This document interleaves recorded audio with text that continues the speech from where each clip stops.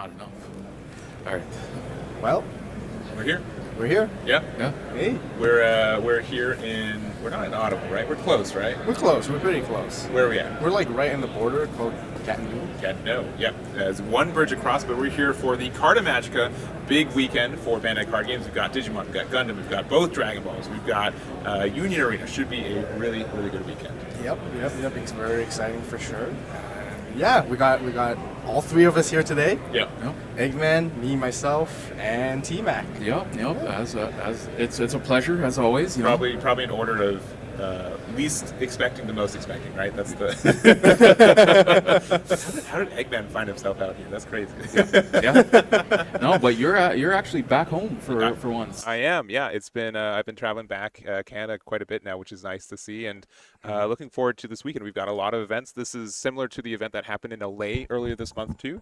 Gundam's just hitting the scene, so I know you guys are going to be looking forward to some regional matches for that later. But what do we got first to start us off for the day? Well, All right. Me? Yeah, you. yeah. Well, let's go into This it. is me. So we have Abdomon and we have Gallant OTK.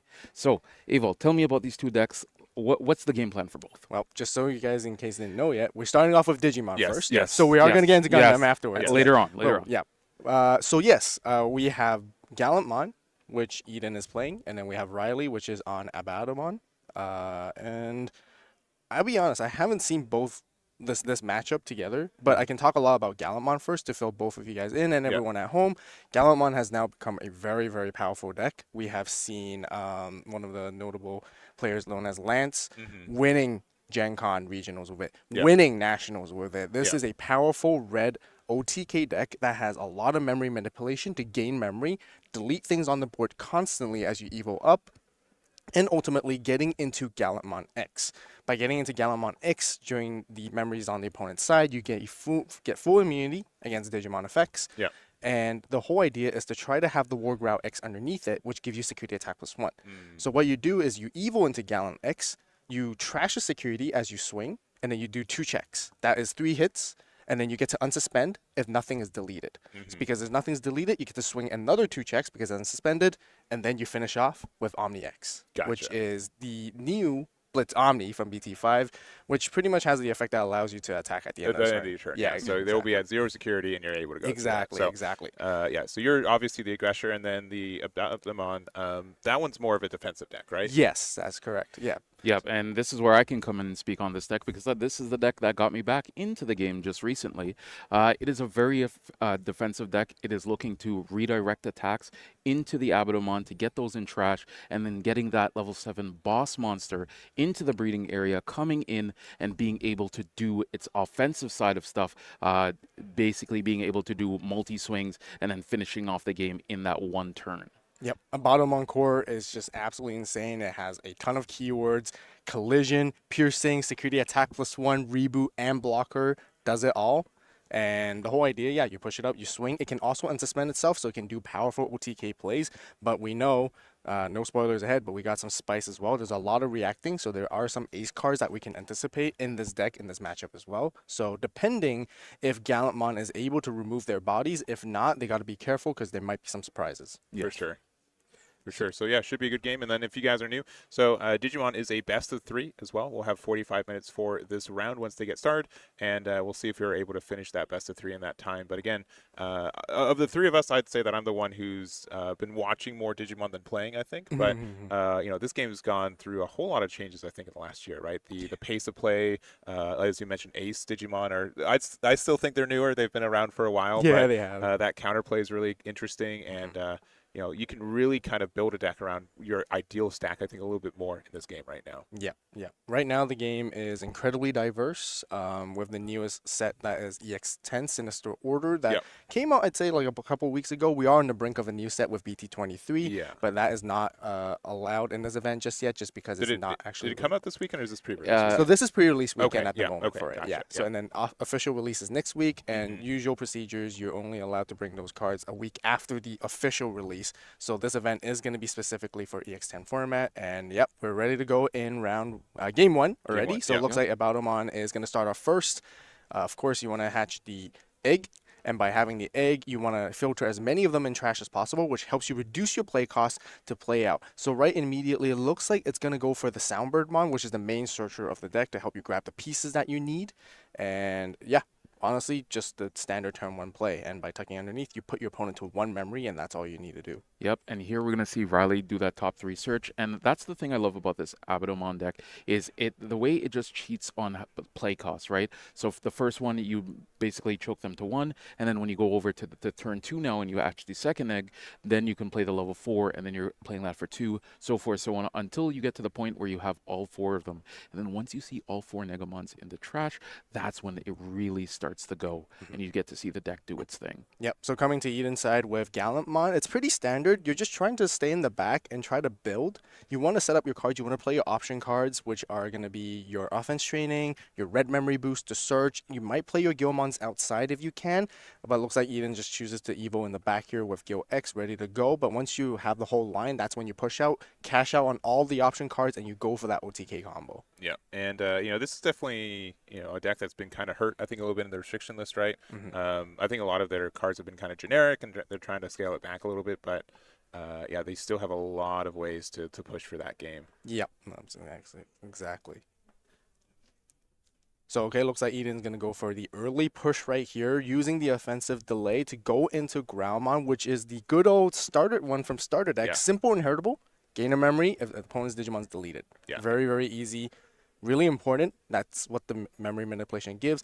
Going into Grow X, which is not the one of, you're still allowed to play 4 copies. I know a lot of people are like, this guy gets to run around still? All right, sure. Yeah, it sure does. It sure does. And Yeah. it gives the deck a lot of like cyclability. Just being able to draw one and trash one helps you find and dig deeper for your pieces. Even if it's just one draw, it helps a lot in Gallantmon, specifically in stack-based decks. Going into the War Growl, that's the BT12 one to delete something that's 4,000 DP or less. And if nothing's deleted, that's when you can go into Gallantmon for reduced cost of 1. But because something is deleted, you can see that Eden's able to keep turn, get that memory, and still have a War Growl ready to go. And this is the matter of whether if they are able to go into the Gallantmon right here. But it looks like they're going to go for a swing. Gigimon Egg is going to draw 1 off of that.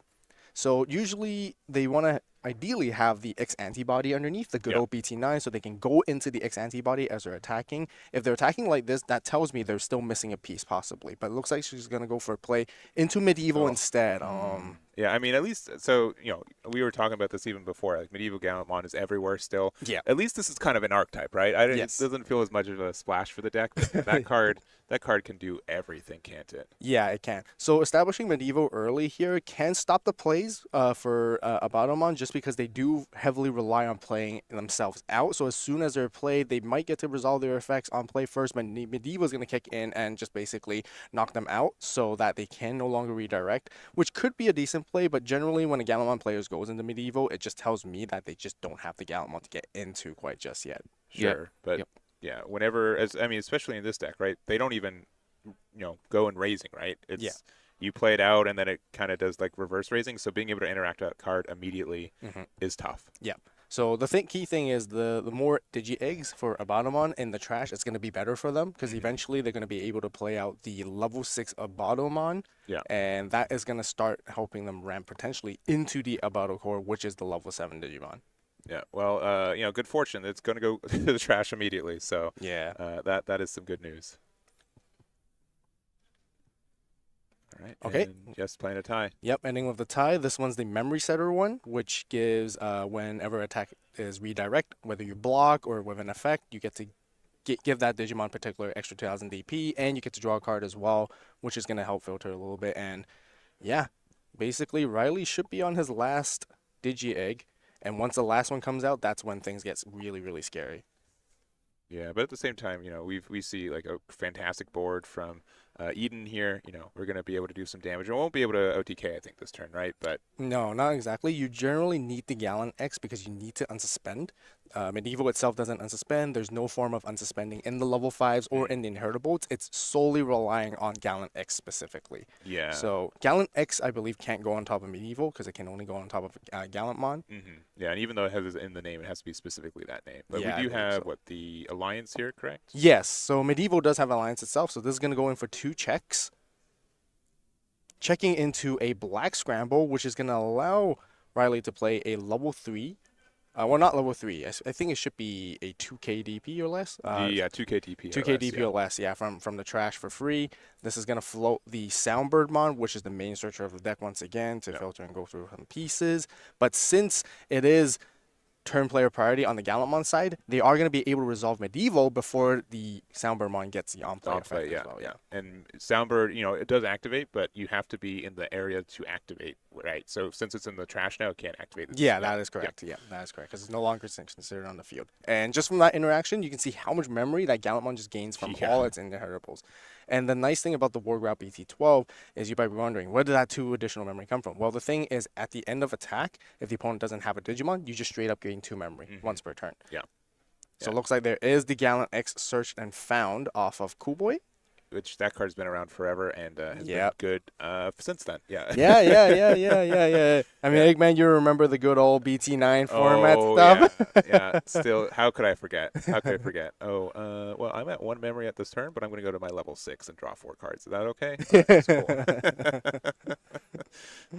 All right, looking top 4 though off the red memory. Can only get Digimon, right? So can't get the scramble there. But yep, that is correct. Gets the Gallant. Yep, that is the new promo Gallantmon, which has a lot of usages. You can evo up as you go for 3 costs within the archetype, but ideally you want to drop that by reducing its play cost as long as there is a 13k or higher Digimon on any side of the board. Yeah. And once it comes out, it has to delete that 13k or higher Digimon, but it itself has Rush, which is very similar to the BT13 Gallantmon, and both of them work very well together in tandem together as well. Gotcha. And this is maybe a self-report question. Gravity Crush is at 1, right? That is correct. Okay, so we just saw the one there. That is correct. That is a card from set 1. It's like when set 1, like, man, this card isn't really good. It's strictly worse Hammer Spark, which Hammer Spark's now down to 1, right? Yeah. It's crazy how much that card's been just super good because of these OTK strategies. Doesn't matter if I give my opponent memory back; they're not going to have another turn after. Exactly. Right. So they're going to go into Rare Mon right here, which can de-digivolve once it's played out.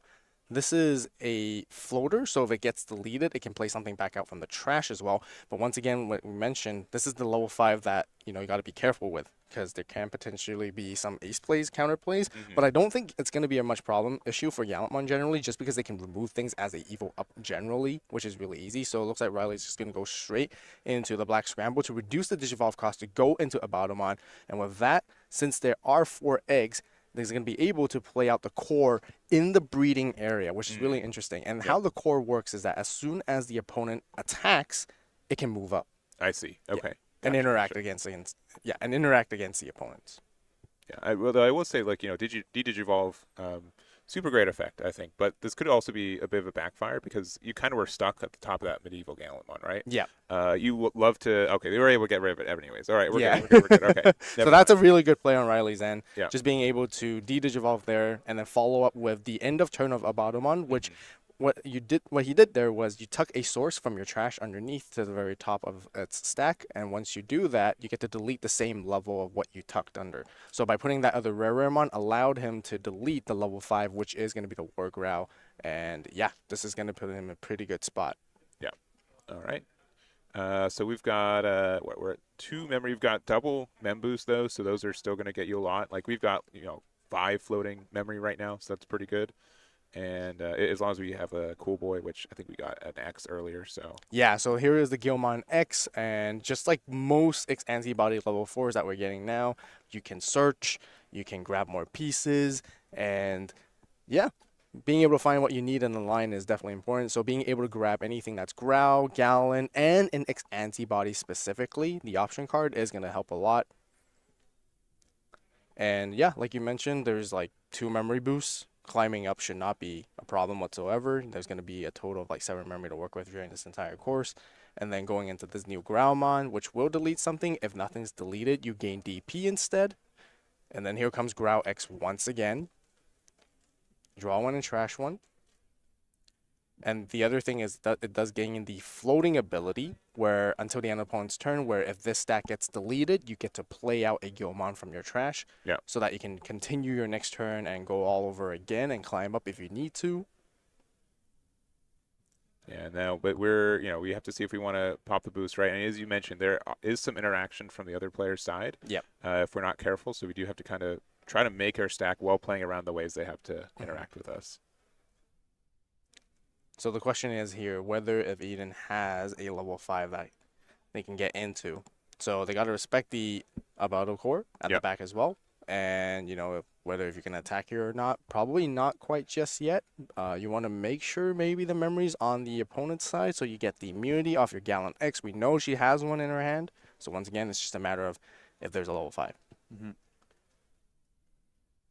Yeah, but luckily, yeah, because we have since we have a level 3 out, it does prevent the core removal for our big stack, right? Yes, that is It's only correct. level, lowest level. Yeah. I think it's actually play costs, I think. I think you are. I think it's level. I Oh, think it's level? Yeah.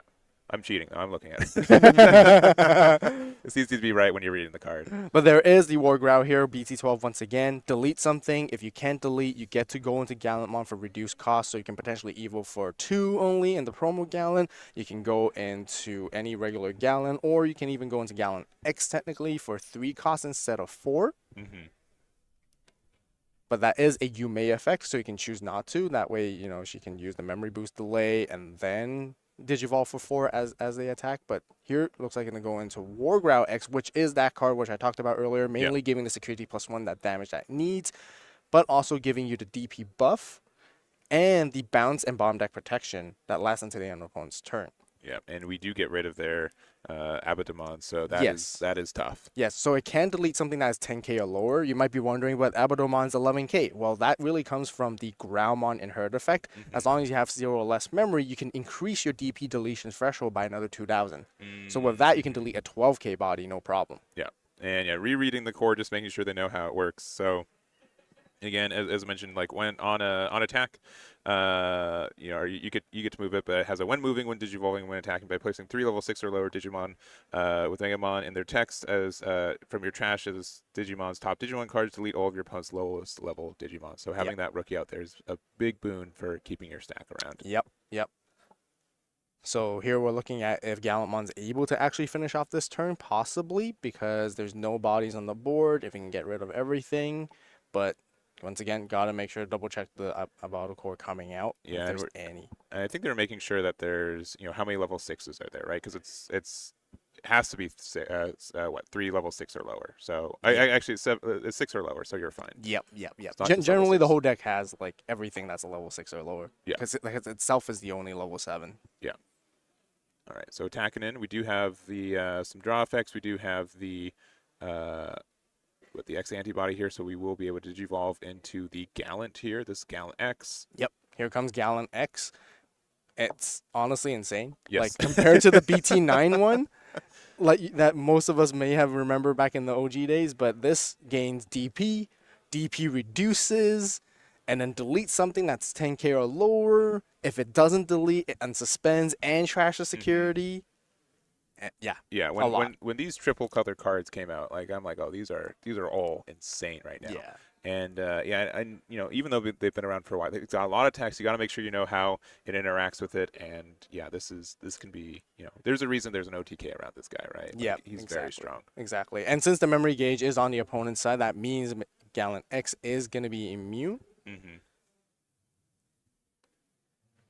But it looks like there's no attack going through here.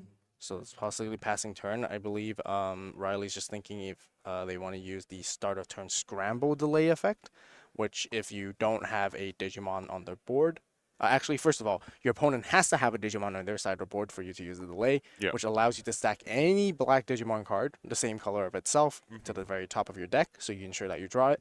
If you don't have a Digimon on the board alongside with it, you get to play out a 2,000 DP or less from the trash for free, as well as on top of top of your deck. Yeah, exactly. But it looks like he's gonna pass on that, and it's just gonna push out, I believe. Yeah. So we gotta put these back into our Digi Eggs. We get the effect there. Oh, sorry. Let me correct. There was an attack. I think there was an attack attempt in order for Abado Core to come out. So no scramble just yet. Yeah, because the when Digivolving trashed one from security, right? Right. Yes. So Abado Core does come out, tucking in sources. Yeah. The thing is, should get rid of the Growlmon too, right? Or the Gilmon. Gil, Yeah, yes. It should get a Gilmon. Now the question is like whether if it has enough DP to actually overtower the Gallant X, because Gallant X in theory should be plus 3k, plus 4k twice, Yes. plus 3k from the War Growl X, So that is a total of I see like 8 in dice over there, so I'm guessing we're at like 20K almost. yeah. Gallant X easily goes beyond 20K, no problem with that. So Yeah, and looks like okay. So we're probably if I'm reading the dice right, I think we got 5 pips over there. So 17, at least 16K, I think for sure. oh yeah, for sure. Yeah, because there's 4K plus 4K plus 3K, that's 11K. Gallant X itself is 12, so 12 plus 11, that is 23. Yeah. Yeah. But for the record, I have only respect for people who play and do more commentary for Digimon because it's like I just have casually a stack of 7 cards right here. There's like a little tiny paragraph that says a bunch of things, and I don't hear what my opponents are saying, so it could be anything that they say it is. So All good. I got your back. That's why I'm here for. I greatly appreciate it. I'm sure the people at home do as well. So honestly, the push out there has to happen because if the push out weren't to happen, the War Growl, as we remember from BT12, will gain the 2 memory, right? Yeah. Because the opponent won't have a Digimon. That means it can finish the game off. So core has to come out off of that. Yeah, and the other thing too, so zero security, you have to do 1 more damage, and so sometimes that's like the issue with Gallantmon, right? Like we have so many ways to trash security or get rid of it, but that last attack is sometimes the hardest one to get through, and so if they're able to bunker up a little bit, that can prevent the OTK. But again, this card being unaffected by effects makes it really difficult for that interaction. It is, because on the opponent's turn, they can't really do too much to it. They have to find a way to pass the memory to the opponent's side in order to actually at least affect it with anything. Yeah, it has to be like the last thing you do has an effect that removes it. So it looks like the core is going to go for the swing right here. The thing is, with all those Eismon scattered modes, actually one thing I should have mentioned earlier, the scattered modes, the new one you can play up to 50 copies. So it's kind of like that Eosmon deck kind of idea with the D-Reaper stuff as well, if you guys remember. Yep. And it's inheritable. Every one it has, it gives extra 1,000 DP. So a battle core is 15K itself. By stacking at least 3, that makes it 18K, I'd say. And then there is a tie to pump it up by another 2K. So maybe, perhaps, there could be enough DP to go into it. Yeah, and we're playing with the Raremon, which at least will de-digivolve, right? Since we pass the turn with it. Yep. And we do have a redirect on the core, correct? For attack. Yeah. Yes. Itself is reboot. Itself is also a blocker innately. Okay. So it can prevent 2 attacks then. Right? Yeah, it can pretty block much. 1 and then redirect the second one. Got it. Yep. All right. Well, we'll see. But does it have any protection right now? So a Battlemon in general doesn't really have protection in this deck. So it can be relatively easy to like sort of interact and remove the bodies off the board. But it really comes down to if you can like get beyond its DP. And Gallantmon is really the deck that can actually go over and beyond when it comes to like competing the DP battle game.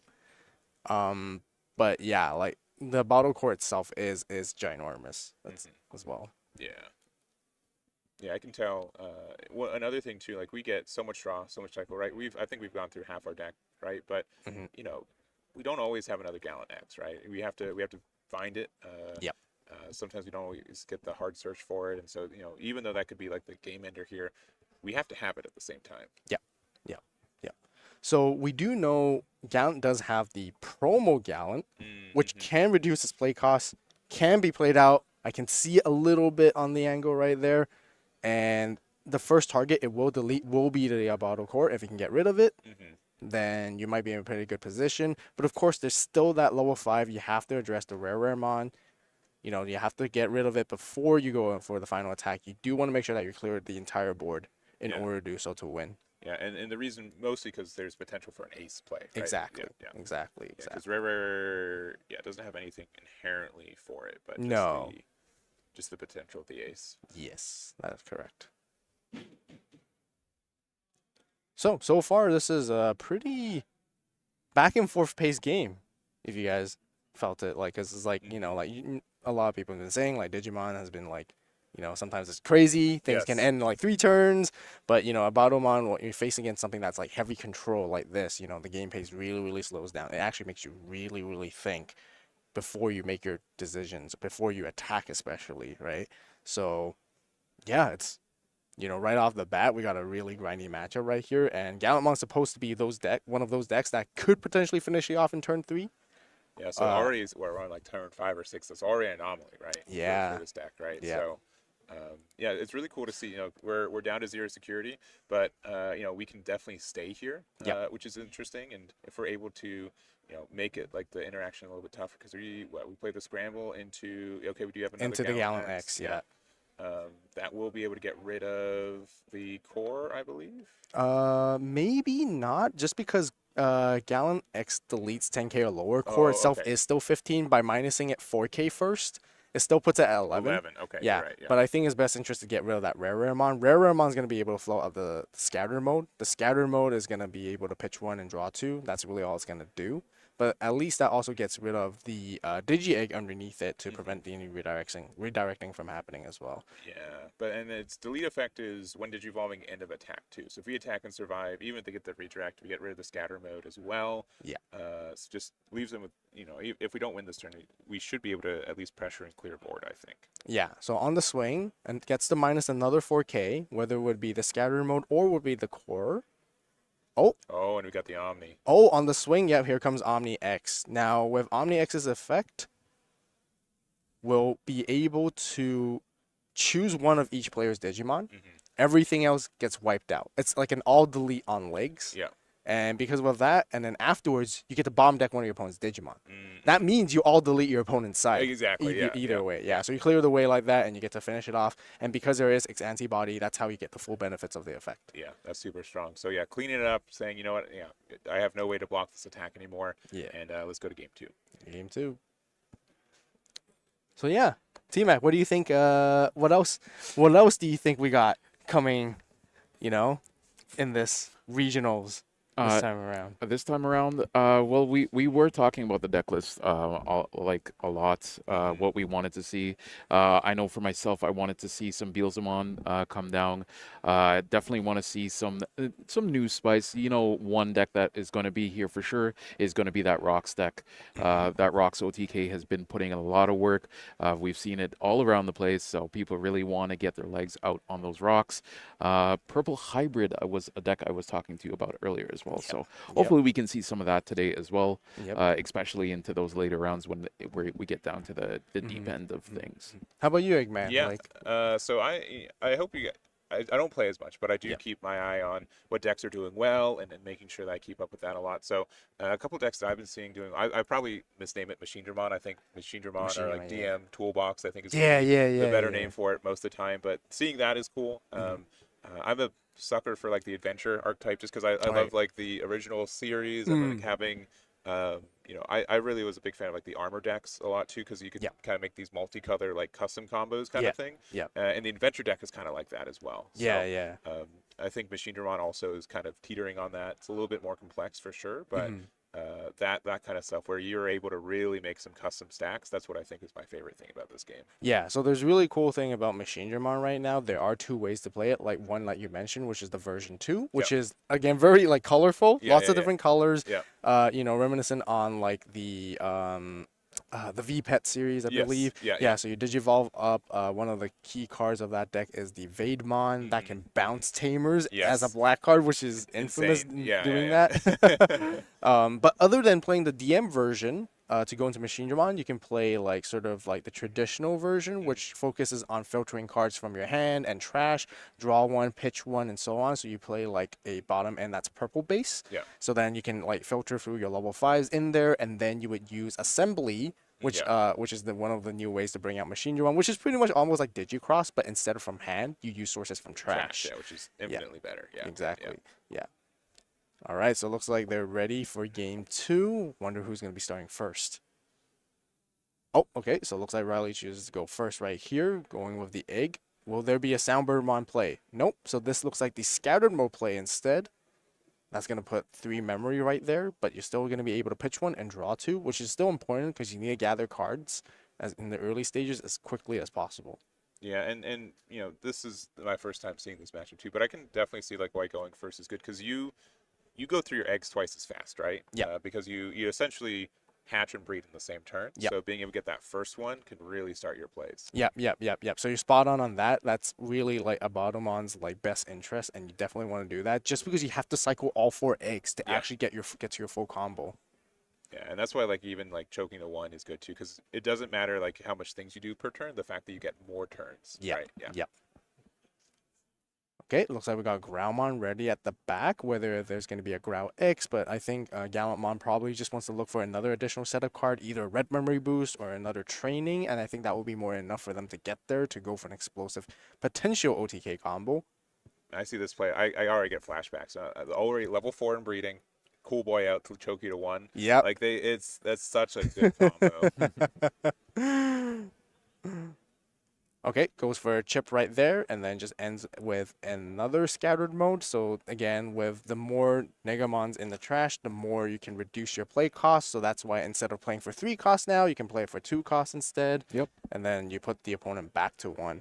Yep, and that's one thing I like about the Abaddon deck is that choke factor is so key in the mid game, right? Yep. Because if you give your opponent too much memory, then next thing you know, you're looking down the barrel of an OTK line. Yep. And here we see a second cool boy coming out, getting that Well. top 3 search, and it's just looking like setup city right now. It really is. Yeah, all we need to see is some memory boosts and some scrambles, and then boom, we're off to the races. Yeah, technically they don't even need it because they grab the Grau X, and then by pushing out And next then turn, get you will Grau X, get 2 oh, memory, you'll be at oh 3 my memory days. at a level 4, ready to go into level 5. You pop something, go into level 6, no problem. And it's crazy to me. A card like Cool Boy has been relevant this whole time. Yep.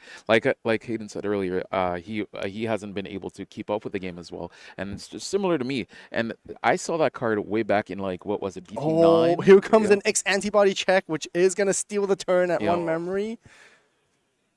Yep, one memory. You got game memory and pass turn. Yeah. So, or and add it to your hand, right? Like Yep, it that does is correct. everything, Yeah. So yeah, it looks like Gallantmon's just ready to go. Might as well do it.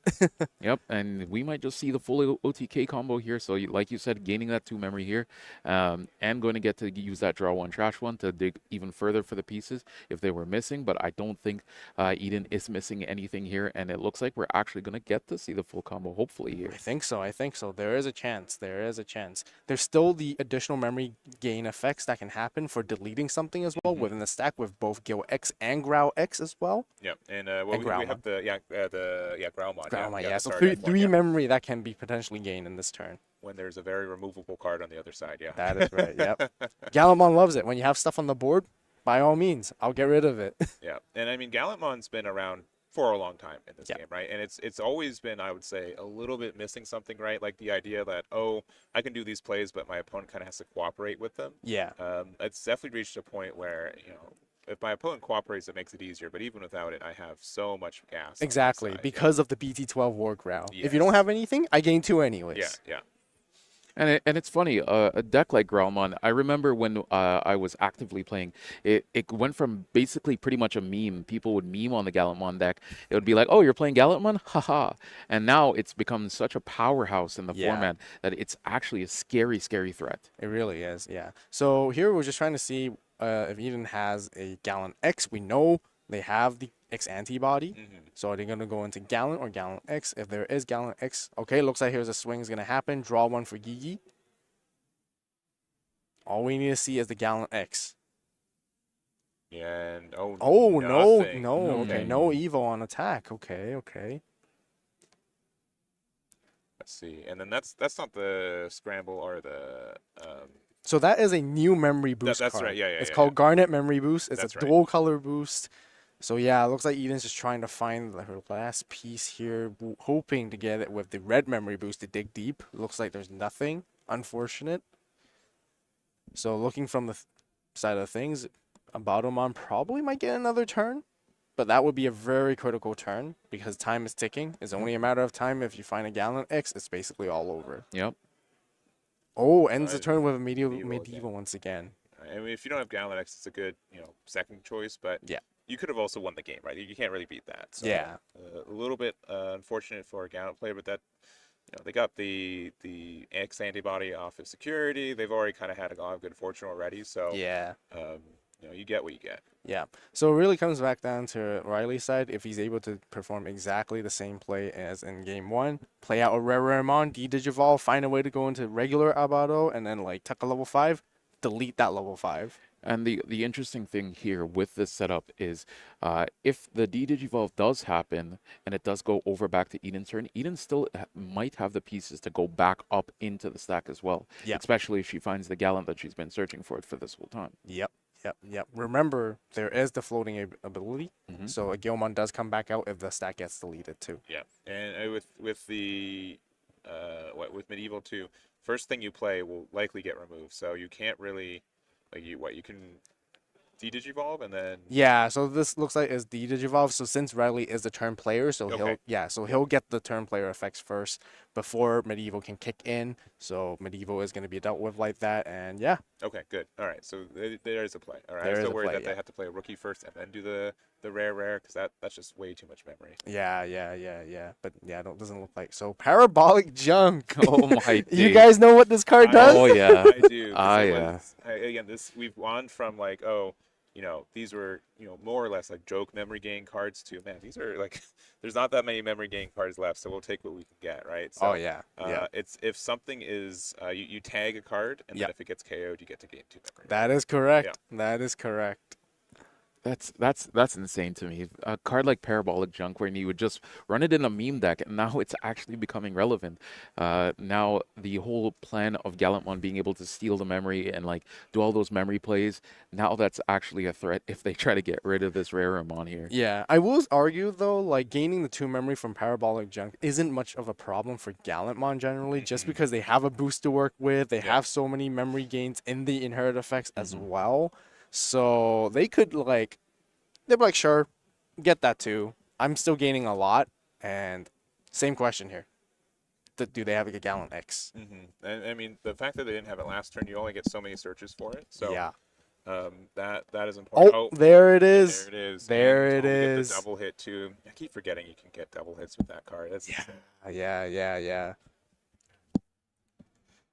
All right, and so we will be able to get the removal potentially off that. That's a good hit. Yep. So the question here is whether if there's a regular Gallant to Digivolve first, but you might end up passing turn because you only really have 2 memory to work with the memory boost. If you can delete the Rareamon, you should be able to gain additional memory, and then you can go into Gallant X and gain 3 memory of the Cool Boy. Yeah, it's really good. But maybe there's no need for that because you could just swing, draw, and then just go into Gallant X anyways by paying the 4 memory. Yeah, and this will get rid of the rare mod. This will get before rid they of can rare do mod. the ace, right? So Yep, that is correct. blasted evolve. Yeah. Yep. So with Gallantmon X's effect, we saw earlier, you get to unsuspend, but the condition to unsuspend is only if nothing was deleted. Yeah. So since there was a deletion that happened, it won't get to unsuspend here. Yeah, and then you get to play a scatter from your hand, discard 1, draw 2. Yep. That does set up your trash for future plays, but we will be able to get a check for 2. Yep, 2 checks. All right. And yeah, again, this card should not be losing to anything in security, right? Like, No, there's no. like no way to interact with it Yeah. at this point. It is, yeah. Because right nowadays, like in the game, there's a lot of bodies that are beyond 15k. Sure. There's like 16k as well. But honestly, for Gallant, it's not a problem. Because once again, as soon as you evo, you gain 4k. As soon as you attack, you gain another 4k. Yeah. And yeah, so it looks like they have to pass the turn here. No finishing move just yet. So once again, Abato gets another turn, which they do have their last egg. Yep. And maybe this is just going to be a run back of game 1 where we saw Riley basically being able to set up that core into the levels, into the breeding area, and then just having that scapegoat again to keep on doing it. And at some point, it's going to get to the point where Abato is just going to have a way to just sneak back into the game. But Gallant is just really, really in a strong position right now too. Yep, it is. So goes for the Soundbird play for free, which looks like, possibly there's some pieces that are missing. Oh, we do see the spice right here with the new EX10 Metal Greymon and the EX10 Black War Greymon, Yeah. which works well. The Metal Greymon is pretty cool. You can taunt your opponent's Digimon, force them to attack. Yeah. So In a deck that's all about that already, right? So Yeah. a good add for sure. Yeah, so, normally taunting attacks gives you free ace plays. The nice thing with Abatomon is that if you ever have the core established, you also get to choose to push it up as well. So more different kinds of ways to interact against your opponents, which is really, really cool. All right, but we do kind of need, I think, well, one, again, we have to pass turn and de-digivolve if we want to interact with that, I think. Yeah, yeah. And we're going to play out the scramble, which will go to the black Ooh. or gray. That's kind of nice. Yep. So, to fill you in, Eggman, Yes, please. Black or Gray, we know kills Tamers. Yes. And this new one does the same thing. I'd say not as strong when it comes to taking down Tamers compared to the older one, because the older one can go all the way up to 6 cost. This new one deletes one thing that's 7 cost only. Yeah. Gotcha. But the nice thing that it gets along with it this time is that if there is a opponent, as long as the opponent has a body with 13k or higher, you're just immune as well. Okay, and then Yeah. it gets the plus 3k yourself. Exactly, So, exactly. but we don't have, we can block something, but Yes. we don't really have any, we don't have any way to interact outside that, right? So Yeah, it doesn't have the unsuspend like the old one, Yeah. which is kind of nice. So you can kind of like go for versatile it plays. doesn't have revenge either, so Yes, yeah, because you get to block, but then you're going to give them 4 overflow back, so yes. it can prevent you from going, losing on the spot. But yeah, I can see it being tough against 15k is nothing against Gallon X, right? Yeah, but the thing is, like, the moment Gallon X attacks, it will gain a DP and it'll reach that 13k threshold. And once that happens, Black War Gray will immediately gain that extra 3k itself and then become immune. The cool thing is, like, I really like this lore. I don't know if you guys watch, like, some of the older, like, Digimon series. You know, Black War Greymon has always been a character that really wants to fight against, like, the strongest Digimon sure, out there. So that lore was implemented, right? If you're going to be stronger, I'm going to be stronger as well. Yeah. Yeah. And I think it works really well as well together with the Abatomon deck generally, just because a lot of the level 4 inheritables with the scatter mode, they gain DP, right? So you Yeah. can pump your Black War Gray even further. Yeah, being able to be, as you mentioned, like having 2 or 3 additional ones, Yeah. plus 1k for each one of them is, quickly gets to a really big number. Yep. So we're going to see how we can deal with this right here. And yeah, most of Gallantmon's removal effects really come from the top end. And once again, to top end, they have a lot of DP. So if they have a lot of DP, they can't really interact with that Black War Greymon. So the best way is sort of like, you got to make sure that you're not at the DP threshold, which can be tricky at times in some matchups. Yeah, and especially because, we could also, do the same thing as we finished last game. We could try going Omni X, right? But the fact that, we're just not affected by that just means that it's not an effective clear either. Exactly, exactly. All right, just thinking what to do here. We're at 0 memory. Essentially have developed another level 5 stack. So, but no antibody underneath that one quite yet. Yeah, so I'm curious to see how Gallantmon will have to play around this. Because when I was like theory crafting, because I've been a huge Black War Greymon fan. Sure. Yeah. I've always loved it. Love playing the deck. And man, like, it feels like there isn't a whole lot of things you can do to either get rid of it, because Gallantmon always exceeds that threshold. But at the same time, Gallantmon technically may not have to really care and worry about that either. They could just swing and see how they react, whether they block or not. But it looks like they're going to go for the Wargrout X. Wargrout X is going to give that extra 3,000 DP once again. They are going to go to swing. This is going to be 11k.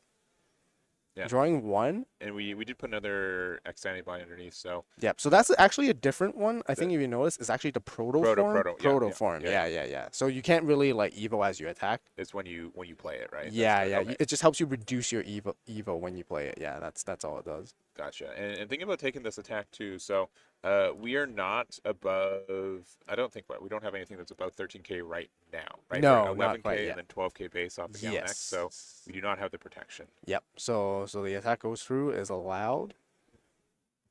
Yeah, and I'm sure were we probably trying to bait them to block first, or try and just get that one more incremental damage. Yeah. Yep. So we could swing with regular Gallon. If they block, your stack does get removed, but then you don't really have your floating ability anymore, so you can't play a Gilmon back out either. So it can be a little tricky here.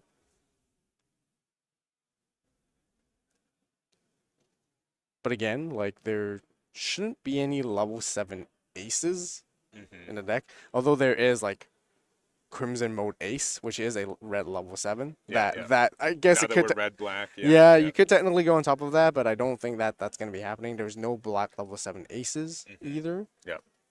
So yeah, the one thing you only need to worry about is that Black Wargamon specifically. But it's nice to see how this card is like interestingly like changing the entire pace of the game. Yeah. Just one card alone. Yeah. Which again, I think we've seen previously with Medieval, right? That card can just be, just a card that hits the board. You're like, oh man, I have to deal with this now. Yeah. Yeah, and Gallon X is known for just being like, you don't get to interact with me, I get to be around, and it looks like we're gonna try to digivolve off the War Growl here, into another Into second Gallon X. Yeah. So what this is going to do is that it will attempt to reduce DP, but it won't be able to because as soon as it evos, it does gain DP itself. So Black War Gray is going to get that immunity. But the whole idea is to trash the security here. Having to deal with 2 Gallon X stacks can be tricky because, like Black War Gray can only really stop one attack. Yeah. Right? Yeah.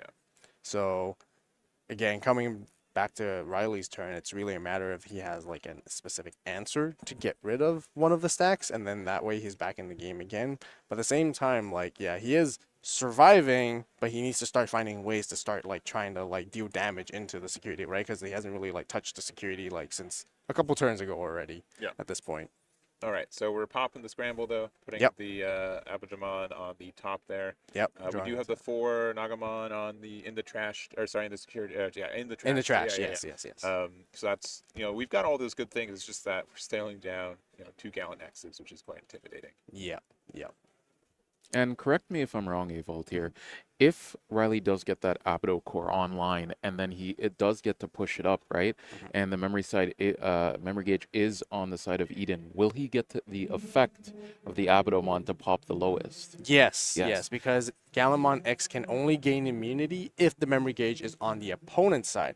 So if it's Eden's turn, and if they're at 1 memory, perhaps, and they attack, then core comes out. Yep. But there is a way around it. There is that neutral zone, which is a 0 memory. Yeah. So if you have 0 memory, that's also where you can get the immunity, and we got to see if it's able to pull it off. So it looks like we're going to go into the Abado, put out the core underneath with the regular Abado.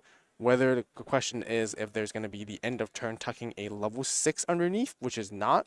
That's going to be a level 5, so that's not going to be able to delete anything. But the thing is, you can tuck a level 6 underneath, I believe. And if you can tuck a level 6, then that means you can delete one of the Gallons at least. Yeah, I think we're just trying to go for the kind of the more Hail Mary play where the core can get rid of both. Yeah. Both them being level 6s means you can get rid of both in a tie, right? So Evo's into Gilmon. The deck is running thin. Drawn a lot of cards. That's sort of like the reverse punish of Cool Boy. Sure. It gives you a lot of gas as you climb up, but once once the game prolongs a little bit, Gallantmon actually runs out of steam a little bit too. Yeah. Because then, you have a very like linear type play, and once you can't achieve that win con quick enough, you're repeating that same linear type of play once again. And if you can't push through, then you're running into this kind of situation. Okay, hard playing that Gilmon for 3 costs, using the Gravity Crush to gain 2. Now this is the 0 memory moment. So both Gallant X should be immune.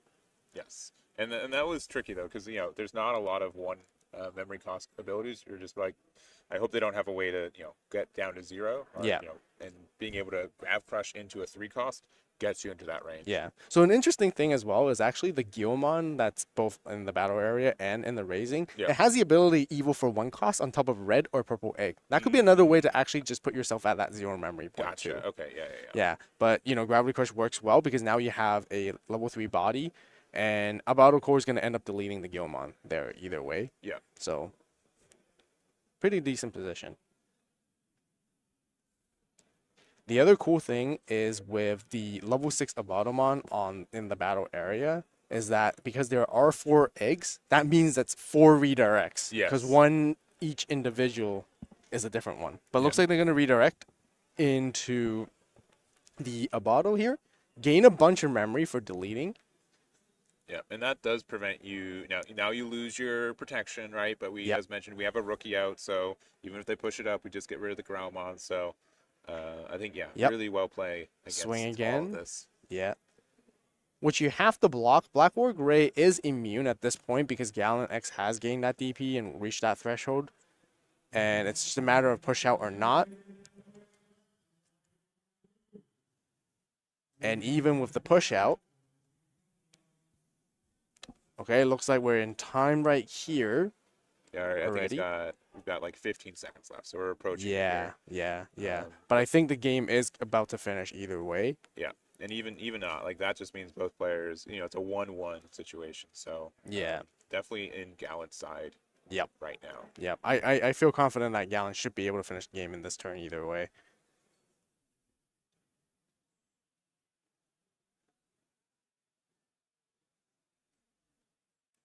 So, just going for the swing, push out the Abato core. Abato core is going to be able to touch sources underneath.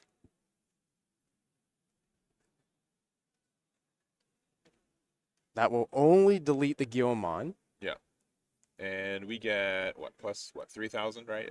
Were those 3 scatter modes? Or I think, yeah, I think there are 2 scatter modes and the Soundbird, which they all give extra 1k. Okay. Yeah, all turns as well. Looks like they're going to block with the Abato here. Yeah, and confirming numbers there too, because we might actually not be large enough to. Because this one hasn't got any boost yet. This is now just going to be a 16. Yeah, so this is going to be 16k. Black War Gray should also be at 16, so the block has to happen here. Yeah, and we. Yep. Yeah. So The we stacks trade are up, trading, but yeah. then we give them just casually 4 more memory. So Yep. We got 9 to play with, And then Omnimon here probably. Either Omnimon or Promo, Yep. Gallant, anything works. I don't know. Evil into that pass turn, finish it off. There it is. Nice. GG just in time too. Just in time. And yeah, that was a pretty interesting match, but we did get to see the powerhouse of Gallantmon taking that matchup 2-0 there. And just unfortunately on the side of Abadomon, not able to get the defenses going. Yeah. Yeah. I think Abadomon is like really cool with all those interesting things like effects and all that. It does kind of somewhat have that damage inherently in the deck, but you guys can see like even though you're really good at control, it does struggle a little bit to close games off and deal the rest of the damage too. Yeah, and there's always like that kind of race condition, right? If you don't want a control deck to be too good, because then it's just that matchup, and then if it's not, if people have ways around it, right? It's just kind of finding the right path. So it does look like it's kind of in the middle of the line though, which is really cool. And I think it kind of speaks more to how much, how many options Gallant X has to, play around control decks right now. But honestly, I really enjoyed that match. It was a lot of fun. Yeah. Grindy first, Very grindy round 1 already. When I heard OTK, I'm like, oh, cool. With 30 minutes, we'll have some break. No, we split the whole 45 up. Yeah. All right, so we're going to be going up into round number 2 of Digimon now. And Evolt, Eggman, what decks do we want to see now in this round number 2? What's a deck that you're excited to see in this? I think we should go scout around first, right? Yeah, Let's go scout around. But you guys might have some personal favorites that you might want to see as well, Oh, that's a good question. I think, personally, I would love to see Black War Greymon as like the full archetype itself deck, but honestly, seeing it in a Battlemon was really cool already, so I'm happy about that. I think, like you said, Beelzemon, I would like to see some Beelzemon action. Yeah, I think the Rocks deck, though, I know a lot of people, that's definitely one of the newer ones on the block, if I'm allowed to say that one. Yeah. So that could be there. I already mentioned, I've been kind of fascinated a little bit by like the DM decks too. So those are my biases as well. But Digimon is a fantastic game. There's so much diversity. I know there's a lot of times where you can commit to the deck that you really want to play. Yep. And you see the pie charts at the end of these events, right? There's just so many different decks that are able to do well, and I think that's really cool to see. Yeah. It really is. Yep. And yeah. Very diverse and healthy format, and that's the type of formats we love, right? For Yep. sure. Yeah. Yep. I bias for me. Some people are like, man, there's too much. I just want to know how to play against 2 decks and have the 3rd deck with me. But being able to, I think there's a lot of personal expression in this game too, which is cool. Yeah. Yep. Well, Yep. with that being said, we should quickly run to the tables, grab our next round, and then, so in the meanwhile, let's just take a break. Yeah, And then we'll be right back for round 2. Yeah. See you Round in number 2. Be right back.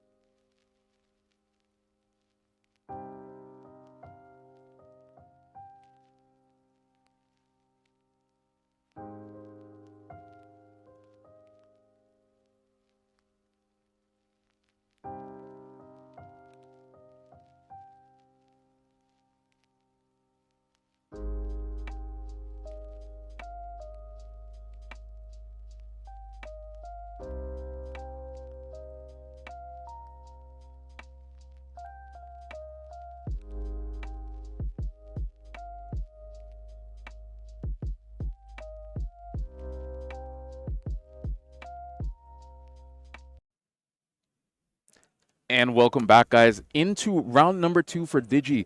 Abel, round number 1 was an exciting match between the Abado and the Gallantmon, but now we have a very interesting match as well.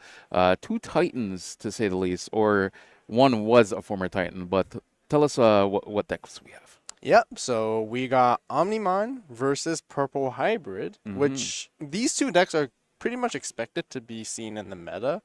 And last time for you, T-Mac, you've witnessed Purple Hybrid before, haven't Yes. you remember Yep. the time when you could have, all the mats you want in the world. Yep. Right.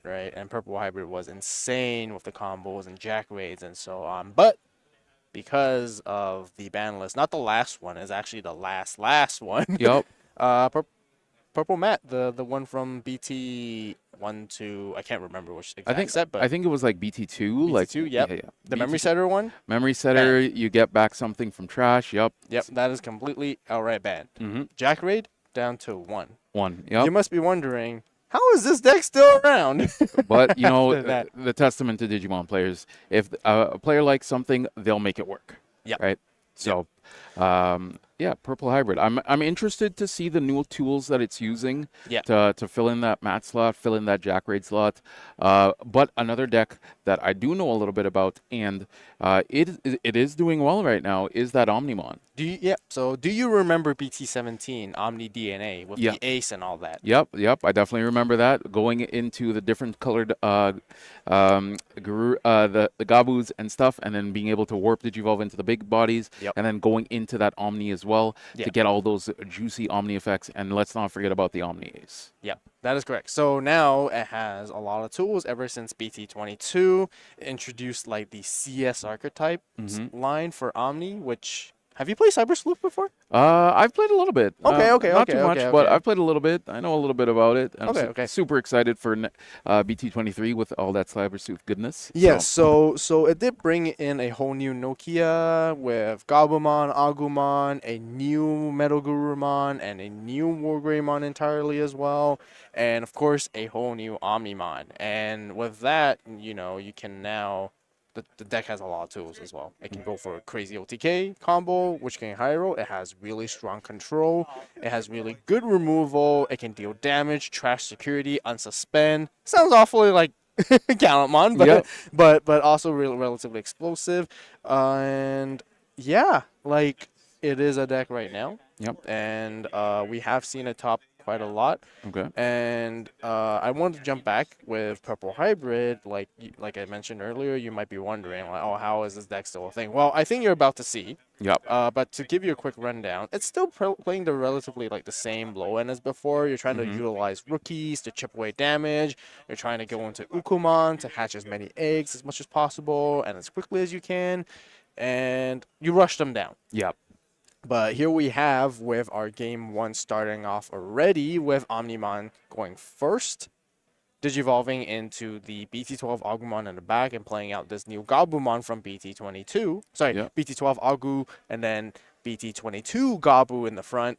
What that Gabu does, it helps you search. It grabs you any piece that you need for the Omnimon archetype as well as this CS trait. Yep. So just a generically good Gabumon. Exactly. And that's one of the things that I remember very vividly about these Omnimon style decks is they just have some good generic searchers. Yeah. Everything searches into itself or the opposite piece that you need, and it was very consistent. Yeah. So very, very strong. Yeah, so it's always been the same game plan. You're always just trying to find your pieces. You're trying to find your DNA pieces. You want to establish your tamers. It is very, very important to have your Nokia as well as the Mat and Tai or Tai and Mats, whichever you're playing, to help you establish like additional memory so you can keep turning as your DNA and you can pull off those combos. And Nokia, being one of the newer tamers, does a lot of things with the deck. Hopefully we get to see it so we get to talk about it. But for now, with Purple Hybrid, you might be wondering, okay, you said Ukomons, which you see they reviewed it a little bit here with the mill, but there's this Impmon. What's this going on? So in EX10, we got this new Impmon, which is for the new Beelzemon line. You probably may have looked into it a little bit. Allows you to mill. Works very well for Purple Hybrid as well. Yep. All right, so here we're just going to see a swing with the Impmon, and like you said, that chip damage trying to establish here, and I believe that card is the Isle of Adventure. Yeah. Yes. No effect is going to hit in there, but again, the whole idea, like I mentioned, you're trying to chip as much damage as you can in the early. The new Imp Monster main helping you mill, add more cards to the trash. That's really what Purple Hybrid wants. Establishing the Tamer early, get those cards. You want to see the same combo. You want to see the Velgramon in your trash so they can find your Dustmon. Dustmon evos into the on top of the Tamer, and then go into Velgr for free and do all the board wiping combos and deleting all from there. So when it comes to this matchup, it is a race for Omnimon. Omnimon is going to have to try to find a way to like stabilize or find their Tamers as soon as possible. The faster they can, the sooner they can actually stop them. It is kind of like an all-out aggressive matchup as well, because like, you know, if Omnimon's able to like OTK, finish the Purple Hybrid deck off before they can finish them off. So it is a bit of a race. I'd say normally Purple Hybrid has a bit more of the edge in the early game just because they have a lot of those rookies to turbo and cycle and keep attacking as much as possible. That's kind of how it goes. Yep, yep. And I kind of like that style. The Purple Hybrid kind of plays this like weird, like even when it was at full power, it would play this kind of like mid-rangey game plan where it's just looking to get that chip damage, clear the board, get more chip damage. Yeah. It's just kind of like a death by a thousand cuts type style. And I really like that style. And here we're going to get to see how people have adapted this new style minus losing those pieces. So very, very cool to see that it's still being innovated even so after the bans. Yeah, the deck has slowed down quite significantly because of not having access to all those memory gains and, you know, having that purple mat like I mentioned, but it still has that aggression, right? Because you still utilize the same bottom engine to rush them down, and then eventually you set up enough Tamers, you're pressuring more hybrid attacks one at a time. You kind of have pretty good like matchups against decks that rely your opponent to have Digimon, such as like Gallantmon, for example. They don't gain as much memory, even though there is that BT12 foreground. But that's one of like the wonders with Purple Hybrid. You can kind of like play safely by setting up just Tamers, setting up options, kind of like not preventing your opponent from being able to interact with your board, just because every time when you do go into something, you're just going to end up deleting yourself. You're trying to end the turn without having a board necessarily as well. But we can see like chip at the same time, it sounds like Purple Hybrid really has the edge. But when you chip away at the opponent's security, you got to be careful because you can see you can give your opponent the Tamers, the Mat and Ties I talked about, right? Yeah. And if you give them those Tamers, they're going to be able to pop off and clap back with a more explosive combo than ever. Yes, yes, because as we saw in the earlier game, how all these Omnimons, every Omnimon, I don't think there has ever been a bad Omni. Not that I can recall. All the Omnis are powerful in their own right. So here we're going to see the Omni player swing, going to get an effect here, basically being able to draw into the swing, and that looks like an that's the, if I remember correctly, that egg is the one that says when you take a security, you get to draw a card. Yep. So there you can see he drew twice. One is because, of course, the Adventure Tie, which I think we did see a little bit last time when we were streaming together. We did. So that lets you draw a card like instantly as soon as you attack with something, and yeah, just to help you like gather more pieces. Anyways, looks like it's going to go for a Miraculous Mega Knight, which is a very good defensive and counter option. Yeah. If the opponent ever tries to deal with your board, with your lower sixes, that's where you can DNA and kind of like disrupt them. Yep. But once again, ending the board trying to get into a Gobblemon. But here we're going to start off already by going into the warping plays. You probably are familiar with this older Wargray. As soon as you drop it off, you can basically warp your Gabu into a Melga. Yep. And this new Melga, bottom deck stuff. Yeah. So the old Melga stuns something, but this new Melga can bottom deck, which is pretty good. Yep. And being able to do so, you can gain all that memory with the Mat and Ties, and looks like he's just going to end the turn like there, and there's no rookie to push out with the Purple Hybrid side yet then. Yeah, and it seems like the Purple Hybrid is a little bit burked up on the rookies here, and that's the benefit of this Melga, like you mentioned. Instead of this one stunning the bottom deck, it goes against the Purple Hybrid strategy as well, not getting those pieces that they want into the trash so they can use them later on, right? So very, very strong here. Unfortunately, we didn't get to see a DNA play here, but that is all right. We're bound to see one at some point later on into the game. So right now, Avolt, what does Purple Hybrid have to do? Obviously, they need to see their rookies, but like with a board like this, having two megas on the opposing side, like what can be done here? Well, It looks like there's still a lot of memory and resources that Purple Hybrid can utilize, so if they can kind of like use it to fetch and find their pieces, but it looks like they're gonna just go for a Dustmon play potentially. They gotta be careful though, just because there is a potential like Omni Ace that they can come when they attack. But you know the deck doesn't play as many Omni Aces as before. But you know being able to have that Miraculous Mega Knight, you can still interact and go ahead and try to DNA into a BT22 Omni per se, which doesn't necessarily have to be an ace, but you can still interact against the opponent's board and still deal with their stuff. But they are going to go into the Dustmon here to change the color. I believe they changed the color of the Melga, and then they're going to digivolve into the Velgar to mill cards, gain DP, and see how the opponents react here if they were to want to go for the ace play or not. I don't think it matters for the Purple Hybrid player too much because they just want to attack anyways, no matter what either. Yep. But they do risk into losing the Velgarmon because, you know, Omni Ace can bottom deck it. Mm-hmm.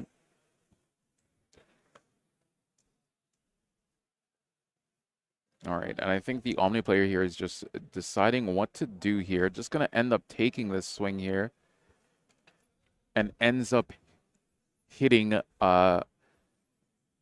didn't see the security there. Oh, it was another one of the option cards. So being able to play that Tamer for free, if I recall correctly. Yep. And then add it to hand so that you can use it the next turn to play out another rookie. So it does allow. It is going to go ahead and delete whether, I think, yeah, it's trying to delete itself.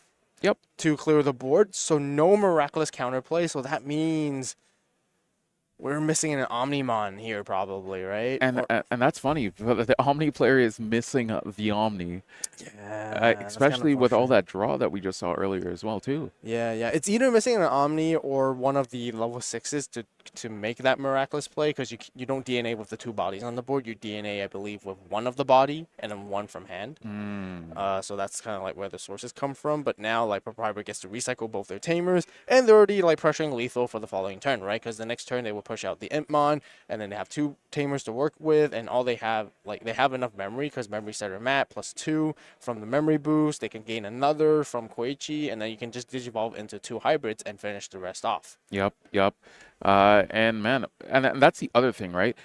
We talked about one card specifically that actually deals with Tamers in the Black Wargary earlier, but other decks don't really utilize that all that much. They don't have that access to that Tamer deletion. So a deck like Purple Hybrid can always be threatening lethal just because they're able to establish these Tamers on board and then just evo over them to go in for the chip damage. Yeah, in this matchup, it is a lot faster compared to the one that we last saw. So it's definitely like you can see that the game is going to end a little quicker.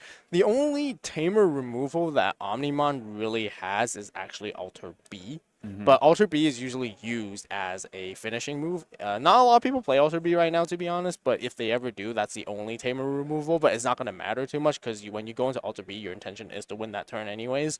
So yeah, there's really not a lot of like Tamer removal that can kind of deal with it. But like I mentioned, this Metal Guard right here can stun down a Tamer, I believe. So if you can stun down a Tamer, that means you do stun down that hybrid from attacking. Yep, that is true. So here, we're probably going to see what you said here with this Impmon is going to get that mill too. And this Impmon is probably just going to go in for a swing, or will he go straight for the Evo? I would probably say just go for the swing. See if you have the hybrids to cycle back, just because there's no threat on the board right now. You know, one of the things with Omni that you really want to have is to have at least a level 6, because that threatens a potential like counterplay or some kind of interaction that can happen. But again, like with the two rookies, unless if you're playing like Gabubon Ace or Agubon Ace, which could be spicy, but I you know, it's not very conventional. So I just don't see the possible interaction right here. It is gonna let Purple Hybrid, like, you know, freely do what its combos and what it needs for here. And speaking of full combos here, we're seeing the tried and true going into that Velgarmon from the trash, just going to do the color swap shenanigans and do a bunch of pops. This swing is going to get in, and if he has another hybrid in hand, he can just win the game outright. So all he has to do is just show the hybrid, and he has it. So you might be surprised. You might be wondering, what is that? Yeah. So, yeah, hybrid is definitely one of the ways. But the thing is, when you think about the deck build, you only really have 4 Dustmons and 4 Velgormons and maybe 1 Kaiser Leo, which is still a lot of hybrids.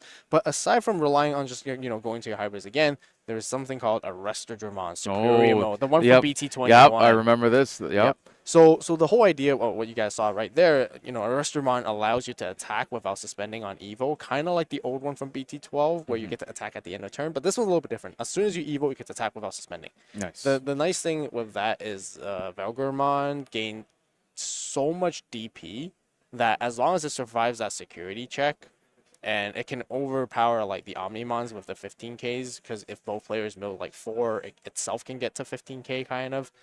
And again, if you don't check an Omni, then that's perfect, because then, yeah, you Evo into 4 for 4 afterwards. You pass the turn to your opponent's side, doesn't matter. You swing without suspending anyway. Yeah, Because it yeah. doesn't win Digimon. So that's how we finish the game. And we're seeing a lot more of those types of effects. That's swinging without suspending. Yeah, I remember. yeah. I remember when the first Restramon came out, and that card was very annoying to deal with. So the fact that there are more of Restramon styles, I can definitely see why people can get bamboozled, just like I did a while ago.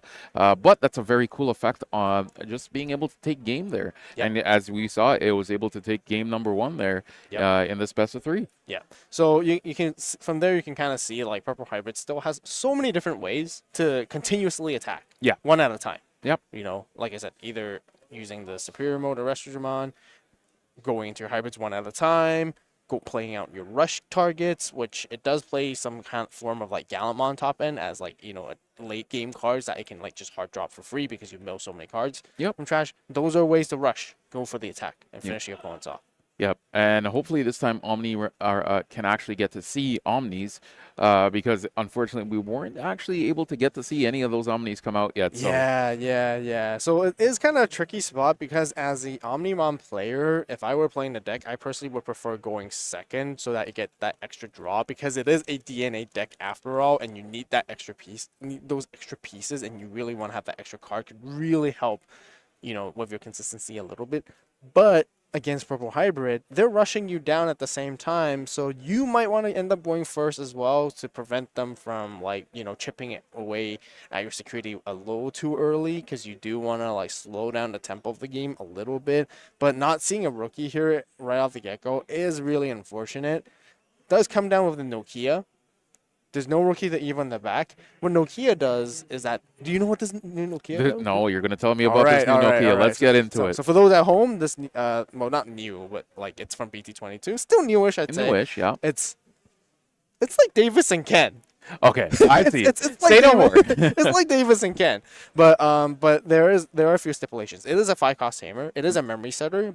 In order for you to play out a Agumon or Gobumon at starter main for free from your hand, you have to have 1 or fewer Digimon on the board to begin with. Okay.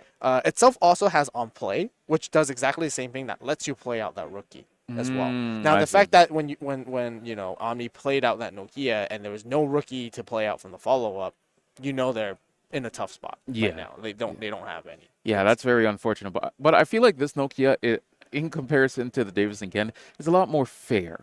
Because if you remember when we had the last time when we were doing the whole Imperial stuff and whatnot, we saw how Davis and Ken can just change games, especially the early game, being able to get what we call full combo, getting those Wormmons out and stuff like that. This Nokia seems a little bit fair. You can't just do it every turn. You have to have stipulations. Yes, but with that stipulation, as long as you have a tie and mat setter on the side, this enables you to go into a Omnimon combo as you hard play your level 6s or as you warp with your level 6s, you can still keep turn, and that's what the OTK potentially comes in. Now, unfortunately, it looks like they are struggling to get there a little bit, but we might be able to see it. Hopefully we do, so we can talk about it, but if not, the setup is there for them. So it's really just a matter of, do they have the rookie? Yeah. Do they have the level 6? Yeah. Do they have the level 7? Yeah. Which is still quite a bit to ask for. Yep. And here we see a swing here onto security, getting that adventure tie onto the board. And this is a lot of tamers on the board. There's going to be, if we can see a rookie here into potential full line, it's going to be very devastating. But we have to get to that rookie hurdle first. Yep. So this is why it's sometimes even tough for the Purple Hybrid matchup to play against this deck, is because you give the opponent so much value like that, it can get dangerous. Because when you give them the amount of tamers like that, it's kind of like a hybrid deck in a way where I mean, it utilizes Tamers. Tamers are so important for it, but you don't digivolve until your Tamers. But once you have those Tamers established, they give you so much value, and that's when you can go for the crazy Omni OTK. Yep.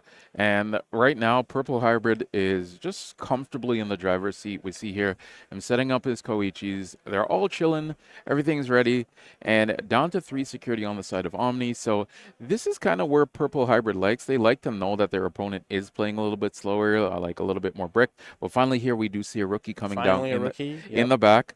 And now what's coming down here? Ava, talk to me about this card. What is this card here? Well, that is the older Metal Garurumon from BT17, which is going to be able to stun down one of the Tamers. I would like to go back and say, like, oh, that's interesting that they choose not to play out the Agumon with Nokia by the effect. But, you know, that's probably because, you know, it could be easily removed. There is no miraculous setup on the board, so if they are going to go into the purple hybrid combo, they can remove like both bodies very quickly. But going into this Melga is not too bad, because then you can stun down one of that Koichis and, you know, trying to see if the opponent has another hybrid that can get into. If they don't, this might be the chance. But it looks like they're going to go for the calling play here to grab at the Dustmon for sure, alongside with a rookie. Which is going to regather the stuff that they need so that they can Evo in the back, and then now they can still Evo into Dustmon, and then go into Velgar again. Try to attempt to deal with that Metal Garurumon, but which, you know, there's no Miraculous Mega Knight to sort of like counter against that, and so the only really real way to play around this is the Omnimon Ace. But also, like, does it really matter? You know, does this Melga really need to stay on the board? You know, is it really important? Maybe not so much at this particular No, I moment. don't think so. I think if we could assess his hand right now, I think right now Melvin has all the pieces he needs. He just needed to see that rookie. So we're probably going to see a push up here. Maybe even best case scenario, he gets another rookie on the draw, or he already got one off of the Digivolve and he's kind of just chilling right now. That is my assumption here, but I have been proven wrong before on these streams. But here we see JM just going in and trying to get set up, trying to remove this Melga off the board. But we'll see what happens here. And man, purple hybrid is just so cool in the way it can just recur its pieces. Using like the now one of Calling from Darkness. I think that card has been at one for the longest while.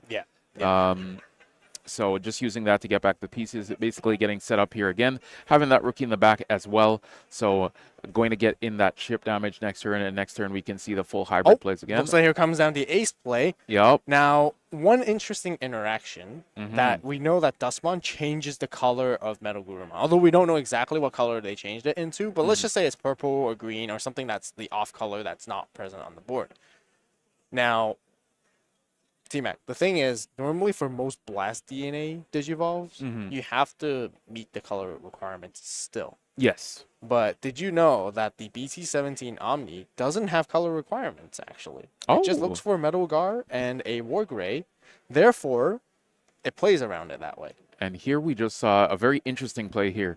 The purple hybrid player able to get that Omni off the board, overflowing, and now taking back the turn, and now can set up with the, I believe that was a boost. Yep, that is the Amber Memory boost, being able to grab both purple and yellow, double color. And yeah, that's the tricky thing with Omni. Like, purple hybrid players don't have to be too scared to attack with it. And, you know, they don't always have to play around the ace. They'd be like, sure, ace.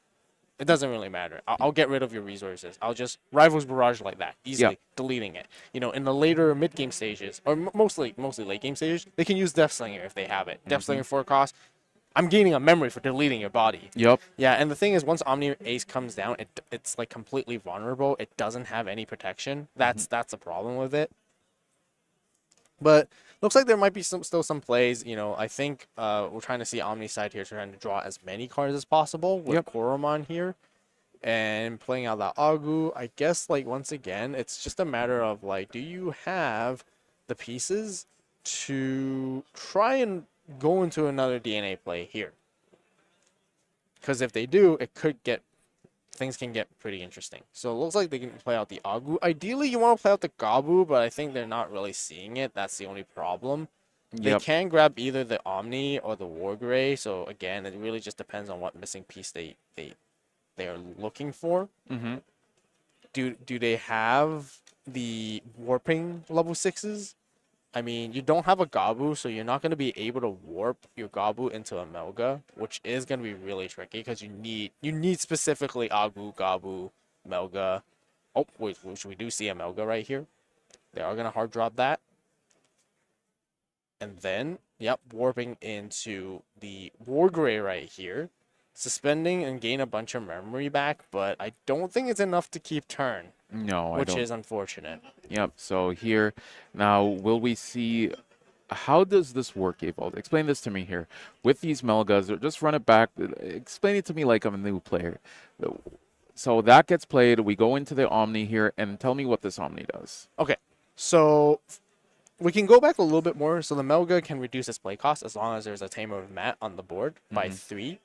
So you play that out. The Melga will allow you to warp your Agu into a Wargray, which we saw it did.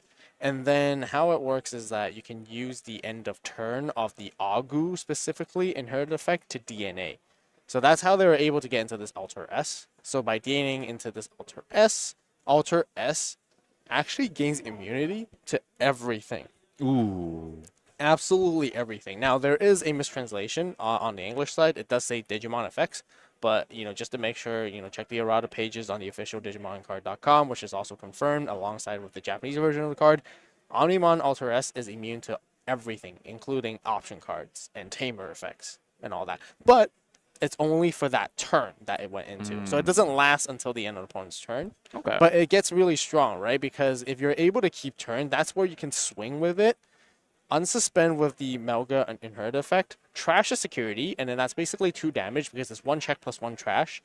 And then afterwards, you have an unsuspended body, you can swing again, and what Alter S does is that it can hide in security at the end of attack and play out the 2 bodies that are either Greymon or Garurumon from the sources. So that's how you can see that they were able to sort of kind of partition out at the end of the attack, but play out the 2 level 6s here on the board, and by doing so, you are re-threatening another ace once again. If you're not re-threatening ace, because you have Miraculous Mega Knight set up now, you threaten another Omnimon potentially, which can be Alter S, can be the new CS Omni, which I think we saw him grabbed earlier. Yep. So if, Purple Hybrid tries to remove this board, the Miraculous play can come in. So it's now live. So a little bit trickier. Recovering that 1 extra health off the Alter S like that is pretty good, especially against a deck like Purple Hybrid that can only kind of chip you 1 at a time, or even in most against most matchups nowadays. Most matchups, a lot of decks that we know for Digimon is all about OTK finishing you off and out of nowhere. But the thing is, a lot of the conditions of that OTK is assuming that they have 5 security, you 5 to 0 them, and then you finish them off with an extra swing. Yep. But by having that extra recover, that means you're technically with 6 security during the course of the game. It becomes a bit more challenging to against Purple Hybrid to be oh, do you have that extra swing now? Because now you're slowed down by a little bit in terms of tempo. Yeah. And then Omnimon is regaining that tempo back to itself, which again, the longer the game goes, eventually they're going to draw all their pieces and they'll just blow you up out of nowhere. Yep. And here we see a full. This could potentially be game here for Omni. It can be, yes. I think it will be here. So Omni managed to pull off in the end. It looks like the Purple Hybrid player doesn't have anything to keep going at it. So by going into this new CS Omnimon, you get the bottom deck stuff for every 2 same levels in your stack. So if you have 2 level 6s, you get a bottom 1 thing. If you have 2 level 3s, which include the Agu and the Gabu, then you get a bottom deck another. As you attack, you get to delete something. But that's not really important since, Purple Hybrid doesn't try to really leave too much on the board. There is that Velgar there, but it just doesn't matter. The whole idea is to swing, Melga unsuspend, Wargrade to trash, and you finish them off. And look at that. Yeah. We thought it was going to be a Purple Hybrid game just because they couldn't see the Omni player couldn't see the rookie, and Omni just being able to hold out a little bit and just get to that Omni and just run away with the game there. So a very interesting game 2 there for sure. And now we're going to go into game 3. And Evold, if you're on the side of Purple Hybrid there, you thought you had that game pretty much under lock and key. What is your mind state? What would you be thinking going into this game 3 here? Yeah, I would say during the course of the game, it feels like I had the momentum, but it's also, like I mentioned, it's very scary, right? Once you check into those tamers for the Omnimon, like and they have the OTK combo online on the board from everything you can see. You don't know what they have in the hand, but you have to assume they have those pieces, right? So it becomes a bit of a like a ticking time bomb a little bit, because it's like, okay, at this point you can only just continue attacking and just hope for the best that they don't have anything, like to go for that combo. But at the same time, like you don't really have a choice. You gotta just keep going at it. Yeah. And then it's unfortunate that then once they have it, then then it's over. It's over. It's just no hope. Yeah, it's kind of over, right? Like I feel like they kind of ran out of steam a little bit just because they weren't able to like get more hybrid pieces. They weren't able to push out as efficiently. So those hits on the ban list from the ban list, like to the last one, definitely did cause a dent on the deck, right? Because then they can't just like spam like a ton of memory out of nowhere and then like do all that kind of stuff. But yeah, so looking here, it looks like Purple Hybrid does want to opt in to go first. They are going to push out and start searching. It looks like there is a Death X. There is the one of Jack Raid, which is going to be bottom decked. They do find a Dustmon here, which is going to be nice for them. And I guess it's just a matter of fact if they want to like start chipping with security or not. They get to hatch as well, so if they have a secondary rookie, then that will be fantastic, which they do, going to that Impmon just to draw more cards. And I think Omnimon on this side this time looks a little bit better because they have that Agumon in the back, they have an Agumon in the front, they were able to search, and then the opponent ends with a Koichi. So they don't choose to attack with the Uko, which is sometimes something I would do as well, because if I know for a fact that they can't remove that Uko, or if I feel like I'm safe, then might as well just keep it on the board for now. That way, when next time I push out, I can like cycle for more cards, I can find more pieces. And of course, the Omnimon wants to chip away, but little do they know they have the BT-17 Secret Rare Greymon, which is still a card that it's actually rather optional. It's not mandatory in the deck compared to before. Yep. But the nice thing is like you get to get rid of like Floodgate rookies with it. You get rid of small bodies. You have that on deletion to play out a tamer for free with tie in its name as well, which is really, really nice. And I think that's a really good value like play right there, just by going into that gray and then just deleting that Uko. Like me as a Purple Hybrid player, then by seeing that I'll be like, oh, I should have swung last turn then. Then I could get one extra chip, because again, like for Purple Hybrid right now, like getting as many chips as possible actually is really important. Yes, because that one additional swing could just mean you miss out on games. Exactly. Again, like because before you don't have as much loop you don't have the reliability of the loop combos as much anymore. You don't have like the memory gain, so you can't do like a whole bunch of stuff compared to before. Every hit matters now, because you're gonna have to put that extra effort in. You have to put that extra resource in order to make those attacks. But here, it looks like they're all right, because they're still attacking here, and they do have their hybrid combo play. They are going to go into Dustmon on top of Koichi here, which is going to be the BT-18, the one from BT-18, I believe, which is the one that helps you like kind of like cycle a piece back as well. So they're going to go for the swing. They have to change the Mat and Tai to a color, and that means both players will only mill one as a Evo into Velgar. And Velgar is only going to be at 9k DP, so it's not going to survive, quite likely, but it does. That's the thing, right? Like, you're saying in that spot is like, if my Velgar gets deleted in security, then it's like, yeah, it's not too bad. I get my own deletion effects and all that kind of stuff. Or you would rather not have it deleted, just because then you'd be like, okay, I have a body standing here, I can go for another attack next turn. There's another free hit. Yeah.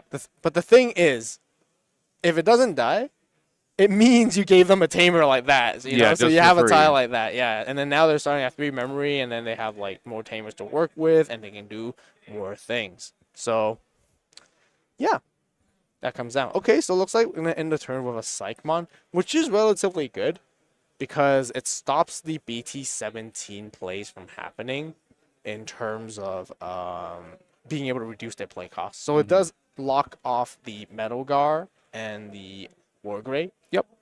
That can reduce their own play cost. But we found a Greymon, and Doesn't matter. Doesn't matter. Get that Psychmon out of here. Goodbye. So that's why this Greymon is really good, because it helps you counter and sort of interact with those Slugate rookies, because otherwise decks that don't play this Greymon struggle a little bit when there are like rookies like that. So it really comes down to personal preference if you want to play it or not, really. Although I have seen more lists that don't really run them, just because like chances are seeing like, you know, Floodgate rookies these days are kind of relatively low. Purple Hybrid is really one of those decks out there that are the only one that kind of plays these amount of rookies. So, yeah. Going into another Dustmon. Dustmon into Velgramon. Swing. Check. And recycle back a Dustmon from the trash. Gain a lot more DP this time, gaining 8k in total. Oh, checks into another Greymon and then gets the delete at the end of attack. Yep, and we're seeing kind of a similar scenario to game 2 here, where all these tamers are coming down, no Digimon on board, no rookie in the back as well, but we saw how Omnimon was able to claw back into it. But this time, on the other side, it looks like Purple Hybrid does have the gas this time around to be able to climb up and going into that Velgramon, just to clearing out and going to face. I still think something will come into play here. That one swing with the Uko earlier and not getting that swing might just actually come into play, because if he did get that chip in with Uko, there would be one less security here as well. Yep. But yeah, like you said, we can see Purple Hybrid like chilling like a lot better, because like we can see there's like 2 Rivals Barrages, so they can grab at Dustmons anytime they need to. Yeah. No problem. They can grab like again pieces. They can re-grab the Gazi. They can grab the Psych, which again can drop it down, and then you can't go for your warp plays. You can't go for your hard plays like that.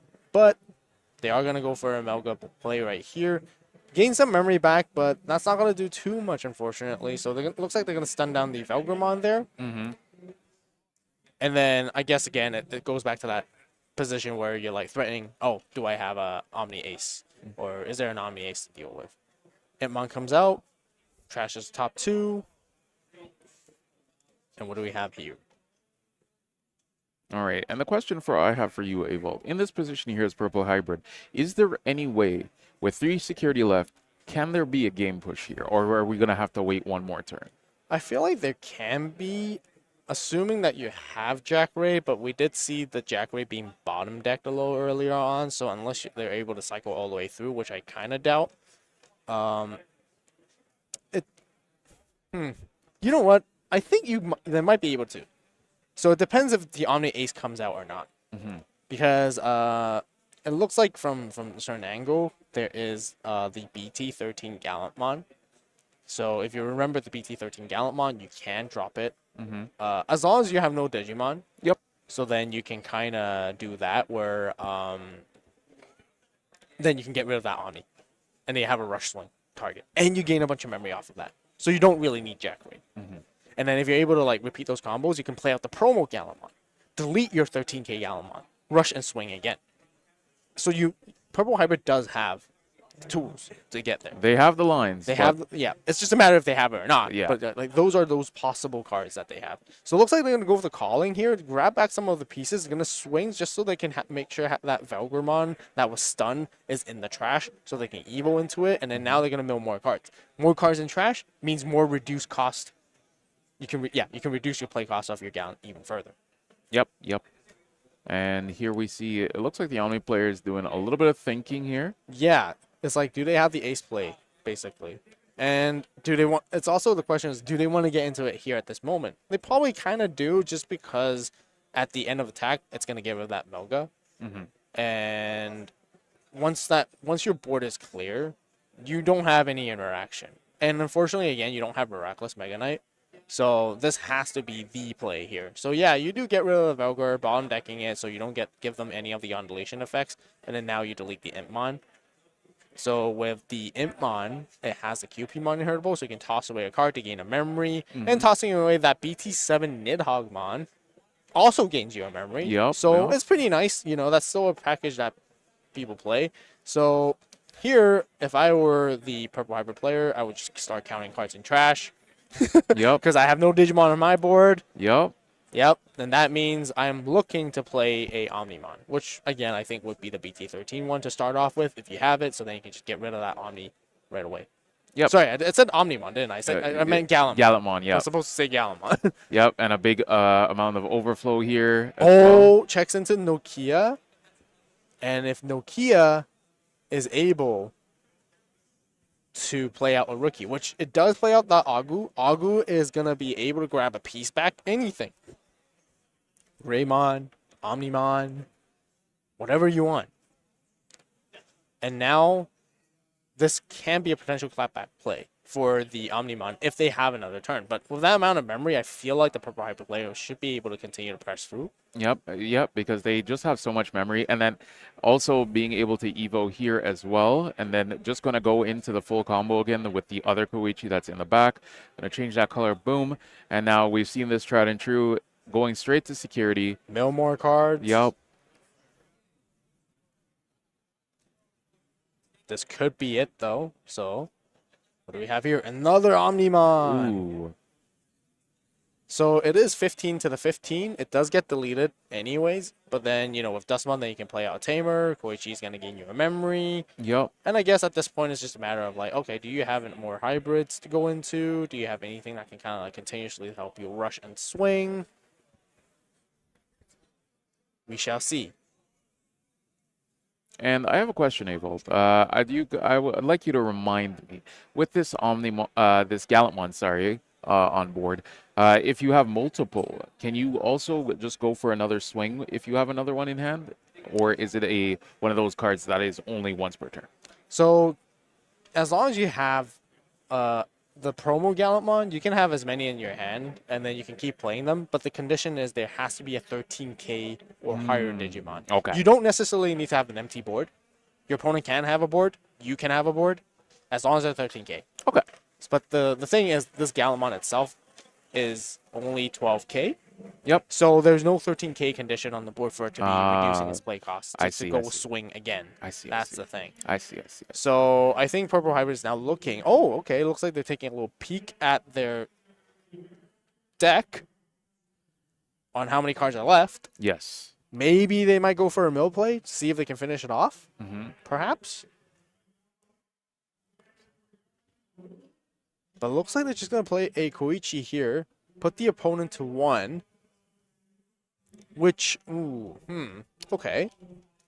I think the logic here is just to set up for the next turn, because they know they don't have the line here to go into, and hope that the opponent isn't able to capitalize on this situation here. But we do see the Gabu coming down, and like you were mentioning earlier, once this Gabu comes down, you basically can go full line here, and with all these Tamers set up in the back, we might actually see a run back of game 2 where the Omni-One was just basically being able to win out of nowhere. Yeah, and honestly, there is a high chance in seeing that. So again, me, if I was a purple hybrid player, just because I play the deck quite a lot, actually, I still one of the main decks I currently play. And then this matchup, from my knowledge, is like if you weren't able to finish it that previous turn, it's just very, very scary. Right? You have double Matais and Nokia. Like I mentioned, that's already online ready for the combo to happen. So they're gonna go for a chip with Agu. It does survive the check, which checks into Mimi. The good old one that gains you a memory by suspending her if an option is used. Yep. Tried and true Mimi. If you've ever played any form of option-based deck, you know this Mimi very well. Yeah. Super happy for it to still be there. Yeah. And now another Agumon. Yeah, so it looks like there's going to be a miraculous option played out. Yeah. If I was the Omnimon player, I'm desperately trying to find that piece. Because you know this is your final turn. 100%, no matter what. I want to find a piece to make sure I can go for the warp combo plays. And yeah, I got to do it, you know? Yep. And, here comes down to Mimi gaining that memory. Question is here, are you able to Evo and keep turn? You might be able to, maybe. I'm not too sure. Maybe not. But this is what the new Metal Gurumon and the new War Greymons can do. As long as there's a Nokia on the board, you can Evo straight up on top of your Gabumon or Agumon for 6 cost. So by doing so, then you use the other effect. You can bomb deck something with Metal Gar. With War Grey, you delete something that has the lowest DP on your opponent's side of the board. And then this is where you can potentially go for the DNA. Unfortunately, not going to be able to keep turn, looks like. But they are going to go into the Alter S. With Alter S, you're going to swing, trash the security, unsuspend. Mm-hmm. It doesn't have blocker, though, itself. Thinking if he wants to draw a card with tie, that could be dangerous because, like I said, the Purple Hybrid player could mill them out. And Omnimon is not a deck that really has... Oh, checks into the memory center mat right here. Hides in security, plays out the two bodies back out. And then we're kind of like in that similar situation again, right? Like if Purple Hybrid has the enough attacks to go through and play through this board, then they probably would have it. But playing through this board is going to be tricky, right? Because now not only you got to play around the Ace if they have it, you got to play around Miraculous if you ever attempt to delete anything that they have on the board as well, which Velgar has, kind of do. Although it is the optional effect at the end of turn, at the end of attack, because it's by deleting, which you don't necessarily have to, but usually you want to, right? Yeah. So, very, very sticky position here. Yeah, pretty tight game. Oh, here comes the Jack Ray. Yep. Jack Raid, the one of. The one of that cycle back, and the extra one memory from Mimi too. Yep. So the Purple Hybrid player recognizes he's going to need a lot of memory here, and we're going to see everything coming out here. The Rivals Barrage is going to get back The Dustmon. the Dustmon, so the Dustmon is going to come down. If I were the Purple Hybrid player here, I would not actually swing. Well, technically, you could swing, but make sure not to delete their board because with the amount of cards left in deck, just Evo into Velgar and mill them out. Yep. So you change one color of something on the board. There's a white, blue, red. So that's 3? Yep. Yeah. 3 cards mill. All you have to do is go into another one somehow. And then you mill the rest. So the question is I can't actually see here, but how many cards does Omni have left in deck? It looks like they only have 2.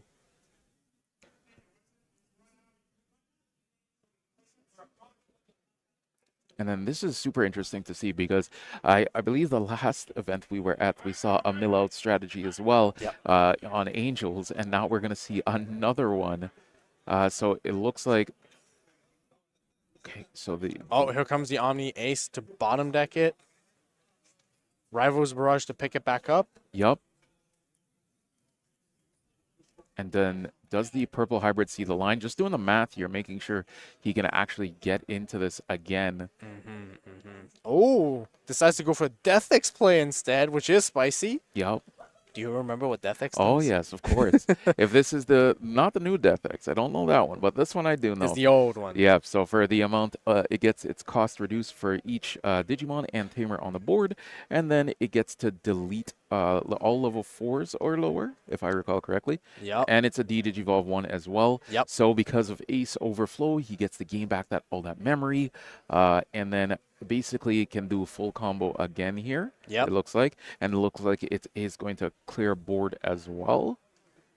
Gonna attack, get the Dustmon back from the trash with the BT-18 Koichi, and then Evos into a Velgar. But look, is there no Velgar in the trash? He did pick up the Velgra on the Rivals Barrage, if I recall correctly. Oh. One got bottom decked, and then did he miss check here? Mind you, he does have enough to just... Okay, yeah. So there's no Yeah. Velgar in the trash. So we have to go into Velgar by hand. Yeah, this is a very, very weird. I think that might have just been an oversight there on his part. So going to swing here. Still one check. Yep. Okay, gets deleted. And he does have a lot of memory to work with here too, so it's not all that bad. Yeah. So he could just go up. I believe he still has Tamers that he can go up over. Yeah. So- Yeah, certainly is. Should be fine. But, Evil's in the Velgar. Okay. yeah. On top of Koichi, mill 1, 2, 3, and 4. Yep, and it looks like... Go another one. Oh, just play it out. Yep. there you go. You have it. Mill the rest, And and then yeah. GG's. Yeah, Yep. yeah. A little bit weird on the ending there, but he did get there in the end. Oh. And a mill win from Purple Hybrid. So you must be raving right now. Yeah. Seeing one of your favorite decks basically coming into the format and just doing extremely well, getting the dub there, 2-1 dub. And unfortunately for Omni, just having a little bit of a rough start on most of the games here, but was able to clutch out that game 2 very well. But the game 3 going a similar way, not able to clutch that out. Yeah, I would say so. Like, don't forget, people, there's 2 ways to win with Purple Hybrid. Yep. You can either run them down or you grind out the game to a halt and then mill them out. Yep. Oh man, that was a very great game. 2 very great games there from Digimon. But Evolt, we're going to be switching paces now. For all you fans at home watching and stuff like that, we're going to be switching pace from Digimon over to Gundam. So Gundam is going to be very exciting. We're going to be seeing a lot of stuff. We have a full house, 700 plus players vying for that top spot. And we're going to be getting that round 1 from that side in a little bit here. So Evolt will be here as well. And we are going to get Eggman back on stream as well. So a lot of card games to be had here. We're going to have a full day of Gundam gameplay. So we'll be back a little bit in a little bit. We're going to take a couple seconds to get everything set up for you guys, and we will be right back.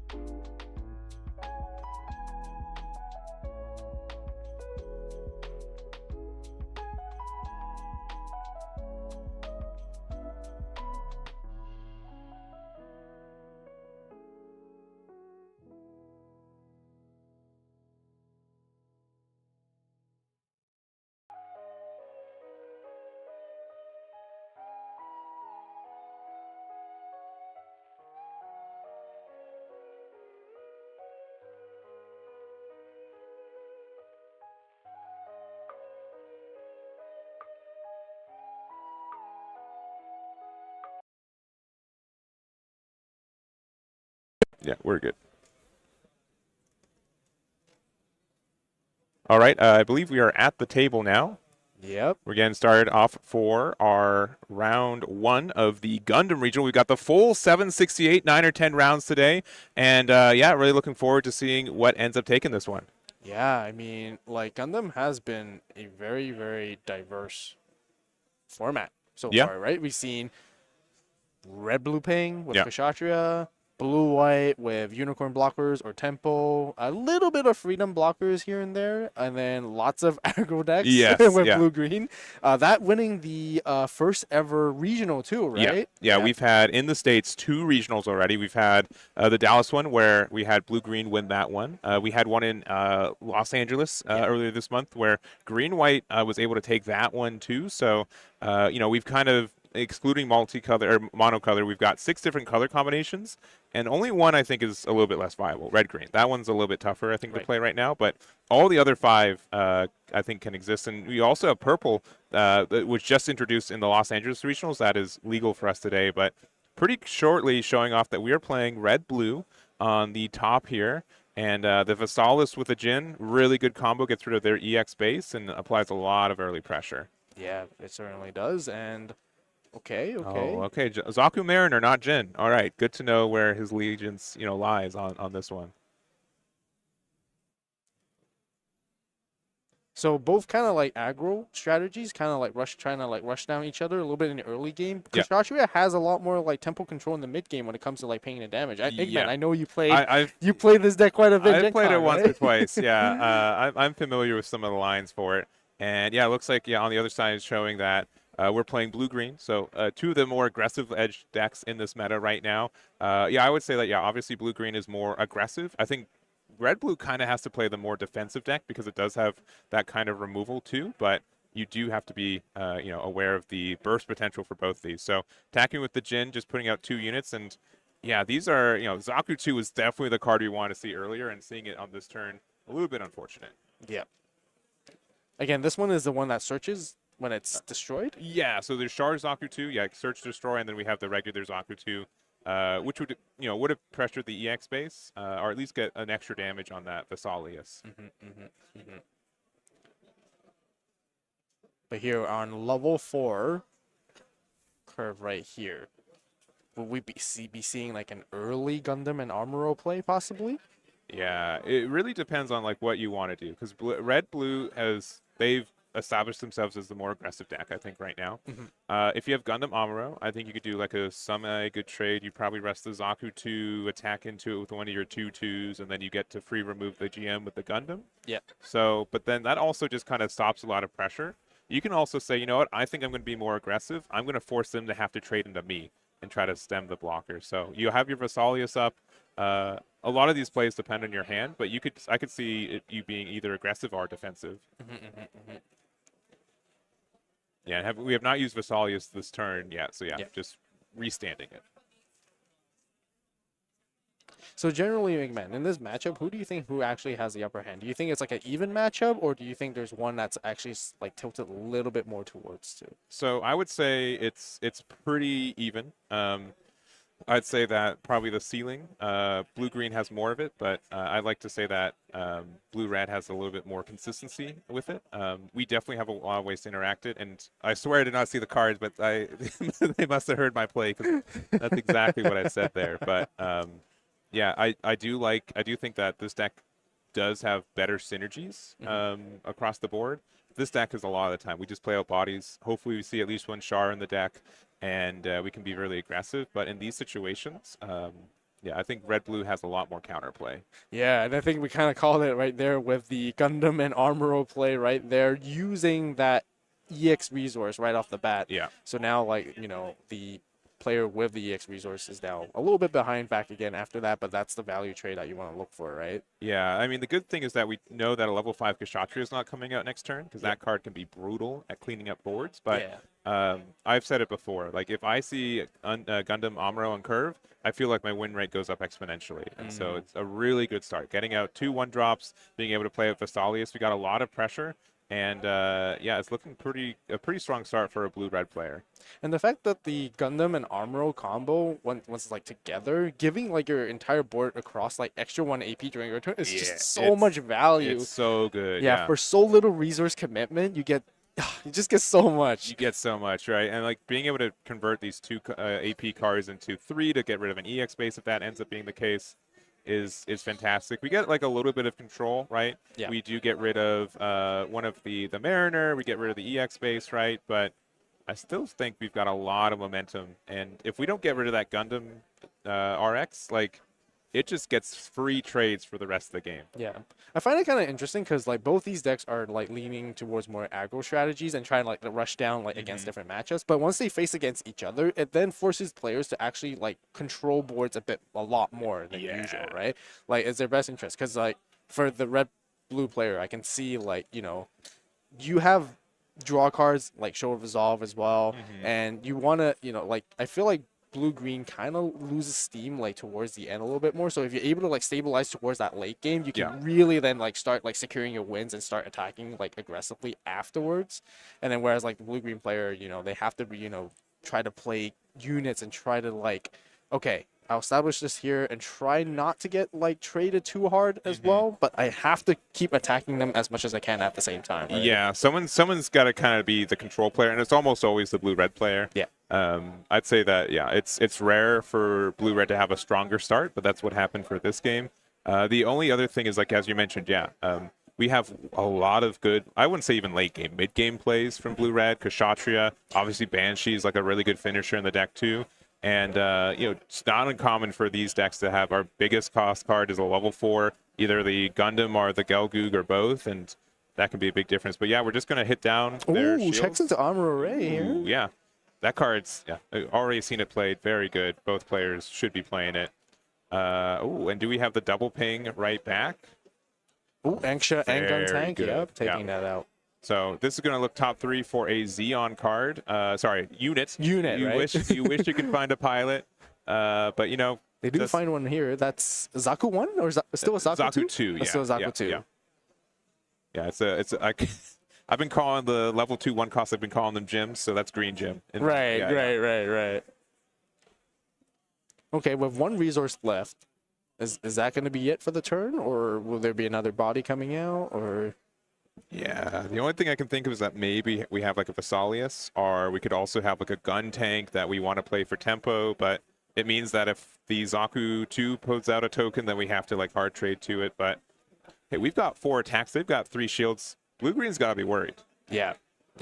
No, absolutely, for sure. And seeing that Vesalius for the blue-red player early on is so important, right? Against that kind of aggro matchup, the sooner you establish that kind of that base right there, it helps you prevent them from, taking too much damage, right, on your side. Yeah. All right. So, just thinking on this one, I'm going to think that, we have a gun tank that we want to play for tempo. A Marita. Interesting. So I wonder why we ended up just playing this out here. I think it possibly could be trying to play around potential of the blue-green player having a Amuro with Gundam play, maybe. That way, if they do rest down the Anksha, maybe they were going to trade into it. And by doing so, that will be, I believe, an equal trade on both sides. Yeah. Right? So maybe that's the idea to play around it, just because like checking into that Amuro, chances are they could really have a Gundam RX-78 to respond, right? Sure. And like it's a 4, right? So it means that you'd have to trade with like the Zaku 2 maybe. If we got 2 cards in hand, if they're like another Marita and a Kshatriya, I could see just saying, you know what, I'm going to be using all my resources next turn. Let's make sure that I use all mine this turn too. Yeah. But not a bad move, just a bit of a peculiar one. Yeah, I think if I would have to like think about it in Kshatriya's perspective, I think that normally you want to keep Marita in your hand because it's so important. That's the one and only pilot that can link with either Kshatriya or Banshee, and you gotta pick and choose, right? Like you don't have all that draw power to link it multiple times, so you have to be very careful. But I think because like the blue-green aggro is another down. Amuro. Ooh, very okay, good. That's good. Down to like 3 life at this moment. That's why he wanted to go push for that aggro a little bit more and try to keep their board like good, so then they can go for a potential more attacks for the next turn, right? Yeah, we're just going to trade out Gundams. I think that's fair. For better or for worse, a good answer that Gundam is playing another one. Yeah. And we're going to trade back there. So Angsha's got 1 HP for our aggro player. If we got Marita, Cruz, and Kashatra, I think we wrap this up. Marita Cruz, does it ping even if it's not linked, or is it just straight up just one attack? It has to be. So Marita is linked when attacking, so we can't get it with the Angsha. Gotcha. But if we have Kashatra, we could do 1 damage to the Angsha and to the Zaku 2, Right. and then attack and get the 2nd damage on the 2. So that gets rid of 2 bodies. Yeah. And if we're really scared, we can even use the Angsha or the Kashatra to trade into the Zaku 2, just clear their board outright. Yeah. But all right, doesn't look like that's going to be the play, which is gun fine. tank into Angsha instead. So we've got 4 cards in hand. We know one's Amuro. Oh, looks like we do get the show of resolve. Okay. So a refresh is good, but that does give a little bit of tempo back to our Xeon player. So the question here is, would you try to get rid of that Char Saku 2 that is suspended? Well, I guess right now. Might as well, right? It feels bad, but the fact that they don't have a pilot underneath it and they can generate a token later, I think we kind of feel like we have to. You want to take the advantage, right? Yeah. Good play out the Rizel, good body to play out, and passing it back. But yeah, not a very big tempo turn. This could show a big difference for our Xeon aggro player.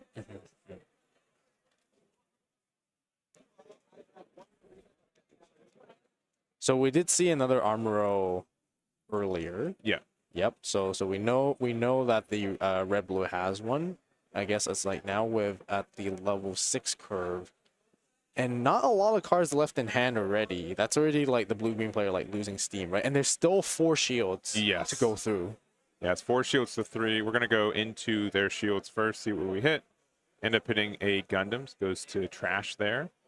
Our Angsha has 1 HP, so I could see them playing their own Angsha once again. Oh, okay, that's a good hit.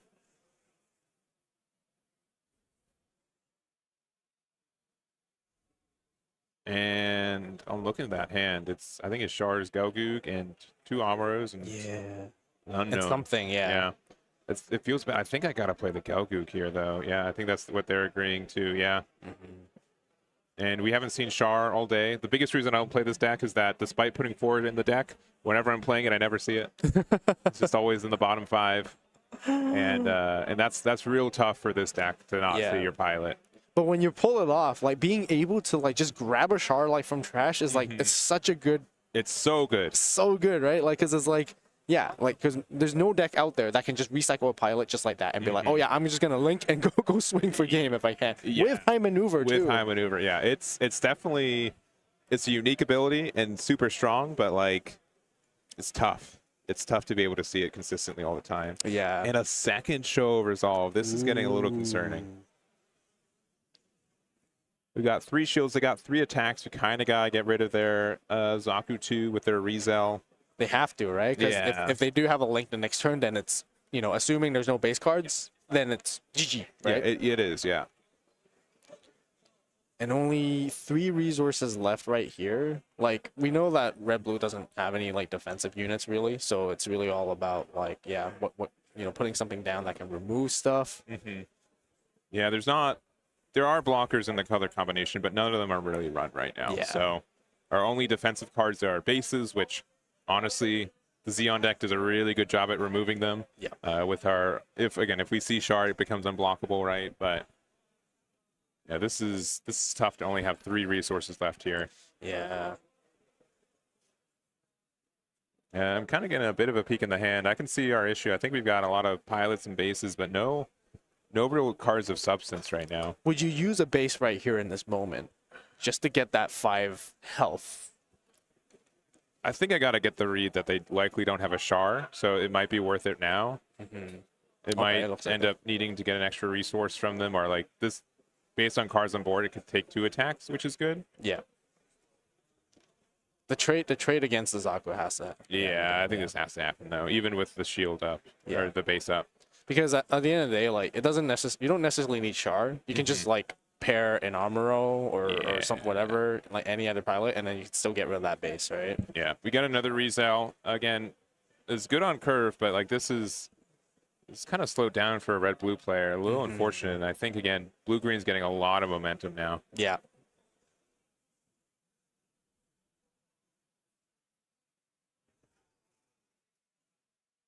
Now the question is back is like, do you trade and try to get rid of that Rizal, or do you try to go for that base so you don't give them Vizalia so they can't gain the extra AP there, you know? It really is like a game of chicken, right? Yeah. Both players are like, well, we're at either player could start going for game soon. The fact that my opponent drew 4 cards means that honestly, double link is not unheard of from my opponent now. Yep. Banshee is almost online. I think we've got 10 cards in there. Yeah. We'll get guaranteed 2 more with like the Vesalius and something else, not bursting out of shield. So that's got to be scary. Yeah, it looks like we're considering playing the Amuro just to be able to crack this base with 1 hit. Mm-hmm. Or would it be trying to get rid of those both the Rizals instead? That could be good, right? Gelgoog's I think a 4/3, right? So right. They trade no matter what. Yeah. So if we do that, yeah, I think this is at least going into base if we're doing this. Yeah, makes sense. Force the opponent to trade back instead. Yeah. Now, where is the Angsha going to go? Yeah, goes also straight to into base. shields, all right. Not respecting the potential for game next turn. Looks like we're going to pay 2 for the Zaku 2. The one that plays the token. Yeah. But still no shards. Still no Char, nowhere I'm to be telling found. you. I don't know if it's me being in the room or what, but it is it is so tough. And leaving these Rizals open again, Banshee could be the winning spot right here. Yeah. But again, it could be a tough ask, right? Like it's like, do you have Marita? Right? Yeah. You exhausted one early. We used one earlier, right? We played 2 Show Resolve, so it's not outrageous, but we definitely have to try to interact with this Saku 2 because it is scary. It doesn't feel any better that these Rizals are going to have to trade as well. Yeah. I guess like blue-green's sitting in an okay position in terms of, okay, like if you, as long as you don't have Banshee, then I'm still okay. Yeah. Right? Because these 2 Rizals, even if you have 1 link, I still got 3 shields. Yeah. So next turn, I'm gonna finish you off, right? So the pressure's back on red blue ping, and yeah.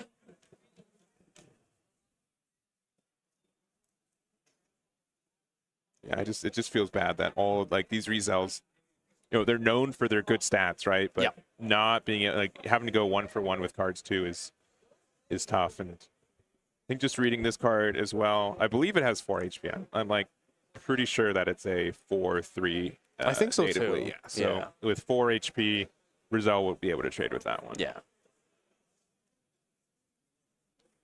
Oh, and I think we've got some answers to it based on the cards in hand. Doesn't feel 100% great, but I think we gotta commit to some of these plays. Yeah. That's the thing with Gundam. Like when you compare it to like Digimon, especially, like hand economy is like really It's tight. Right? really like, tight. Like yeah. every decision you make is so important. It's all about like, acquiring and keeping your resources as much as possible, losing as little as you can in order to like win, right? Take small leads from there bit by bit, and then eventually like you can't just go like, oh yeah, here, here's all my resources and here's all my units, and then there we go, kind of thing, right? Yeah. It looks like, again, I think we do have... Ooh, goes for an Amuro pair here, resting that Sharazaku. Yeah, but we've got... Maybe unless... Do we have double ping here? Are we Gun using... cannon. Okay, we're using both Amuros. Okay, that's fine. Gotcha. Yeah. So this will let our gun cannon trade with some... Or, survive. Both these will actually survive since we got that 1 extra HP. I see what they're trying to do there, right? Because they don't want to lose that body. That's why they went for the pilot to put it under. Because I can see you're a little hesitant earlier. It's like, oh, why won't you just like go with the gun cannon with Amuro first, right? And then just rush and attack from there instead. But yeah, the only... So I like the play. My only issue with that is that Amuro is our only defensive card in this game, right? Yeah. So if they play out 2 bodies next turn, I'm afraid. And I likely don't have another Amuro. I don't have ways to interact with it cleanly. Yeah. And that is a little bit scary. Yeah. Because chances now with so many armorers being exhausted, like, you know, what are the chances that the red blue player will have a link in the following turn, right? Oh, but to they've finish it? got Ooh, nothing. Wow. That is tough to see. Yeah. All So right. yeah, Angsha's gonna go in first. Always making sure that you have the higher AP bodies to go for the bases if they find any. Is there a link play Is here? there a link play? Oh, and we Oh, got the there Banshee Marina. is. Yeah, Oh, that's really wow. tough. Yeah. Oh, there's the Char. He always shows up at the last minute, and when I'm like, I have nothing to link with you anymore. Yeah. Why are you just becoming present now? Yeah. It's tough. But honestly, I think both players played fantastically. Yeah. Sometimes in this game, you do have to just kind of play with the cards that you get. And, you know, I'd say that the Xeon player was a little bit unfortunate with just the timing of some cards. But honestly, a really close match. I'm happy we were able to get that one. Yep. I think Red Blue did very, very well in like trading. Like, Yes. and really like just slowing you down right in the get-go, right in the beginning too, right? Like, you know, no, you're not touching me. Yeah. And by doing so, you get so much momentum, and then you can control the entire flow of the game onwards like that. And yeah. Yeah, Good stuff. I think the only other thing is that there was a potential to like put one of the Amuros underneath the Zaku 2. Right. Just to like help protect it a little bit and make it harder to trade with. I think we had the Angsha to pop the token afterwards too, but it would have made, I think it would have, when you had two in hand, I think playing one likely would have been worth it just to get that extra token. Yeah, So. might as well. I guess in hindsight, like, you know, you're stuck with those Amuros. Might as well just use them. Yeah, because that's always the toughest part. Either you use your pilots too aggressively, and then when you really need them, you don't have them, or you end the turn, you've got 5 cards in hand, but they're all pilots that maybe could have been helpful. Yeah, you know. I know that feeling. I know that feeling. It's like, I have one Amuro, and I'm like, okay, you know what? I just in case, I might need to go for the Gundam play right next turn, and then you draw another one, and you're like, oh okay, I should have used it.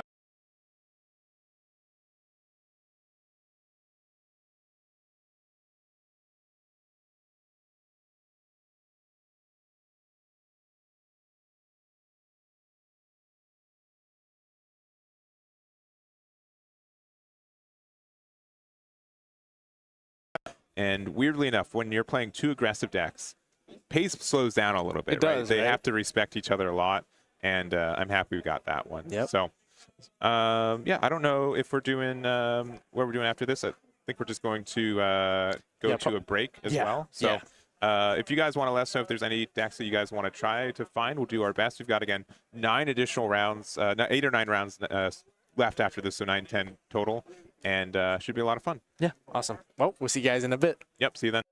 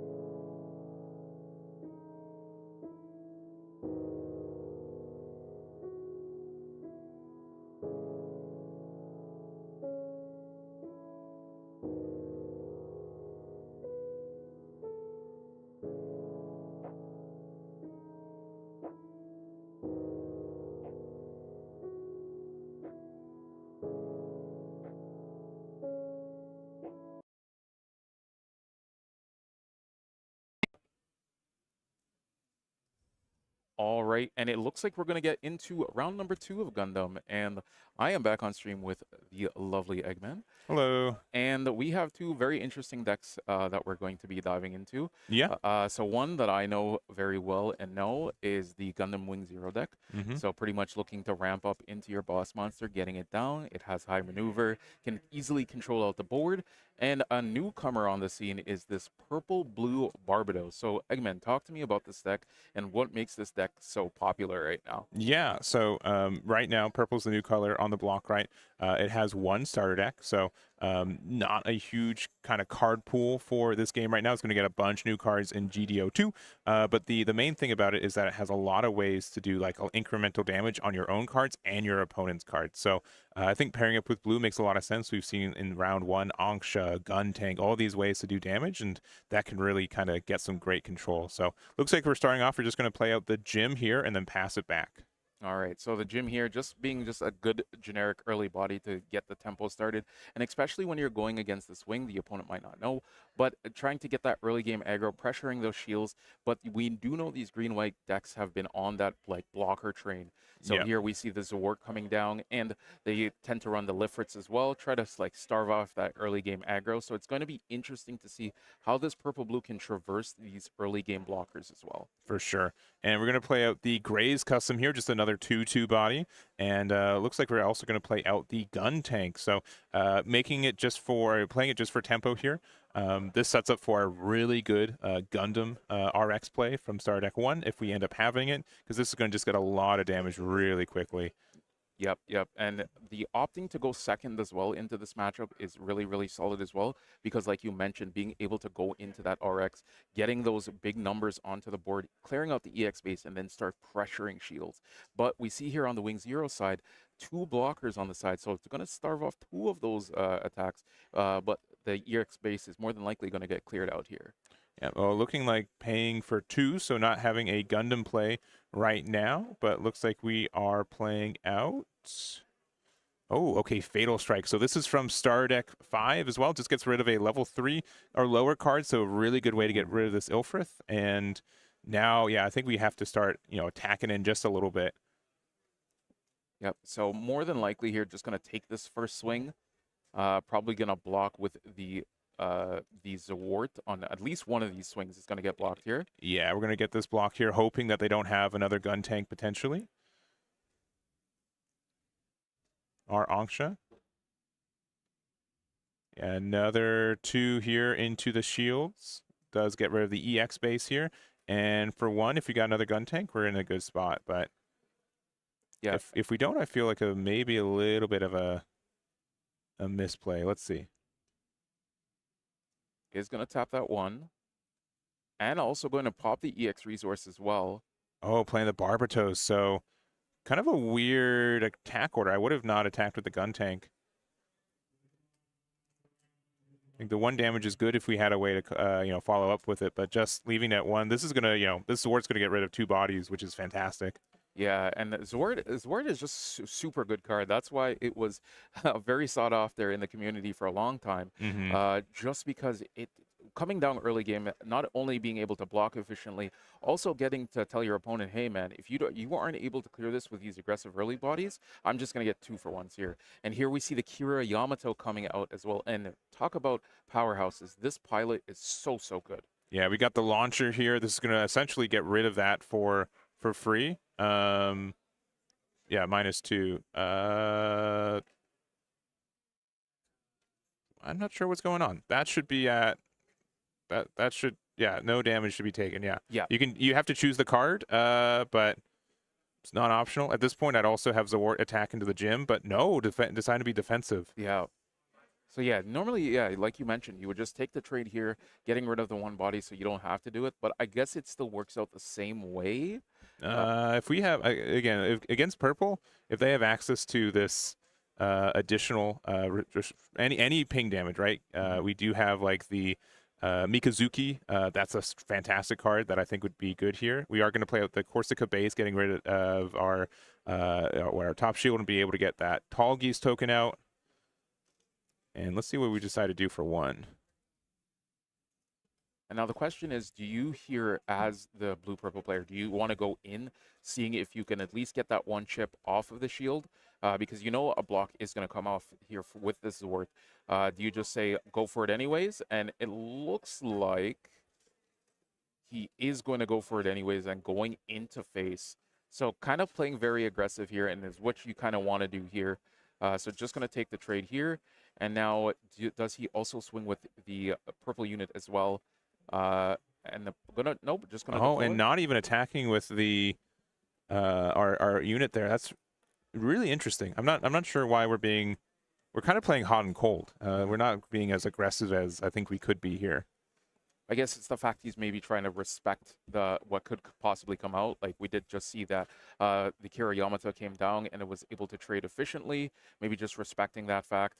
But I think especially into this matchup, you don't want to be respecting anything when it comes to Wing Zero, especially because once they get to that late game, getting that big body on board and just saying, hey, I'm going to deal 3 damage to everything anyways, is just super, super strong. So here we're going to see the perfect strike coming down as well. Nothing with 1 HP to return. Yep. So it does just get to hang out there. For one, we're going to play out the Searcher. Okay, this looks top 5 for an Operation Meteor card. We don't see this card as often, but it does come up. I don't think we've hit a target quite yet. Okay, narrowly on this last one. We do get there. So we do get the Wing Zero. Now we actively know that card's in rotation, and we gotta be careful about all the damage that can put down. Yeah, that card is just super, super strong. That card is one of those cards in this game right now that can just turn the tides easily. We might see a very aggressive plan here, but once that card comes down, not only being able to clear out, it becomes massive if you pair it with a pilot as well, and not to mention it has high maneuvers, so you can definitely steal games in the late as well. Yeah, well, we're at level 5 here, and at least we know that it's a couple turns away. Hopefully we have some ways to interact with these blockers this turn. And again, we've got a pretty wide board, but having a 5 HP and a 4 HP blocker makes it pretty tough to not only press damage, but even do good trades into them. Mm-hmm.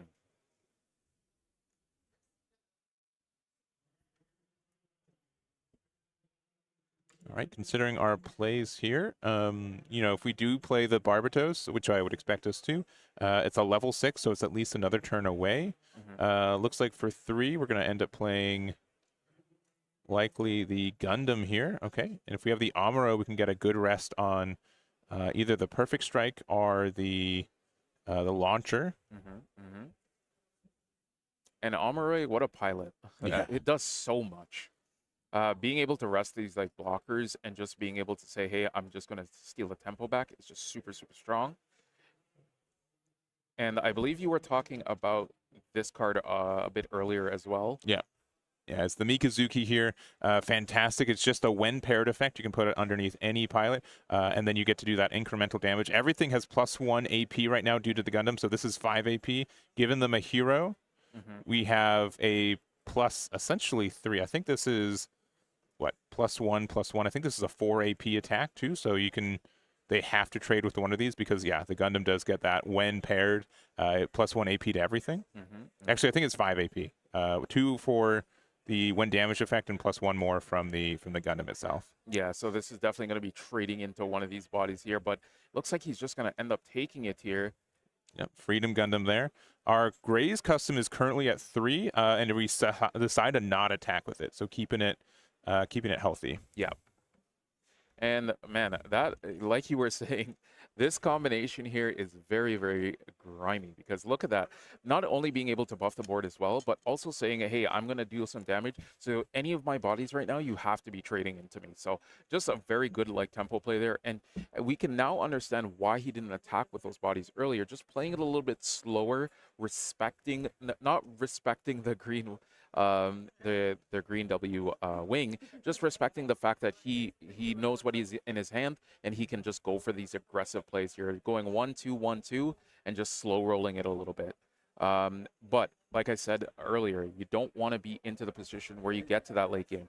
We did see a check on the hero in shields as well, so we do know that he has the Wing Zero, he has the hero as well, so that is going to be a massive swing when it comes down and we get to that point. But first we have to get to that point. And yeah, it should only be taking. It should have 3 damage on it total. Yeah, Yeah. good catch by the judge there. Yeah, so the boost from the Gundam RX is only during your turn, so you reduce it from 4 AP to 2 AP, and it had 1 incremental damage. So Yep. currently it's at 2 HP. Yeah, due to that Kira. Yeah, Kira is so good too. So good. -2 AP, and here we're going to see another one. Just how good it is. If one's good, why not 2, right? Yeah, and this is going to let us, trade into there, at least or trade favorably in the sense that we're only taking 2 damage as well. Only issue with these plays is that all of these units now have 3 HP or less, and you still get hit by your own Wing Zero. Mm-hmm. But we do now have the standard wing here, and we do have the hero. We know we added one to their hand due to a shield hit earlier, and honestly, this is going to be a really good trade into the Gundam, I think. Yeah, get that Gundam off the board. Don't have to deal with that +1 AP anymore. And then this is where you kind of want to be now, because now we're getting into those stages where Wing is just going to be able to clear everything off board. And like you said, just going to get that off the board there. Only having 1 unit on the board right now, and also getting to clear out the Corsica base as well with the Breach 5. What a house of a card. We remember in beta format, that card was putting in a lot of work. Not as favorable among the community anymore, because Wing Zero is a little bit better than it. But for reasons like this card is just so good. It's really good in the Wing Zero deck. It's not the base of it, but you got to play it. The fact that it links with Hero, gets these, helps you stave off a lot of it. And funny enough, half the time, its Breach effect gets rid of the EX base, because you really are generally defensive in the first couple games. Yeah. But like just these blockers, just being able to stay on board and doing pretty much double duty, not overly like kind of slowing down the game, also being able to clear out these bodies as well. Just super strong here. Yeah, we have the Grays just do that last 2 damage to get rid of the wing here, but we are going to play out the Hakurin, just a 4/3, kind of a reskin of a Rizel. And then we've got 3 left to play out the Anksha. 1 incremental damage to the launcher strike here, but it's got 1 HP left thanks to the Kira and just passing back. Yep, and now let's just see how many resources Green W is on here. I think that is 6. They're at 7. They were at 6 last turn because they played wing. Yeah, so they're on 7 right now. Well, only 1 more turn before the big boy comes down. Doesn't have the pilot anymore to pair it, but just that full clear on the board might actually come in very clutch here. And what do you do here, Eggman, as purple, knowing that big body is about to come down on the following turn? And you're going to be taking some damage here as well. And here we see swinging with the blockers, respecting the fact that the next turn, big body is coming down. Yeah, and I think like the thing that we're recognizing is that, yeah, we just don't have to be worried about this blocker. The fact that it also only has 1 HP means that there's a lot of ways they can easily get rid of it. It looks like we are just going to play the Kira here. We are actually not even respecting the need to block here, so we're going to get rid of that as well. Hitting a Barbatos. And gonna, I think, just pass with 1. No. Oh, really? Saying, hey, I don't care. I'm just going face. I don't respect the fact that I have blockers on the board. I'm just going to deal with it later on. No, this is risky in my mind. They only have 2 cards. They have to top deck it.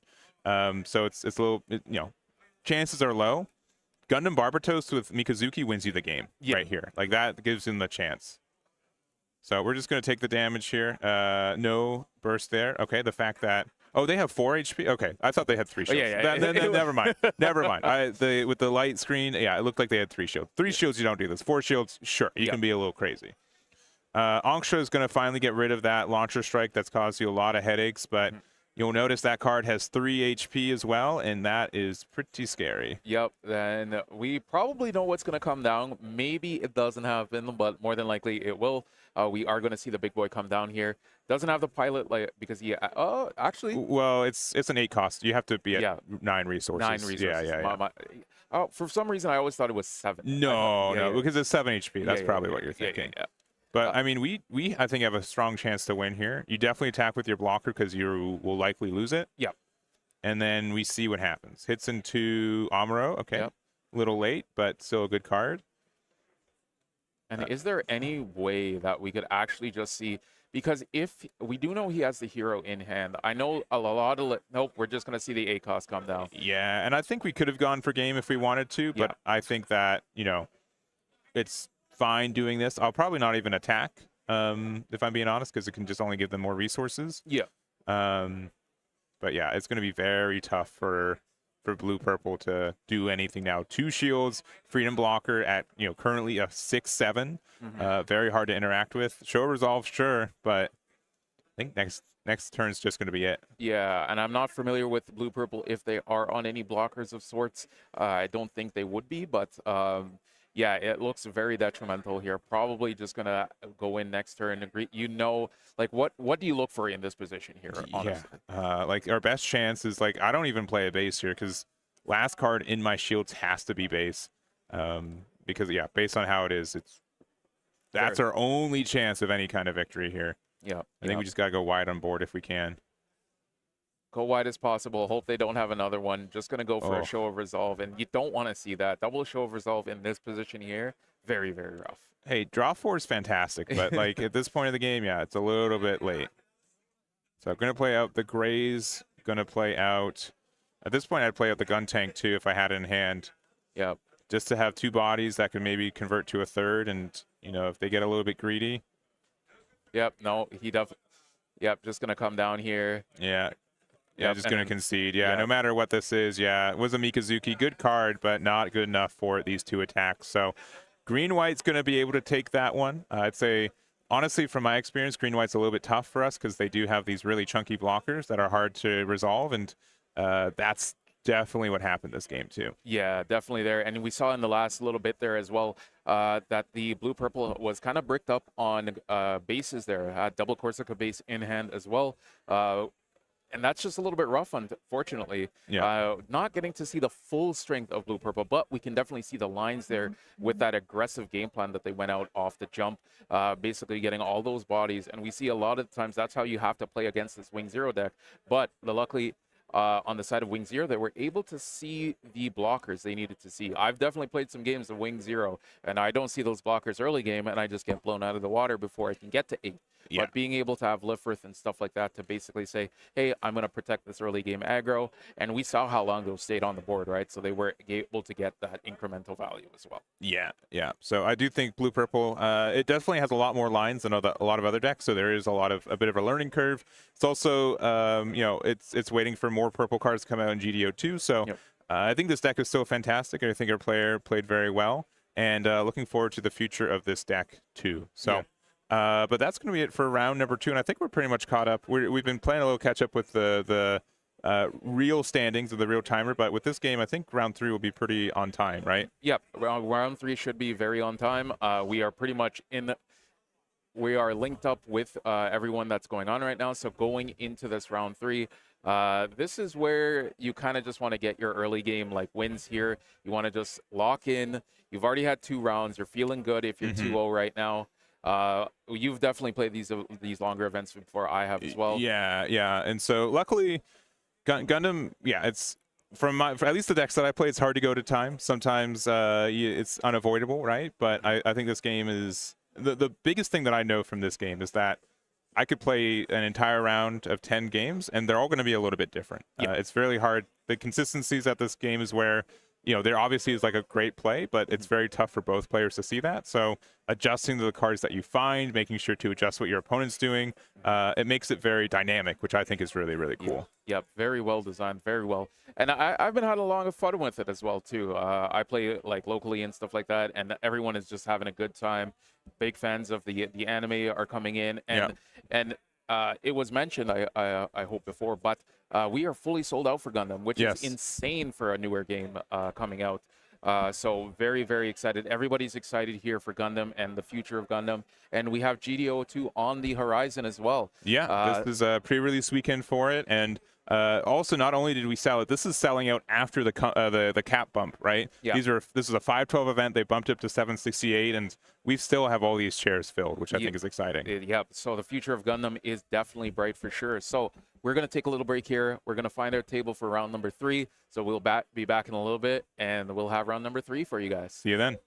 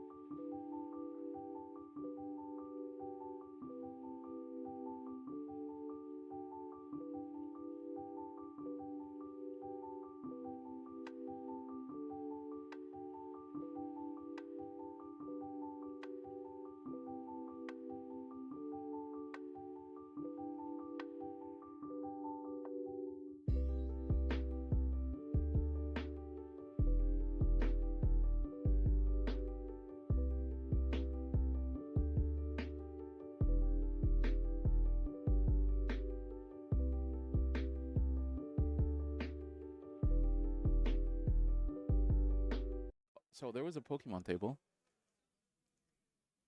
Oh, All forgot right, about so we are going to get into round number 3 and a vault. What deck we have here is going to be interesting. And when I say interesting, I mean it's going to be a fun matchup. It actually is going to be Green Wing versus Green White Wing versus Green White Wing. So we have our first mirror match of the day, and to no surprise, this deck is going to be the one that we showcase off first because it is going to probably going to be the deck we see a lot, especially into those later tables as well. And here we're just going to see just a double Zaward play. So both of those won't be able to attack into shield, but they will just be able to play defensively. Like the top player here has this this Lifrith that can actually swing, so Zaward just says no.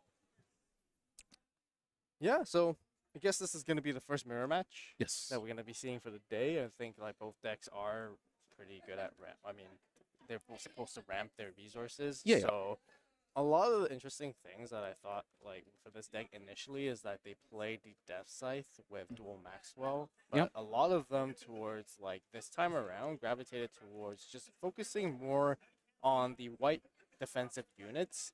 You don't like the ramp is nice off of Death Scythe, but you don't necessarily need it sometimes just to ramp that turn early, just because survivability is way more important. So it's kind of interesting how this deck kind of like changed Yep. throughout from like the beginning of GDO1 all the way to now. And I guess like at the end of the day, like since it is a mirror match, it is all about like the value trading. It's all about like establishing those blockers in the early stages, which they probably will have. So it is going to be a little slower one, I would anticipate, right? Yep. And here we see the level 6 Wing Gundam coming down, being able to attack into the level 4 Allure. So you saw here, he attacked into this work, getting that Breach 5, clearing out that EX base. And here we're just going to see an attach here going into... Interesting, with Kira already, Yeah. right off the bat, just to try and get rid of that wing right away. Yep. It is pretty scary, right? Because like once you don't want to have that body like stay on the board for too long because it just constantly just keeps attacking over your units. It can attack over your small bodies, no problem. Oh, this is kind of interesting though, like seeing rebuild Yep. in green white, right? You Yep, said, yep. right? Okay, that's pretty interesting. Pretty spicy indeed. And it looks like having that wing staying on board there, so the wing won't be able to sing into that the body there that he just dropped down, but he will be able to swing into this Zord, still getting that breach 1, still taking that shield as well. So that's going to be pretty solid tempo there. You see here the top player using that Zord to protect the wing here, and here we're going to see another one come down, going to breach. Ooh, wow, not a very good, and still going to get that one hit as well. Boom, take out the shield, going in, and this is very aggressive. And we see here the burst off of the Kira, and man, what a play there, going into 2 wings with pilots attached as well. So just getting insane damage there. I was gonna say we rarely kind of see such a like aggressive tempo play this early. Too, Yeah. right? I mean they're already like at level 8, I think. That is level 7. Oh, 7. Yep. Okay. Yeah, they're already at level 7, but Yeah. still it's like You, Yeah. So basically, being able to go second in this matchup is pretty huge as well, just because you get that additional level. Yep. So that additional level there allowed him to do that last turn, getting that wing onto the board, protecting the wing with the Zord, and then coming back when you're now on level 6, doing basically the same play with the hero, and then just being able to go in and swing. Just insane value there, and just playing it very well there. So now the person at the bottom will have to do a little bit of work to catch up here now, to see how he can respond to this, because double wing is very threatening. You need to respond to this, or the following turn you are going to get punished off of it. You're going to be going down to potentially 2 shields here, and at 2 shields, especially going into the late game, we saw how last round where Wing Gundam was able to come down on that 8, clear out the board, and just being able to swing aggressively. Once you get to those late game positions, both of these decks, it will be a back and forth, and like you said, that grindy matchup.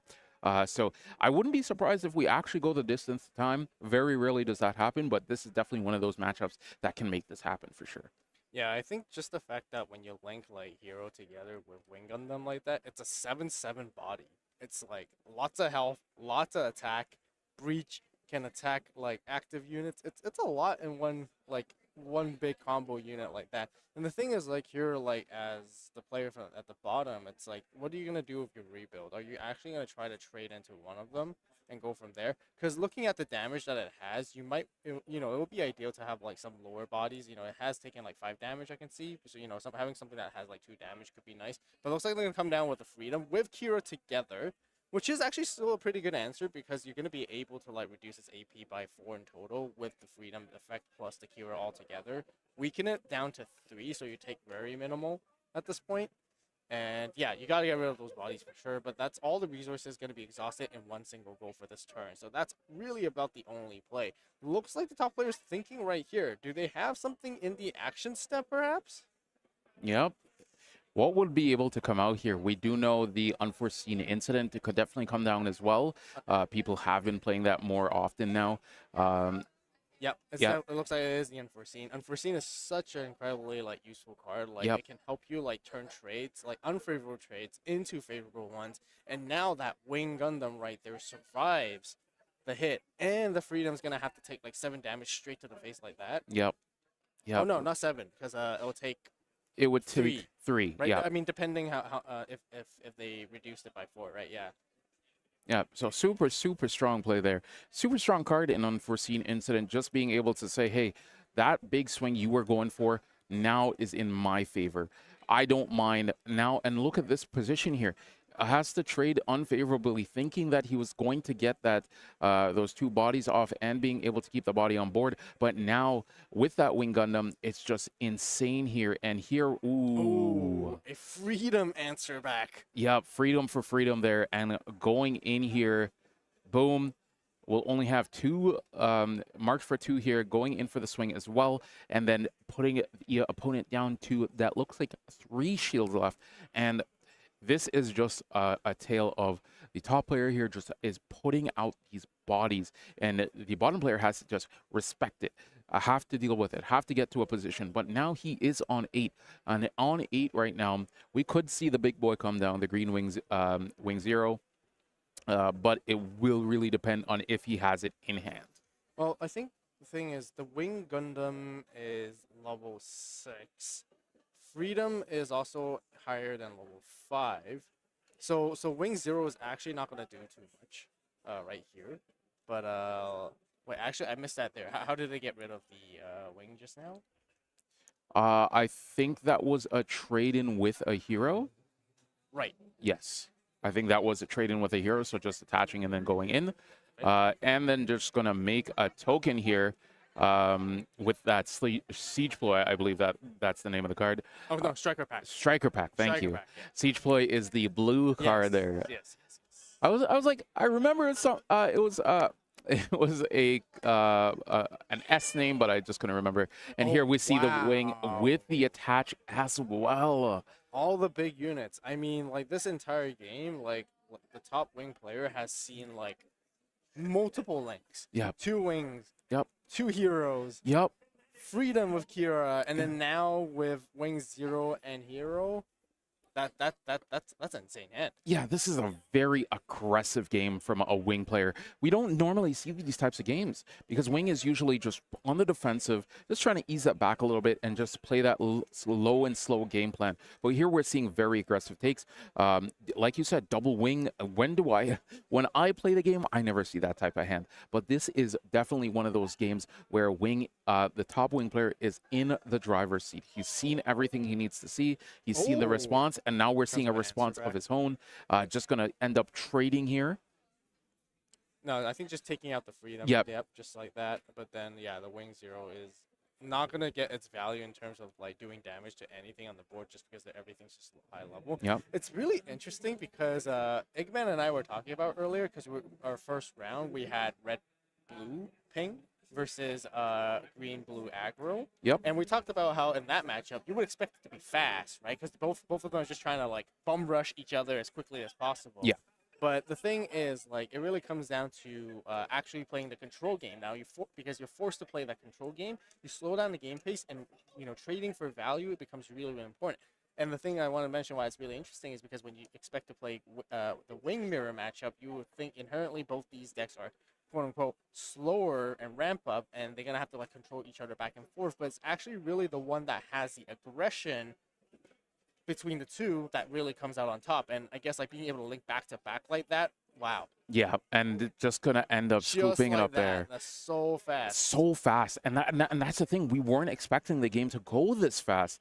It's insane that we can see just how strong this green white wing deck is. It can do everything. Not only does it pivot from being a low and slow game plan, it can pivot into this more aggressive, and that was very aggressive. Getting that early Lifrith on board, being able to trade with those warts efficiently, and now coming back with not one but two wings, being able to clear out breach 5, getting an additional swing as well, and then going into basically saying freedom into big guy into I'm just gonna clear out easily peasily. Yeah. I think Wow. at the end of the day, like when it comes to Gundam, like when you are able to link like back to back to back like that, there's is just nothing the opponent can really Yeah, do. Like, it is very taxing, especially just with the nature of the units, especially in this deck. Seeing those multiple pilots and being able to say, hey, my body is now 2+ more. We saw Kira Yamato, me and Eggman were just talking about that Kira Yamato, on why that is such a strong pilot, being able to say -2. And we see how the action step also came in as well with the unforeseen incident. that was huge. Yeah, that was a very huge tempo play there. Just being able to say, hey, that trade that you were going to go for, no longer. My body's now on the board. And we saw on that green wing, a lot of the times, those favorable trades. So the unforeseen incident, being able to say, hey, this Zawart is going to be able to take a body here. And it was just very, very impressive from the player as well. Yeah. So, Evold, we're going into round number 4 of Gundam. And now we're almost at the midway point. Almost. I think we are one more round, possibly 2 more rounds from the midpoint. And it's been exciting. It's been lovely to see the different decks that people have been bringing. Obviously, we knew we were going to see a lot of green white, whether being wing 0. We knew we were going to see a lot of red blue as well. So it's been really refreshing to see these decks and what people can do at a high level with these decks. And we just saw a masterclass in green whites. So hopefully we get to see more good gameplay throughout the day, especially when we get to these later rounds here. It's going to really come down to those little technical plays and those little checks as well. So it's going to be really, really fun. Otherwise, from that, we will be going over to the next round. We will be with you guys a little bit shortly. We're going to find another table. We're going to see if we can spice it up a little bit, see what we can see at the top tables as well. And if you guys don't know where we are in the Gatineau regionals. First time we're having a regionals of this caliber over on this side of the atmosphere, I will say. And I'm joined here with Avolt as well. Avolt, pleasure to have you here as always on the commentary desk. So we'll take a little break. We'll be right back for round number 4, guys. Make sure you guys get cozy, get comfy, get some water. I have my water here as well. So we'll see you in a little bit.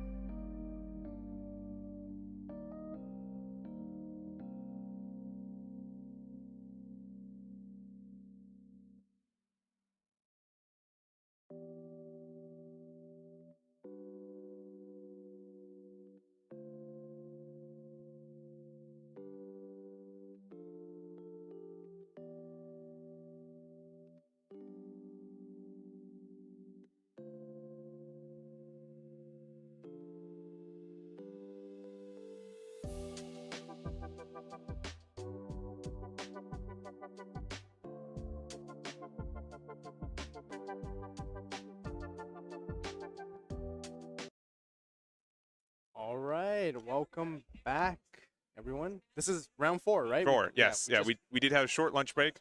At least I heard there was a lunch break. We're still we're still surviving on some pastries and snacks, but not complaining here. And we've got this next matchup for you guys. Looks like it's going to be a green deck of some kind versus we'll see what's on the other side. Looks like okay, white. So could be green white, could be blue white. We'll see what ends up happening there. So if my guess for the top one would be blue green again. Yes, blue green. Yeah, it's an easy coin flip. I think most of the times that one of these matchups are going to be blue green, right? But Zord's pretty generic, right? It could be purple and white. I know that there's one undefeated right now, at least. It could be green white, could be blue white, and we'll kind of see what that looks like. But what if it be red white? Red white, I can believe that deck is. 3-0? I don't believe they'll play Zord all the time. That's my only. They usually be a little bit more aggressive edge, but Zord could find itself in that deck. True. So we're gonna play one of my favorite cards is the Corsica base here, getting out the free 4/2 Tall Geese, and but we are using the EX resource, so a little bit expensive for this play. I think usually getting that Tall Geese out there, having a 4/2 body is pretty good. Like the 4 stats can immediately get rid of like the EX base off just like that. Trade into the Lefrith as well equally. Lefrith being one of like the best blockers. I was actually about to mention like this is immediately like quick setup for double Leo right off the bat. Yeah. Which is really really aggressive, and I think it works well with like blue green when it comes to that sense. Generally, me as a blue white player, I like Corsica base like later in the game because it gives you those like 2 free bodies where it's very hard to answer. So here's my opinion on it. So if I saw Zwart into Ilford, I'm like, all right, I'm probably playing green white. These tokens do nothing late game, right? They can just wing 0, get rid of it. My opponent hasn't shown their second color yet, and so this is a really good answer to us. Okay. Sword Strike's been really great getting rid of these tokens. Even if the Tallgeese survived, we could have gotten rid of it for free. And, weirdly enough, if we're the aggressive deck, we're still like really behind. We're at 4 shields. We've been kind of out aggroed, weirdly enough, here too. Yeah. And we're still at 4 resources. Yeah, I think as blue-green, you want to see your 1-cost units like in the early game more so than actually like playing a Corsica base like there. That tells me either they're planning something for the long run. Maybe they're trying to preserve the cards in their hand, maybe per se. But at the same time, otherwise, I think they could be in a rough spot right off the get-go. For sure. And one thing is that, I play a lot of Corsica base. I do recognize that it's a card better when going first compared to second. The fact that you had to lose an EX resource behind on a level to play it out, especially when you just did a 1-for-1 trade with Ilfrith, feels a little bit worse. But because now we're in the spot, technically they haven't lost any hand advantage, right? Every card they've played has drawn them another card, but now you have to find the best way to answer this board, because if you don't get rid of the Sword Strike, you lose a token for free now. It has 4 HP, which is really weird to deal with too. This is a strong start from our white player there. Yeah, I mean Sword Strike just gives so much value in this particular matchup. It doesn't matter you play your smaller units. I'm just gonna keep bouncing them over and over again. I'm not gonna let you attack. Yeah, and I don't know if I've ever seen Amuro in a Leo, but we saw that there. Got 3 damage on it. Hopefully you have a Zaku too, and hopefully a gun tank. Okay, so gun tank to finish off. Okay. Yeah. Good. Feels bad, but I think that has to be the play. Yeah. Again, the longer Sword Strike stays on board, the longer they just get to bounce 1 card back every turn. Yeah, I play against Sword Strike of having even just Zords or just anything that's 2 HP or less. The momentum, once it's out there, you want to just deal with it as soon as possible, because if you don't, you're just going to constantly get bounced over and over, and you're just going to slowly, but also in a moderate pace, you're going to start realizing they're going to get a lot of advantages off. So here it looks like we're still not sure what the secondary color is still yet here. So, I mean, they've done a really good job. If I was the green-blue player, I'd be 100% thinking I'm playing against Wing right now, right? And we have that information. They're not playing against Wing, right? Right. But as soon as a blue card comes down, I'm sure they're going to be like, what? What am I playing against now? I have no idea. Yeah. But this is a good setup, right? 2 blockers, perfect strike plus Lefrith. Hey, what more can you ask for, right? Yeah. Great defensive play. Start establishing the wall of blockers, control the entire pace of the game, and then start trading afterwards, right? Yeah, and they attacked with the Zaku too, and then they just let it go, which I think is interesting. It means that likely we have a base we want to play out of hand anyway, so we're good to lose the EX base. Our third Corsica base hits the board. 2 Leos. I like the card. I don't know if I like seeing 3 of it by turn 5, though. Yeah, a little bit too soon, I'd say, too.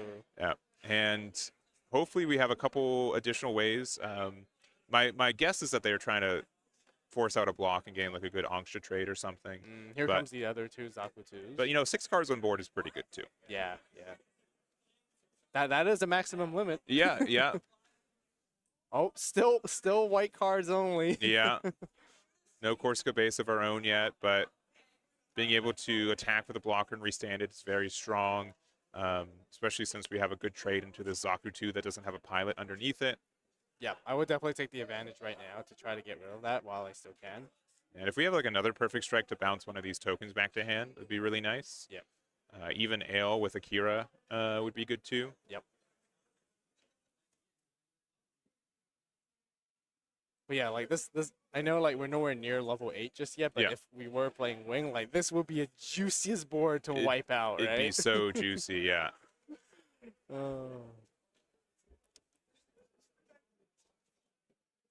But yeah, like generally when it comes to this matchup, like as long as there's blockers, seeing blockers are so important. If you can establish them and start defending, and then you can just like prolong the game, like that's generally how it goes, right? Like blue-green will starve out of resources eventually in the late game, and then you will just start winning from there either way, which can be tough. But right now, like having Archangel, that is something that blue-green will have to deal with for sure. Yeah, and we're staring at these cards, just really thinking about this 5 resource. I mean, I get why there's a decision, right? There's 6 cards on the opponent's side, right? They don't even have 6 resources yet, right?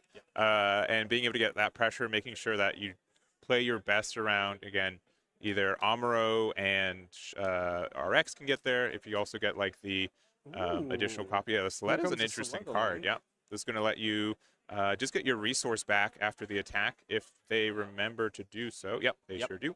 So it does take the 3 damage, but then you can now use 2 to restand it, which is great. And then use another 2. Okay, yep. Now with 4 is that 3? 3. 3. If we have another perfect strike, okay. Okay, so it's... Okay, now we're like, wait. What's this blue card doing here? How is it like, well, I'm not playing this Wing. All right, good to know. I mean, Archangel is a little bit of a hint. It's not as popular, but now with the RX, you're like, oh, shoot, I'm maybe playing against something I wasn't expecting now. Honestly, the perfect strike also works really well in this matchup because, like, once again, like at the right timing, you can bounce that Leo token because it has only 1 health or less, you know. And with Char Zaku 2, there's also the 3/1 token that spits out too, so that's great. Yep. There are some like weird awkward turns where you have to bounce something back to their hand that maybe you wouldn't want to, but that's kind of tricky, right? Yeah. But I think this is a fine card. I know a lot of people are experimenting with different things that link with Kira in their decks right now. For sure. So looks like they're coming to swing with Zaku 2, and then Zaku 2 looks like they're going to take that damage. I guess the thing is, like, okay, what is their plan to get rid of this base? Are they actually going to try to, like, chip bit by bit and sort of, like, force them to do something first, and then, you know, saving their resources for, like, a follow-up play to, like, okay, punish, clap back at you for blocking or for whatever that you did, and then punish from there? Yeah, we blocked the Leo token, so we're at 2 HP. We're currently a 3/2, and we've got these other 3 attacks and 6 resources left to play with, too. Yeah. Oh, okay. Looks like wants to go for the trade to take out that Lefrith. So the only option here is to either block with the perfect strike or not, which does. 2. And with both of them having 2 HP left, like you have some like weird decisions, right? I mean, you can put both of these into one of these blockers, but that feels bad. Yeah, gets rid of the bodies, the Ilfrit there. I guess getting rid of like the Soletta underneath the Elfrith was definitely ideal, just because you don't want them to have an extra resource to be working with. I mean, double Anxia here to go for that finishing off the perfect strike. Pretty good too. I think this is good though. Yeah. You know, we've established a bunch of units that have 3 AP, so that would just be able to get rid of the base next turn with one of these, and being able to get the trades that you did. It was, you know, you're feeling the hurt that blue white. You know, if blue white gets to late game, it has the best resource engine in the game, and so you can get definitely stuck with 1 or 2 cards, and they have all the cards they need. Yeah. Yeah. Okay. Gundam's gonna go take down the Zaku.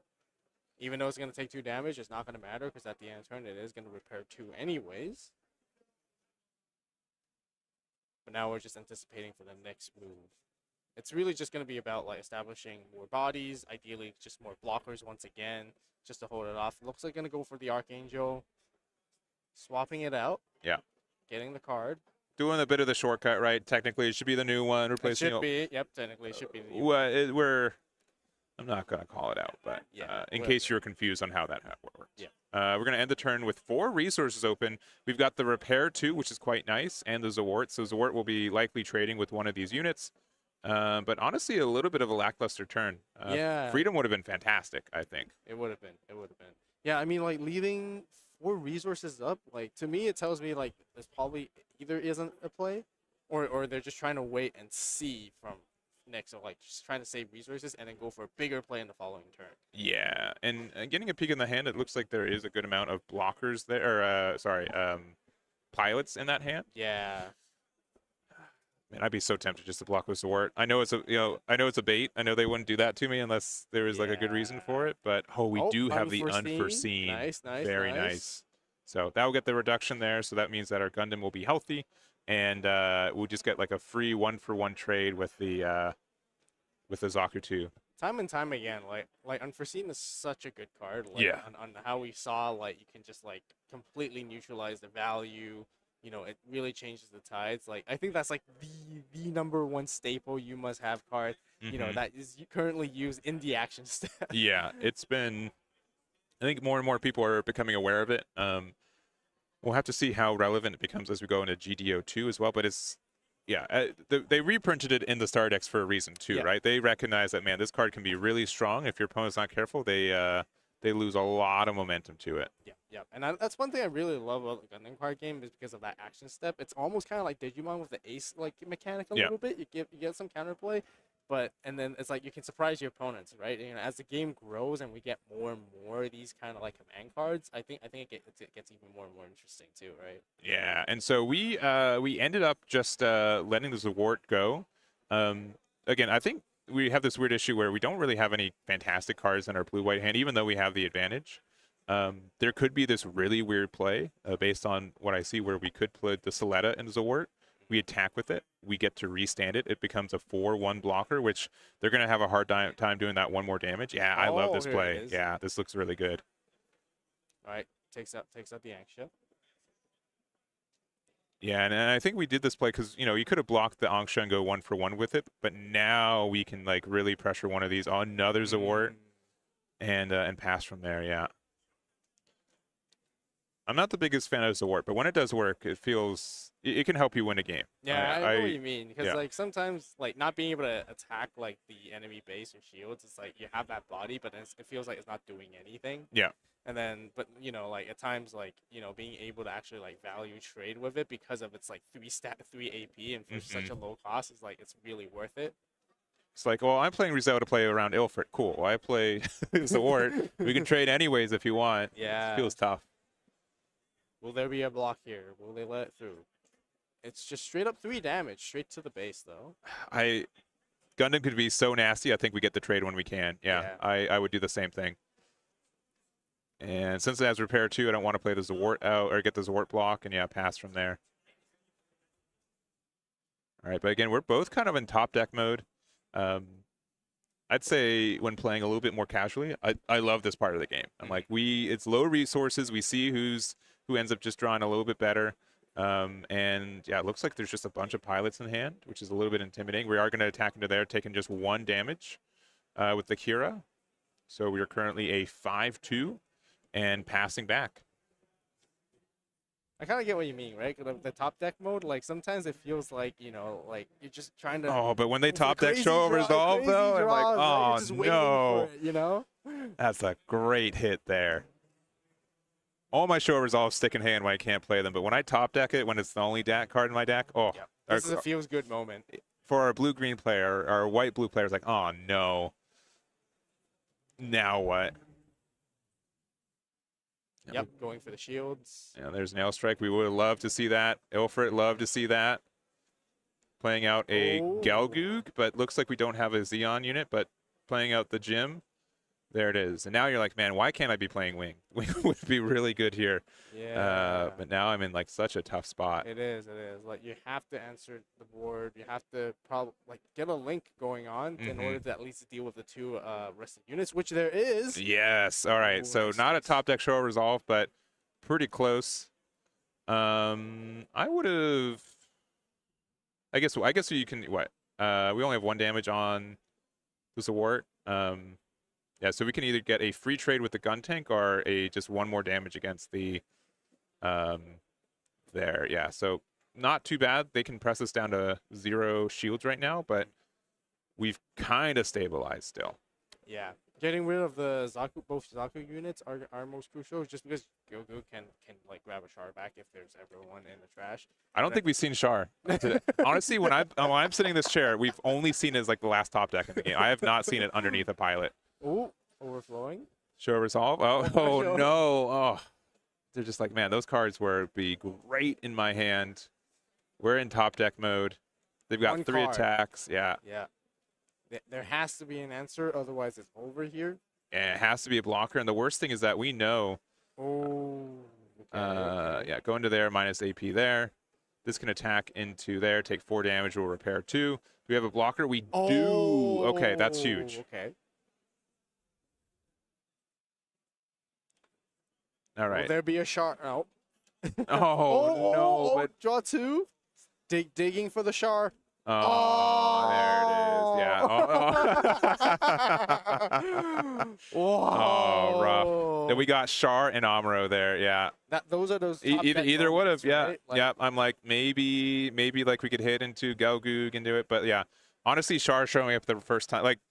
I wish that could be me. I mean, like, he's always late. So that was like the last moment I think he could have been really impactful. And yeah, Blue-White had a really good start, but just a couple of mid-turns in the mid-game just let Blue-Green slowly establish more and more pressure. Yeah, that was pretty intense. That was intense with the top deck mode. You know, all about the destiny draw. Yeah, double show resolve, absurd.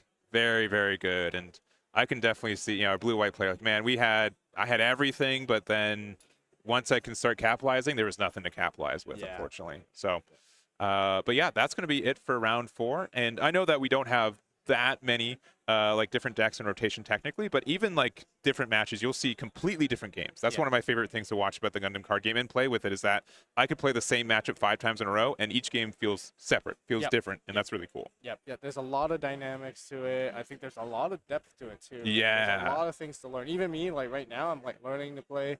I mean, I'm playing like with it as much as I can.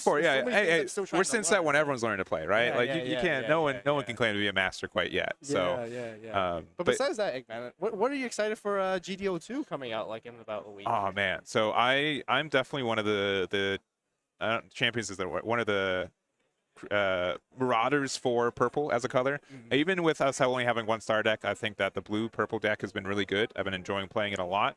And we just get so many new tools in GDO2. Probably my favorite card so far has been the Gundam Gujion Rebake. That card's a blocker that does 1 damage to 2 things, 1 to your own, 1 to your others. That card has been great. The Barbatos first form has been good. And Mikazuki's been like a super powerful pilot. And I think that set really makes them go from good to great. So I'm really excited to see what decks I can build with the new purple color. Yeah, it's really interesting because at first when they introduced purple as a color, I thought like, oh, is this going to be similar to One Piece where you take your Dons back or like something to do with resources to put it back away? Yeah. But they got pretty creative with it and said like, oh, you do damage to yourself. Yeah. You get stronger, the weaker you get, which is very fitting to Barbados. For sure. Yeah. Yeah, and it's really, really cool to see. And that's like, we play a good amount of Bandai card games, and one of the big things that I love about how they make card games is that it's individualized, and the fact that you're playing a Barbatos, it feels like Barbatos, right? They do a good job at making not the effects generic, but really adhere to what the the archetype is, or what the show does, or whatever. And it's been pretty clean across the board for all their games, and Gundam's no different. So it's really cool to see that as well. Yep, for sure, yeah. And yeah, I'm looking forward to Epion. I think Epion looks really cool. in the Yeah. next set. Me myself, I'm also definitely going to be trying Barbados. Which Sure. is incredibly Yeah. fun. On a fun side note, I've been trying to do a challenge where I put like the 2 star decks of for Iron Bloom together, and I try to bring it to locals and try to win with it. Yeah. I yeah. honestly like Barbato. Like again, Mikazuki's such a good card. I think like the what is it? The McGillis stuff is a little bit underwhelming. We didn't get like a lot of support from the set from it, but there's that like the new Titan stuff. There's a lot of Cyber new type stuff that got it. You know, I love blue red, so there's I've been loving deck building on my own, just seeing like what combinations can work, what's going to do well, and I've been really satisfied with it already. So. So yeah, we're definitely gonna be really excited to see like how purple really brings in as a whole dynamic. Yeah. Into the. And with it being a global meta too, like you know, how we play in North America compared to like Asia or Europe, it's a big difference, and it's really cool. One of my favorite things for sure. For sure. But yeah, with that being said, we're gonna take a break from here, and then we'll be back for round 5. It won't be as long as last break. There's no lunch break anymore, so Yeah. we should be going to round 5 pretty Yeah, quick, pretty right? quick. Yeah, for sure. All right then, and yeah, we'll catch you guys in a bit.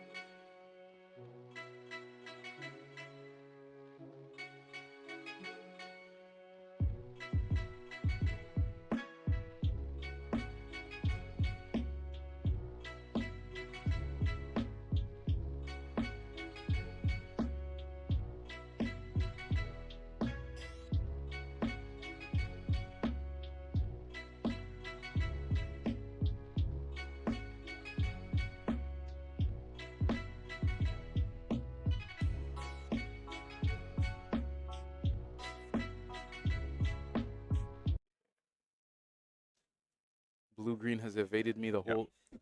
All right. I think we are back. We've got for you guys round number 5. I'm with T-Mac. How you doing, T-Mac? I'm doing very well, Eggman. How are you? I'm doing well. We were about halfway through this tournament, right? Yep. And we've got, I would say, one expected deck and one less expected deck, I'd say. Yeah, so even just before here, I was like, I don't know much about this deck. I haven't really seen it in action. So it's the fact that it's table 1 right now is really, really impressive. Yeah. And that is the red-white Justice deck.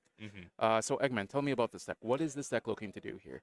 So honestly, like this deck, in my opinion, like it really revolves around the fact that the Aegis Gundam is just really, really strong. And yeah, unfortunately, it's kind of this deck, like, yeah, early gameplay is not super great. Like we could play like as a ward if we want to, but it's really kind of the tempo based off like the mid game.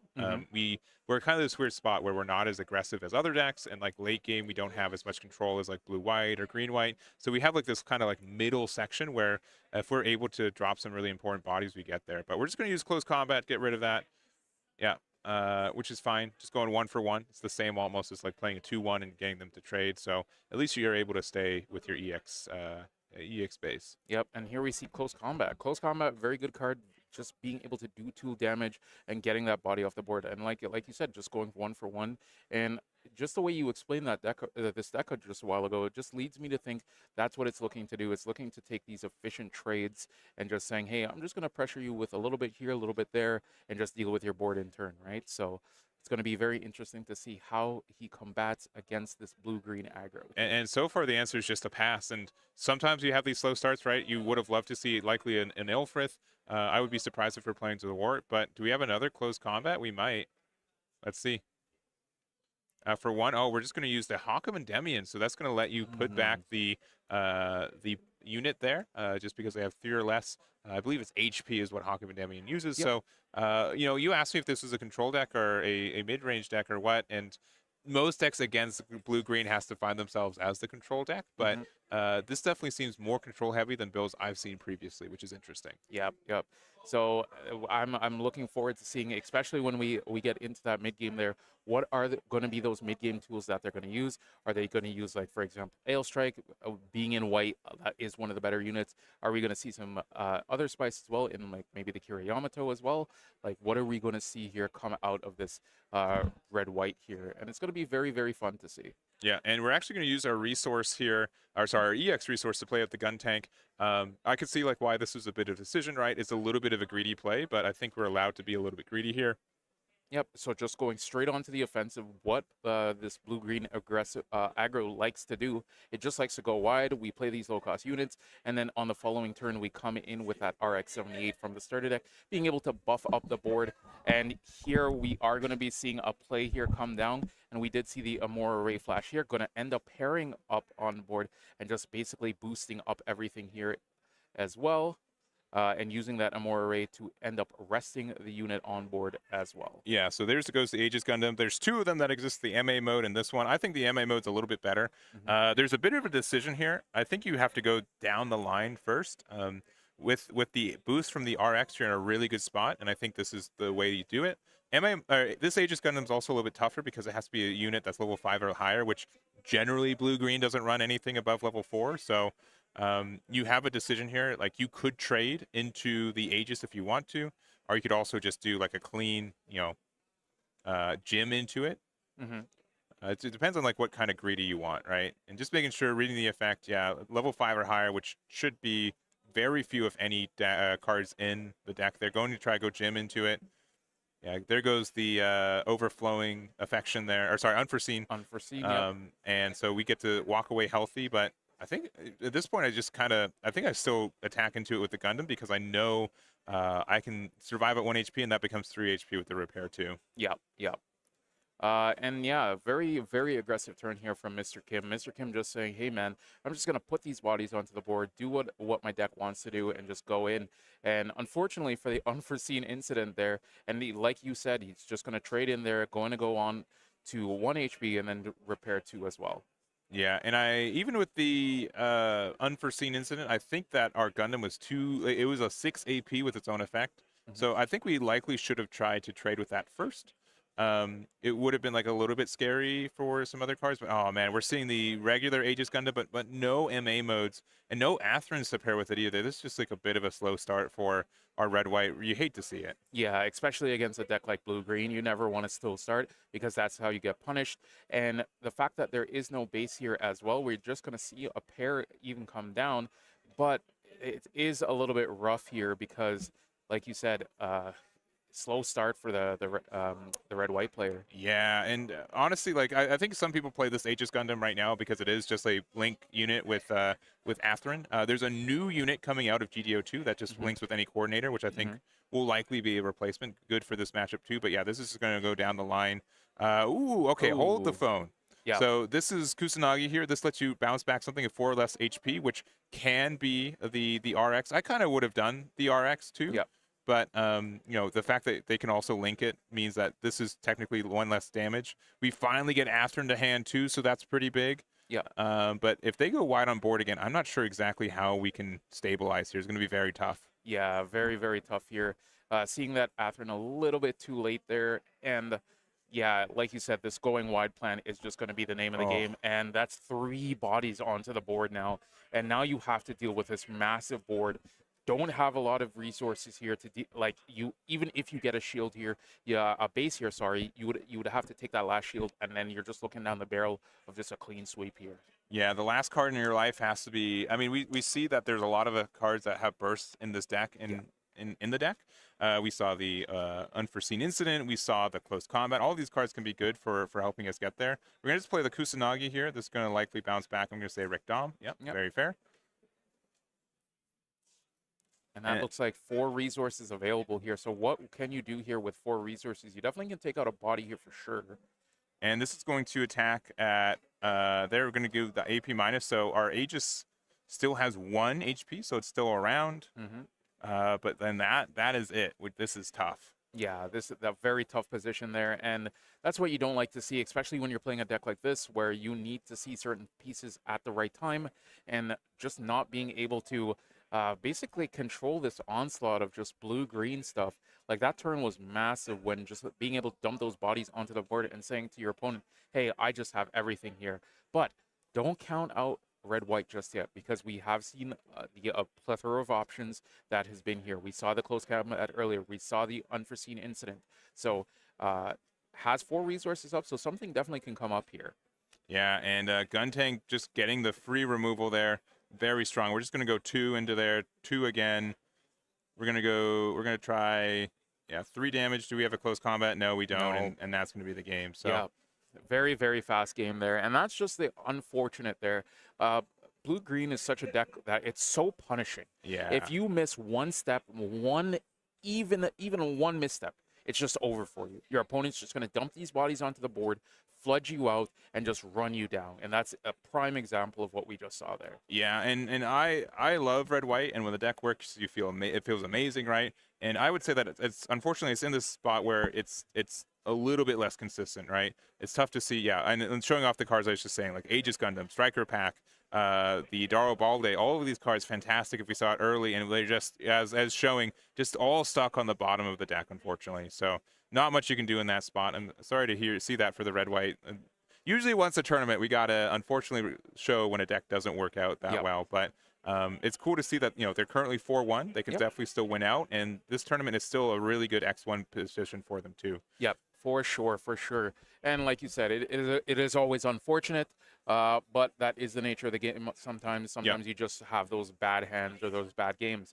So shout out to Mr. Kim for going to 5-0 now. Yeah. And don't count out our red-white player just yet. Like you said, they can win out, go X1. This is the time where you kind of would want to lose, because now we're getting into the nitty-gritty. This is where you got to lock in for these later rounds as well. And honestly, it's a testament to the player, because the fact that he can take such a deck that not many people are on, bring it and do well. I'm pretty sure he saw some green wings earlier today, so very, very good gameplay from him as well. Yeah, and so I think that if this is it's a hard to bounce back, but my mentality would be like, cool, that was the game that my deck doesn't work this tournament. That's fine. Unfortunately, it was a game on stream that a lot of people saw, but that's fine. if I keep my composure and I can keep moving forward, you don't want to make one loss turn into 2 losses. Yeah. So, but I appreciate him showing off the deck the best he could, and good luck to him in the future rounds. Yeah, So. for sure. Unfortunately, a quicker round for us too. We don't really have any backup content for this one, but we are about halfway. We had 768 players, all seats filled today for this event. The first regionals in Canada for this card game, which is really cool. And again, expecting 9 to 10 rounds because we are at that 768 player count. Yep, for sure. And that's the thing, right? With such a new game like Gundam, the fact that people are so responsive to the game, like I've been doing some walking arounds and just hearing people's excitement for the game and just saying this is probably my first card game, or I've come from other games to this game, just because it's a different take on Bandai games, right? I've played other card games before, and it reminds me of those, so that's why I'm gravitated towards it. And to see all these new players coming in and just be so happy with the game is very, very refreshing for sure. Yeah, and it's been cool to see. Just the response. I know a lot of people just already dedicated to this game, and it's only going to get bigger. I think. I think this is the road to success for Gundam. Set 2 coming out. This pre-release weekend too. Which 768 players when there's pre-releases for the game at the same time is absurd. That is crazy. A crazy amount. So I'm looking forward to seeing how this game transitions to that second set. Hopefully nothing too good, but I've messed around with it a lot, and I've been really hopeful to see what the changes going into that next set too. Yeah, me personally, I can't wait to see the purple stuff. Like we've seen a little bit, just a little bit. But I really want to see what the GDO2 brings. I really want to see what everybody's cooking up with it. I know we saw blue purple earlier. I know there's purple white floating around as well, and I want to see all those like new things that people are going to cook up with, because that's always my favorite things about card games is the cook and all of that people come up with. So I look forward to seeing that. But we are going to take a short little break here. We'll be back for round number 6. And hopefully we get to see even more spice, even more cooks, and even more good Gundam gunplay. So we'll be back in a little bit, and we'll see you then.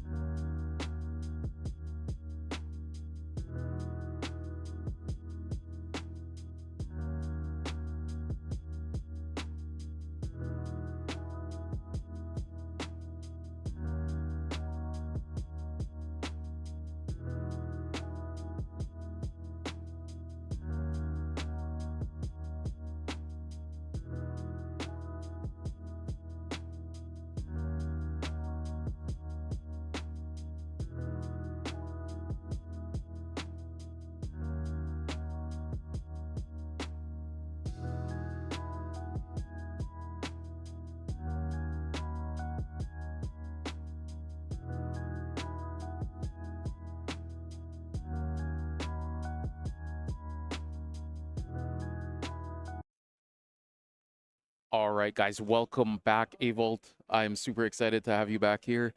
And we're going into a round number 6. Yep.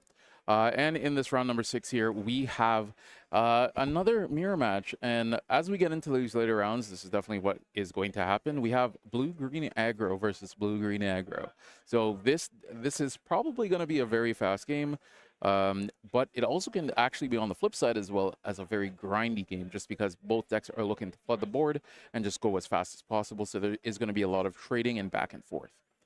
Yeah, I think you're absolutely right because Eggman and I, when we saw like the red-blue ping versus the blue-green aggro earlier today, like both decks are also kind of like aggro rush down, right? But then it really comes down to like, okay, you gotta play some like nitty-gritty grinding, trading, control, and try to like get as much from the board as possible.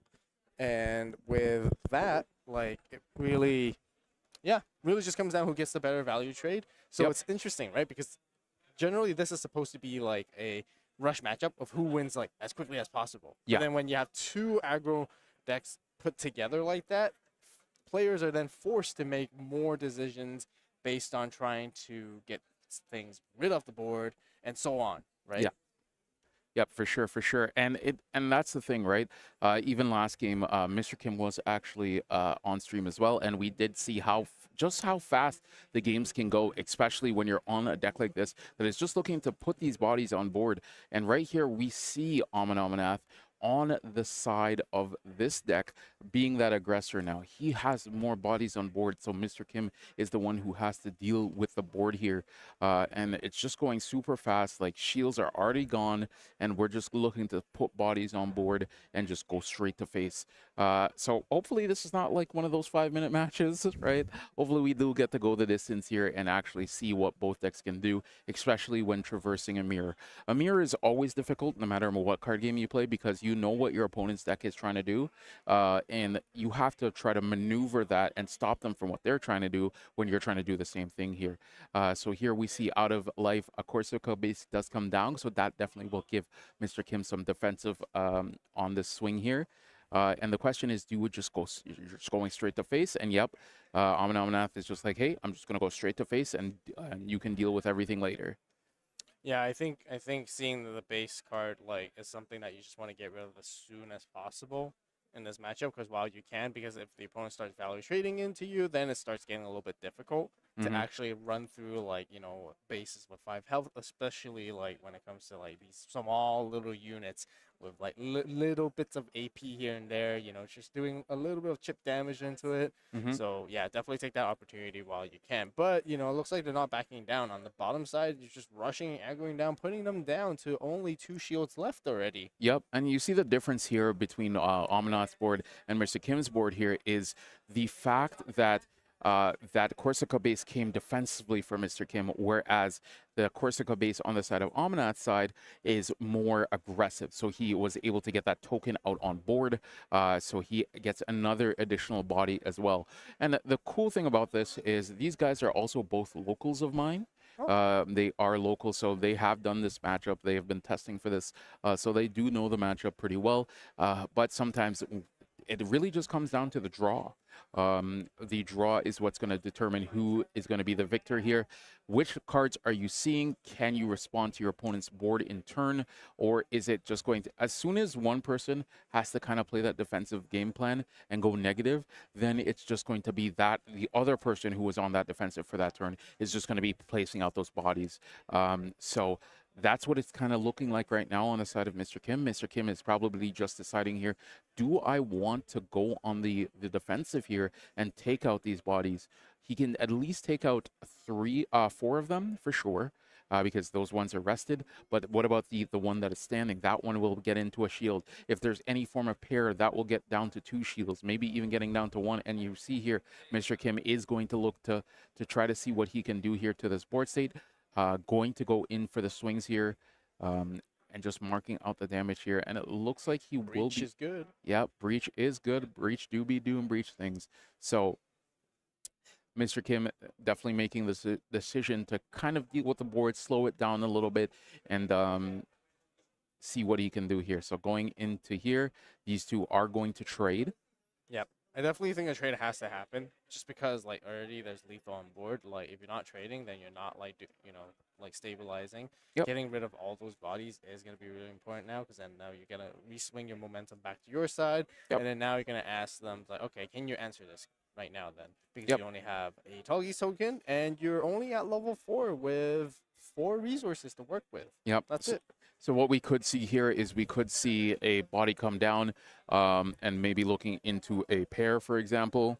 So here we're going to see the swing going into face. Okay, the aggression just keeps coming. Yep. Yep. More and more aggression just coming down. So we're going to see 3 tapped here. Gonna go for the second Corsica base, which Yep. is now gonna bring out 2 Leo tokens. Yep. And then those 2 tokens now, that is setting up for next turn, which can be an RX-78 from the starter deck, and then going into that pilot to make them big, and then just going from there. And nope, we're just going to see a body here come down. Yep, gun tank just to snipe down that Rick Dom. Yeah, and then now that's 3 bodies, potentially 4 looking on for the swing here, and possibly going to be going for game next turn with only 1 life. And we've seen this position before. When you're at 1 life, you don't want to be playing out a shield here, because shield, you're going to take that last life, and then the bodies on board can just crack, especially if you get that the starter deck RX-78 to boost up your guys by that +1 AP. So it is a little bit interesting to see what Mr. Kim will be able to do here to be able to deal with this onslaught. I'm not very familiar with if he's running any spice on this deck list.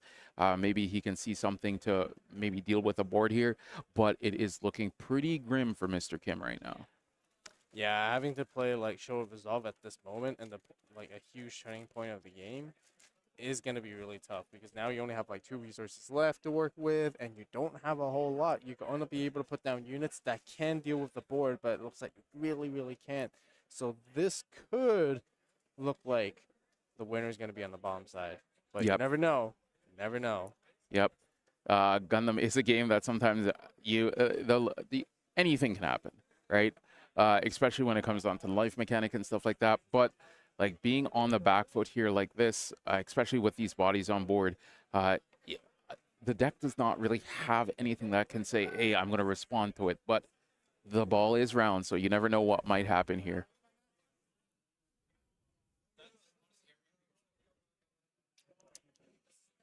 Yep, it's just trying to think like, dealing with that Toggies. But even if you deal with that Toggies token, there's still 3 other bodies that are small little bodies that you're still going to have to figure out to do something with. But it looks like you should start some action here to start trying to swing into the base and shields. Yep. Checks into a Char. Char goes to hand. And what is left? Yeah, it is looking pretty grim here. And that Char getting added to hand as well, that also leads me to think he's on that the Sharzakus and stuff like that, so he will be able to pair and do all types of stuff like that. Yeah, I would say 1 saving grace is really going to be like a base card here. We're about to find out. Yep. No, it's not. And then that's the GG there. Well played. Very fast game like we anticipated. When you're both on these aggro decks here, just going zoom. Here we see in Aminam's hand, he pretty much had everything, so he was very comfortably in the driver's seat. And unfortunately for Mr. Kim, being forced to not able to get that momentum going, and just really rough all around. But it was still a very decent game. We got to see the showcase of just the different styles of blue-green and how you can play it, especially in the mirror match. Unfortunately, would have liked to see a little bit more back and forth and more of that grindy game. But aggro decks sometimes just be aggro decking, and I said this with Eggman as well. And I will say this with pretty much anybody, is that sometimes if you are on an aggro list and you unfortunately miss a step, the aggro deck will punish you for sure. And no different even if you're in the mirror as well, right? So it is what it is. That does happen from time to time. But Mr. Kim is not out yet. He is X1 right now, so he will be going into round number 7, hopefully looking to clutch out 2 to potentially 3 more rounds. And then maybe we'll be able to secure that Nationals invite, because that's what it's all about here today. If you guys are not new to are newer to the card games. Sorry, a little bit of stuttering there. If you guys are newer to card games and stuff like that, this regional, basically the top 16 will get your invite to that coveted Gundam Worlds, and that's going to be the first one happening, and it's going to be huge, Avolt. It's going to be huge. Yep. And Nationals in Vegas. In Vegas, remember. So yeah, I'm excited for that. You're excited for that. We were talking about this a little bit before we got back on stream here, saying that it's going to be huge. There's going to be Digi, there's going to be Gundam, there's going to be UA, there's going to be One Piece. We're going to have all the vendors again. And if you guys haven't been to one of the card fests ever, I highly recommend you to go to this one, because anyone is going to be there for sure. And in Vegas, anything can happen, right? So it's going to be a very fun time. It's going to be a very fun format as well. I believe we're going to be in either GDO 2 or 3 for Gundam. Someone in the comments can let me know which one we're going to be in, but I believe we're going to be on 3. So we're going to have a new king of the hill, so to speak. But that being said, we are going into round number 7. So this is the point in the tournament where you have to lock in. You can't falter here. You got to keep it clean, got to keep it concise and everything, right? You got to make sure you're thinking about the matchup. You know the matchup going into it, and you're just ready. You're clean, concise with your plays and stuff like that. You've been in the position before, Avolt, where you've seen the round 7s and the round 8s, man, and you got to lock in. Just gotta. Yeah, I gotta say, man, it's exceptionally hard with Gundam, right? Like, cause well, first of all, it's like best of 1, so sometimes like when things don't go your way, it is what it is. But like, it feels a lot tighter, right? To make it to top 16, you have to be X1. Yeah. Minimum. X1 is X1 is the X1. You can feel comfy, you can feel safe for the most part. Yeah. I believe an X2 will sneak in there depending on how things go, but X1, you have a good chance of being there. Obviously, XO will 100% be there. We'll have one XO more than likely at the end of the day. But that's where you kind of want to be at for the end of the tourney. But like I said, guys, if you haven't attended one of these, make sure you guys attend one. They are awesome. You get to meet all different types of people. You get to meet all the community guys that you have been seeing. We have a few coming up. You guys were talking about as well. December is going to be a very busy month for a lot of different games. So guys, make sure you guys go to one of these events and check them out. They're all over. In a few weeks, this weekend is the GDO 2 pre-release. So if you guys want to get your new stuff, the purple color coming to Gundam, make sure you guys check out that. Go to your pre-releases if you aren't here and get some product. And post your pulls all over social media, because we're always watching and want to see cool pulls, right? And not only for that, the game that we have coming up shortly, we have our finals, Avolt, for Digimon will be coming up on stream shortly as well. So if you guys haven't gotten Digimon product, this weekend is supposed to be the pre-release of correct. BT23. And Avolt, I know you're excited for BT23. I'm excited for BT23 because I finally get bees again and all the Hootie stuff that's coming out as well. So make sure you guys check out that as well at your local game store. Get some of that BT23 and show us your polls on social media. I know Avolt is always looking forward to seeing polls and stuff like that. And make sure you have all of that lovely good jazz at your pre-releases and stuff. But enough rambling from us. We'll be back in a little bit here. I believe the next thing we're going to have on schedule is going to be that Digimon finals. So we'll be back in a little bit. We'll take a little break, get some water, get some food and stuff like that, and we'll be back for that Digimon finals. And then after that, we should be into the final couple of rounds for Gundam as well. So we'll make sure to get that on stream for you guys, and hopefully we can see which deck is going to be at the top of the pinnacle of Gundam in a little bit. We'll see you soon. Get hydrated. Stay safe.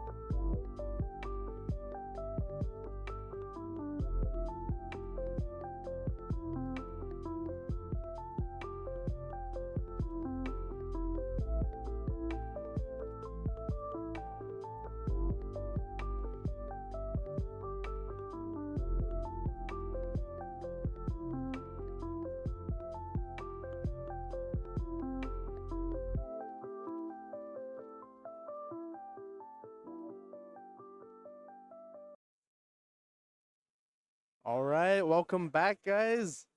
We're back to Digimon for now. Yes. We're taking a short break from Gundam because Gundam, we still got a couple rounds to go through. Yeah. But this is going to be important because this is going to be the final round of today in Digimon. Now, to be very clear, we got one player who is undefeated XO. Yep. And there's another placing against a player which is XO1 because we are playing full eight rounds.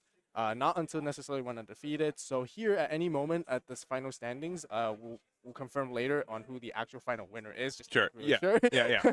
But yeah, if the XO player wins, they win the entire event. Pretty guaranteed. And the next one, likely there might be one other X1 floating around that could have slightly better tiebreakers. But I believe they're XO1, so they actually. oh, have a sorry, tie. XO1. Yes. So, Yeah. so they might be competing against another potential XO1 if Sure. there is one. But Yeah. we'll see. We'll confirm with you guys afterwards. But most importantly, here in the final round for the matchup, we have Phoenix, but Yes. not just the regular pure line of Phoenix. It's the Grau X engine, of course. You know, as most of you, most of you guys who play competitively would know that. You know, to let Hayden know this is. Yeah. Singling me out right off the draw. That's crazy. No. But yes, it is the Phoenixmon kind of top end there. And yeah, I definitely from like a surface level, you look at what's a little bit different, right? Yeah. I think if a lot of people see, birds, they'll think, oh, probably with the Growl engine, so that makes sense. And then on the other side, we've got the Galaxy Loop, right? Yeah. So let me tell you more about the birds itself. Now, it is running, obviously, the Grau X engine. You've seen Gallantmon earlier today. We did, That's like the main go-to archetype, tried and true, stay within the line, nothing but outside. But the thing is, the Grau X engine is so powerful that it can be utilized in so many other different decks. And Phoenixmon is actually just one of the other iterations. You can actually play Cerberus with it. I've seen that. Yeah. You can play technically Leviathan. I've even seen people play Busamon X as a top end with that too. Yeah, and the reason is because you can get to a level 5 that's red and purple with usually Memory Despair, right? That's the end of the day. So any deck that can take advantage of that end state can use the engine, right? Yeah. Now, the interesting thing is that Birds or Phoenixmon actually got hit quite heavily in the most recent ban list with Gravity Crush, the Gilmon that's supposed to have Rush as well. Yeah. And most importantly, it's actually Garudamon X. That's the one of. Oh, okay. Yeah, that was also hit down to 1. And that gave the deck a really powerful engine because it allows them to play like almost anything that they want from back from trash and give that thing that's being played Rush. Sure, okay. So that's where they can go for like aggressive attacks. Understood. But the whole idea with Phoenixmon is really trying to climb into the Phoenix X, utilize its making sure to have X antibody underneath so you can have the on deletion effects live entirely throughout your entire stack. Yeah. That includes your Groundmon X on deletion effect as well. So you get to play something back out. They're utilizing this War Growl you're seeing right here on the screen. This is the one from BT21. Different to the BT12 one, this one has the on deletion inherit effect of trashing the opponent's security. Sure. And with Phoenixmon using the end of attack effect, you don't need to delete yourself technically, but you just activate, just activate all the those on deletes. Yeah, deletions. So yeah. you're dealing a ton of damage off that side. So now to Galaxy. I think the Galaxy debuted it first in from EX5, which you're probably familiar with. No loop shenanigans going on. It's been I would say a curse with the deck since inception, right? So I think they finally have made it to a spot where that is less of the focus and maybe a little bit more focus on what they are expecting people to play, right? Yeah. So, a very powerful low-end engine as well, being able to regress, gain a lot of memory, and also just digivolve up and just like search efficiently, draw cards as well.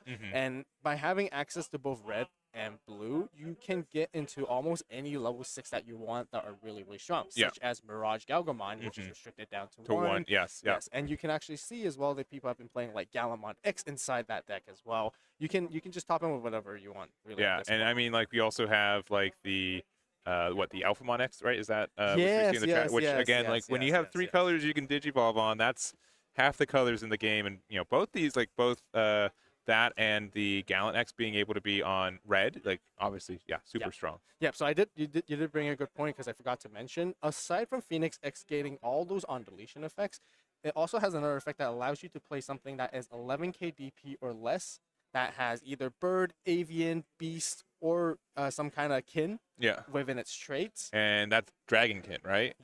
Not Dragonkin, but I believe Oriomon is not correct. If I am correct, I'll double check you. It's a beast dragon. Beast dragon. Okay, Yes. let me see. Let me see where your Digimon lore comes from. It is a The Oriomon, not the Alphamon. Oh, not the Alphamon. Sorry. The Oriomon is the bridge to help you get into the Alphamon. I see. So by being able to play out that Oriomon like that, you can then DNA into the Oreo-Ken by using your Phoenixmon plus the Oriomon there to go into Alphamon. And you are right. It is a beast dragon. All right, you get to keep your Digimon degree. Thank you. But you guys can see. Well, we're already done. Yeah, we're done with game 1 already.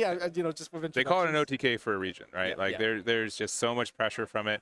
If you are not able to interact with it, there's so much memory. Like this is quote unquote the lesser version of this deck, right? I can only imagine if it had the more consistency, the more ways to gain memory, like how often this would happen. So exactly. I think we are a little bit blessed in the first game we covered, where it never really took off the OTK. We saw a lot of back and forth, but if we're undefeated with this deck, right, we know what this deck's doing. We find these opportunities, and we can go really, really hard with it. Exactly. So, that's the scary thing in a way. You don't necessarily have to just play Gallantmon. You have Phoenixmon alongside together with it, and you have like 2 routes on how you want to approach the game state and how you want to win and achieve like that goal.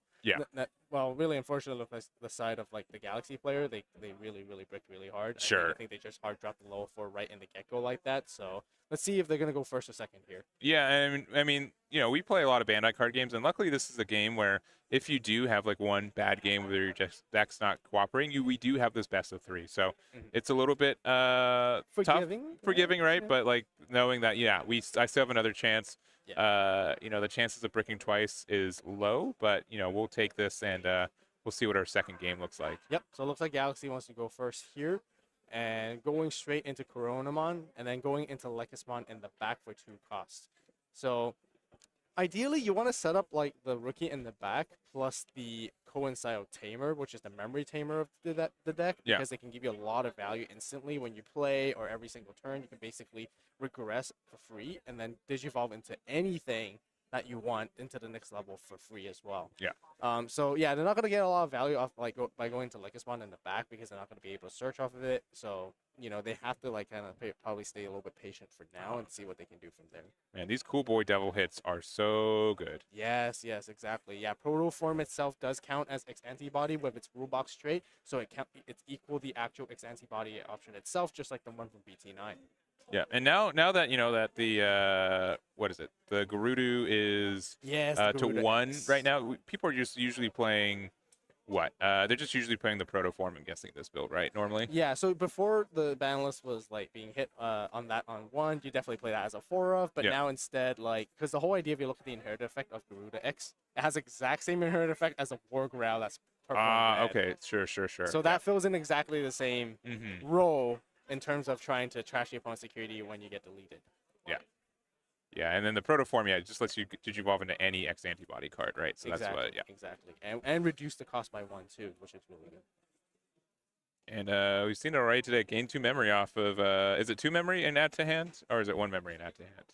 Oh, for protoform, For protoform. simply just adds to your hand from security. Oh, okay. But it No, gives you- I'm thinking of the other the regular. Yeah, X the old Xanthi is game 1 and add to hand. That's right. Yeah. But the nice thing about protoform right now is that it gives you that inherent effect. If the Digimon stack would leave the battle area, before the stack leaves, you can grab a source from underneath back to your hand within that stack, and then you recover the protoform to the top of your security, which is really, really good value because if you ever have your one-ofs in your stack, you can grab those back. If you're missing any like pieces to go for a secondary line that's ready to push out. And it's a little bit more defense too, right? Exactly, like you're not as can't be hit down as much a little bit. Because as interactive like Digimon is, like when it swings to each player's turn, ideally they're gonna deal with your stack that's out there, right? Like and when it's dealt with, at least you're getting some recursion off. Yeah, that's really good recursion and protection for it. Exactly. But definitely like a little bit of a slower game, and we just don't feel like we have the protection or the resources to go, digivolve in the main area. But honestly, yeah, seeing that stack in breeding, having the cool boy out. Really intimidating. Like someone's got to blink. Someone's got to put something in the battle area, right? Yeah. I think both players are not really seeing like their search option cards as much at the moment. So I think they're playing a little bit of a game of chicken, just trying to build the back first safely and then try to get into it afterwards. And so yeah, having the Crescimon at the back right here, they're basically foregoing anything that's when digivolving at the moment and so on. But with 1 memory, it looks like they're about to push out. They do have mental training, which can help them go up the line, but it looks like they're going to regress first to gain 2 memory off of the Coronamon. And then now back to the level 4, they can utilize the Digi-Egg of Summon to digivolve into level 5 again with a reduced cost of 1. Yeah. Nice thing with this Furamon is that it reduces its own Digivolution cost by 2, and with the Summon reduction, you're completely going into it for free. Okay, so it looks like they're going to go in to use the mental training to try and attempt to go into a blue Digimon specifically. And is this going to be... Well, they can't go into Mirage, so it looks like they have to go into Gallant X right here. No X antibody in the sources, so they're not going to get the full effects of being able to gain the DP and DP reduce at the same time. But they still get to trash the opponent's security, which, surprisingly, they trash the opponent's Gallant X as well. So now, right here, I'm just thinking if it would make sense to try to attack at this moment. Whether you don't really have the immunity, but there's nothing to be really afraid of. Just because with Gallant X, in order to gain immunity, you have to make sure that the memory gauge is on the opponent's side. So you want to be at 0 or less. Yeah. But, in this situation, do you swing or not? That's the question. Yeah, that is tough, right? Because you want to be able to press the advantage, right? And we're getting on game 2, right? We got kind of blown out game 1. We want to feel like we are at least progressing towards a win state. So, you want to be able to attack, and I think they're if I'm reading their fingers correctly, they've convinced themselves it's the right play. Yeah, I think you just need to put on the aggression and just try to do so, and just try to pressure as much as you can. Whatever happens after is, like the opponent is just going to try to react to it. No need to hold back. Yeah, and I've noticed that our Galaxy player, they'd be reading the cards as much as I would. I'll be honest. So, which is good, right? There's a lot of text on these cards, right? You want to make sure that you're not playing into it. But this might be the first time that they're playing into the Phoenix build of the deck, right? Yep. They've seen probably the rest of this build, but seeing Phoenixmon hit the trash, they're like, oh wait, hold up. What does this do? Do you have another one in your hand to play next turn, maybe? Oh, the Ruin mode. Yeah, I love this card. You know what that card I do know this card, yeah. Yeah, you can tell if the card's been around for more than a year if I perk my ears a little bit, so. Yeah. So with the Blanket 5K, the War Growl can still push out technically with, with only being a 2K body. Yeah. They're not going to get as much value because then they're not going to really, be inclined to swing. Or they can just have their stack get deleted and have those deletion effects anyways. But it looks like they're going to push out here. Might as well do it. I can see with the peek of my eye here, it looks like they're going to Pro Reform. That means they're possibly going to try to go into Phoenixmon. Nope. Going into War Growl X first to gain additional 3K DP. Yep. You get a draw 1 and memory back with Cool Boy. Yep. So very good there. Good value as always. Fantastic card. I can't believe that card's still around. I'll be honest. Like I'm like we survived like the war, Gurumon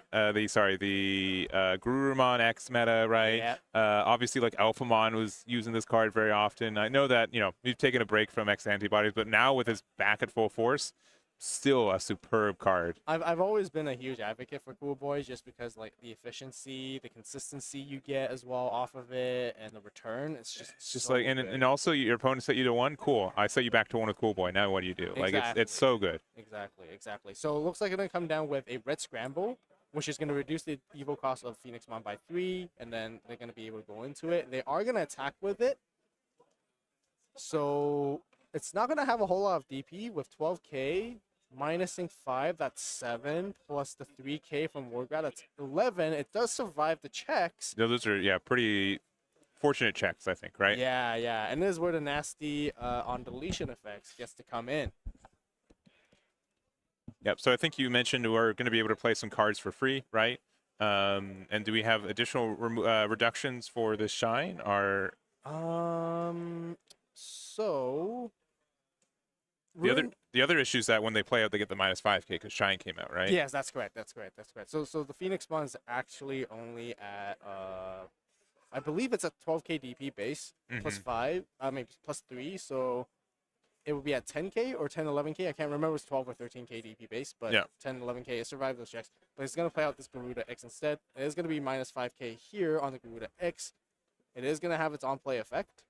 If I'm not wrong, it should have an on-play effect as well. Yeah, so 8k base, so we're down to 3. You return 1 red Digimon card from your trash to your hand, and if Garudamon or X antibodies in this Digimon's evolution cards, which it isn't, you get to delete something, so nothing there. Yep. But when a red card returns from your trash to your hand, you get to give 1 of your Digimon Rush, so it can include the Garudamon itself. Yep. So even with Rune Mode is not enough, looks like they're going to go for a Gravity Crush play. They might be trying to go for something really aggressive, maybe perhaps to try to finish this game in this turn in particular. Going into Gallant X, although they're not going to gain the DP buffs or the DP minuses off of it, they can still at least trash the opponent's security if they can't delete something. Trashing a blue scramble off of the opponent is pretty big there. And we can attack into the security. Potentially, I guess like what? Semi-best case if we have the same amount, if we trade. Yeah. We can still get the when destroyed effect from the Garudamon X to get rid of that last security too. Yeah. So it looks like they probably want to just drop a Gilmon and just pass the turn and just call it. But we can't though, right? Because it goes. I see what you mean. Yeah, and then okay. Yeah, it's just to not give the opponent like 3 memory. Just okay, just 4 memory instead. Okay, yeah. So they're sitting in a pretty good position here with 2 light megas on the board, and then with only 1 rune mode, it's like, can they finish them off? Now the thing is, you might want to swing over the Phoenixmon, but they do get their undeletion effects to flow something back. Yeah. They are gonna trash your last security, but once you finish attacking, you may not be able to get rid of the Gallant X, because Gallant X still has immunity despite having Gallantmon or X antibody in it or not. So, and real quick, so this might be, I think I know the answers for it, but I'm going to ask the question anyways. Yeah, for sure. Let's say Shine gets destroyed this turn, right? You give the blanket -5. Currently, right now, it would not be affected, but let's say you float memory back to your opponent. Yeah. It's a blanket effect, so the -5k will then eventually affect the Gallant X, right? Okay, correct. Cool. That is correct. Cool. Yeah. All So right. this is a tricky spot because, like, you're attacking the Phoenix X. Rune mode will overcome the Phoenix X. Yeah.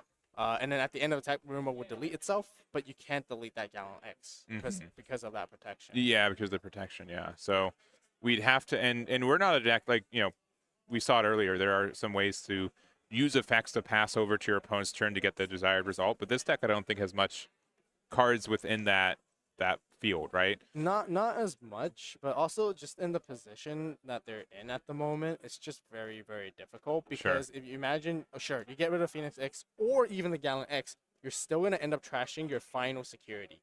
Yeah, because both of them have a when destroyed trash security. Exactly. Yeah. Exactly. Okay. Yeah, this is a tough spot, right? Yeah. Even if it without the Gallant X out there, right? The Phoenix X is already pretty scary, and just being able to let them win next turn is tough. Yeah. So yeah, they have to attack something at this turn. So whether they go for security, try to pop the Phoenix X, or they're gonna try to swing over the Phoenix X, and then not pop anything afterwards.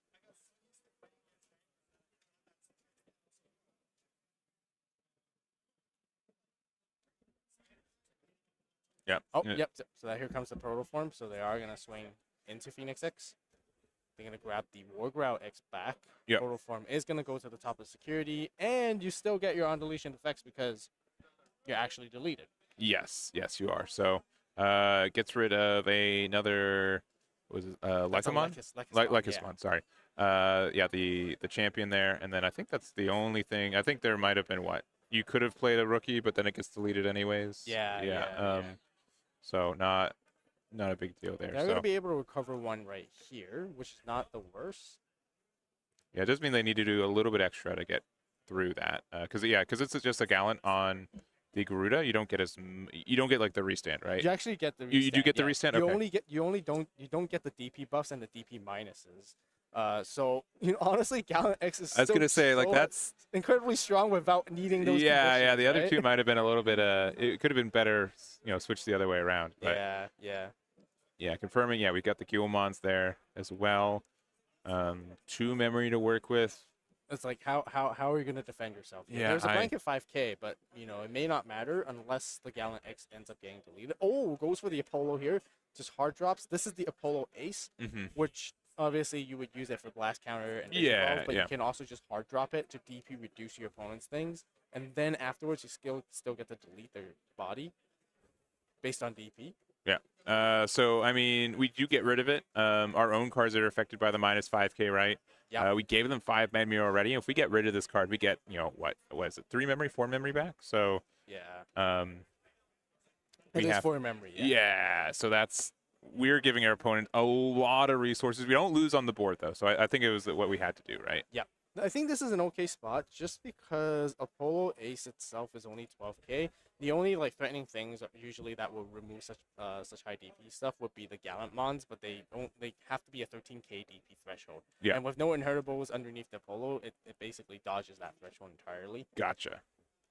Understood. I think their trash is not really that fueled up for get ready for a Gallant Mon hard play either. I think they may not have it, because if they do have it, I feel like they have enough memory just to drop the Gallant and they can just rush for game 2. Yeah, because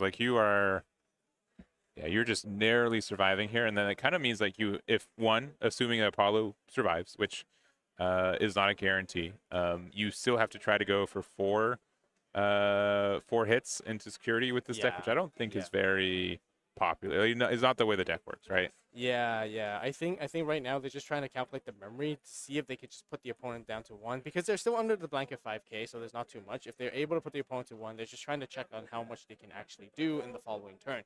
Can they establish a board that is going to be able to control everything and still stabilize and stay in the game without surviving, without getting that final hit in, or whether they can just simply just build in the back, chill a little bit, and then we'll come out the next time and then actually finish it off there. Yeah.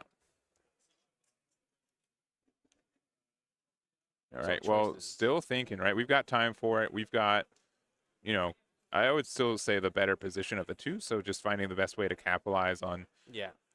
There's so many times I'm like, man, I have too much memory. It's when I have 2 or 3 memory, I kind of know my best play. When I have 6, what? There's so many different routes all of a sudden. Yeah. And being in that kind of position, you don't want to make that mistake, right? You're just so close, 1 win away from being the actual champion itself. Okay, so they're gonna go for Alphamon, or you can ace right here, which on play it immediately minuses 15K to something. Yeah, which is your dude. So it's the same thing ace to ace. So exactly. And by doing so, they get rid of the Apollomon, and then the Ace Overflow, putting the opponent perfectly to 1. They only have that one single Gundamon to work with. They're not going to be able to utilize the starter main effect, just because if they bounce that body, that's their one and only body that they can work with. So gaining that memory may not matter. So they're going to go into this Galgamon instead, which on Evo, you get to both players draw a card. Okay. And as long as your opponent has 8 or more cards in their hand, or within your stack you have 3 sources,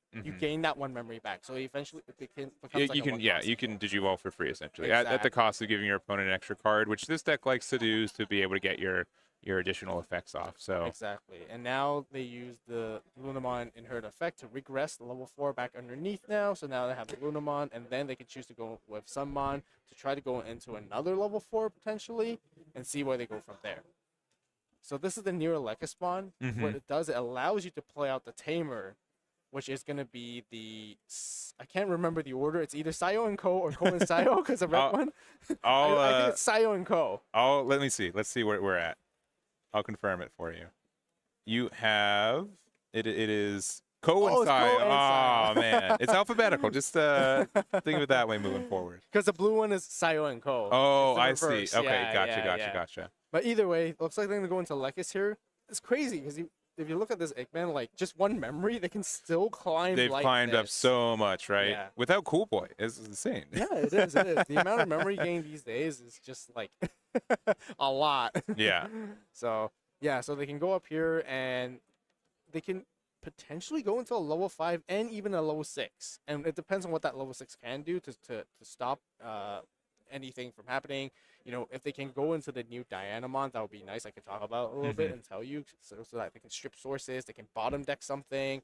And itself is also a blocker with Iceclad, which is Iceclad a newer keyword, which basically it alters the battle conditions. Instead of comparing DP, you're going to compare sources instead. Okay, which obviously you've got way more sources than one source McGee over there. Exactly. So. And with Galaxy like this, like being able to retuck sources again and again, like Iceclad is like a very, very Yeah, and we know, with Hexblow, being common in that sense, But exactly. You know, we're looking through it, right? Like this is such a tight line, right? Like I feel like we have to try to get rid of Gallon X just to be able to gate memory, back on our turn. And then maybe set up like a Blast Digivolve or something, but it is. Yeah.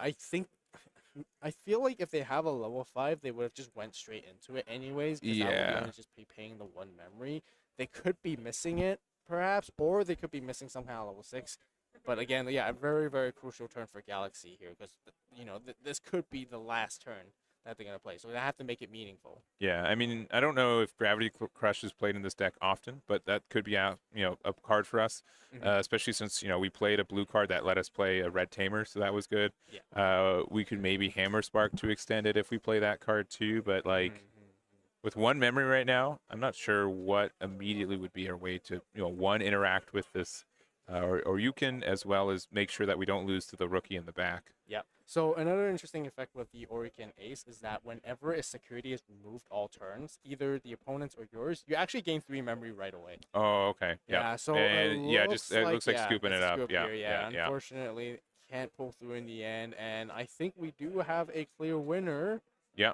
Don't quote me on this, but I feel like, if I'm not wrong, I feel like the Phoenix Birds was the undefeated. Yeah, very, very likely. And even if they were the X1, we know that they've got some of the better tiebreakers for the day, and they, I think top 4 is guaranteed, if not the win there. So, but that's going to be the game there.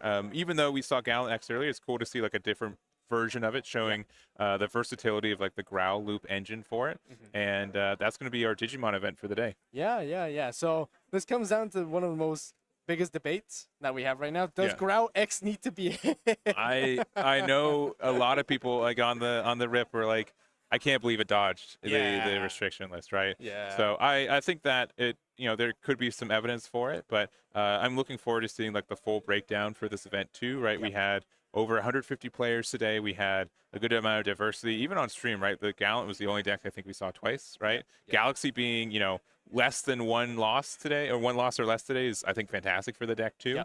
I would be surprised if this is the first time they played against Gallant as well, so maybe just got a little bit unfortunate with it, but great to see just how far they're able to take that deck as well. Yeah. So that pretty much wraps up for Digimon regionals over here in Ottawa, Gatineau. Yes, Gatineau. Yeah, the border town, right?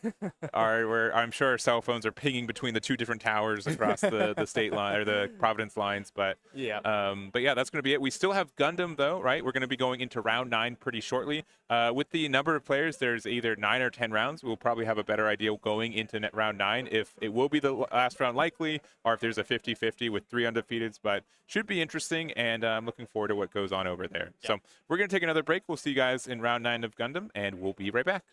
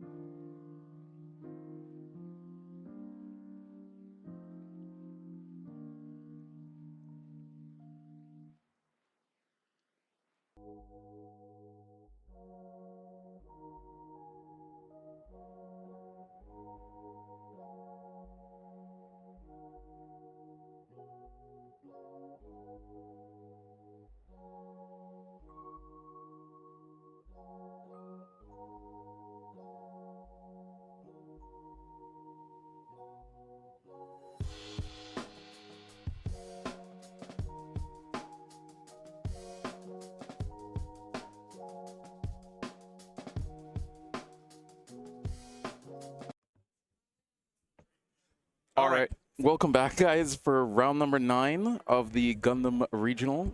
Joined here by Eggman. Welcome back, Eggman. Hello. Yep, we've got round 9 here. We do have a confirmation that it will be 10 rounds for this one, so we'll see how this one goes. But we see a green start on our one player here, and looking on the other side, looks like a white start. So this could definitely be maybe a blue-green versus wing, something like that, right? I can definitely confirm. Oh, you know what it is. Yeah. I'm the one in the dark.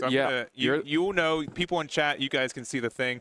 Okay, likely wing. I would say that card is only running wing, so good knowledge there. And then a second overflowing affection here, another draw 1, draw 2, discard 1. Yep. So overflowing affection, just really good, solid turn 2 play here.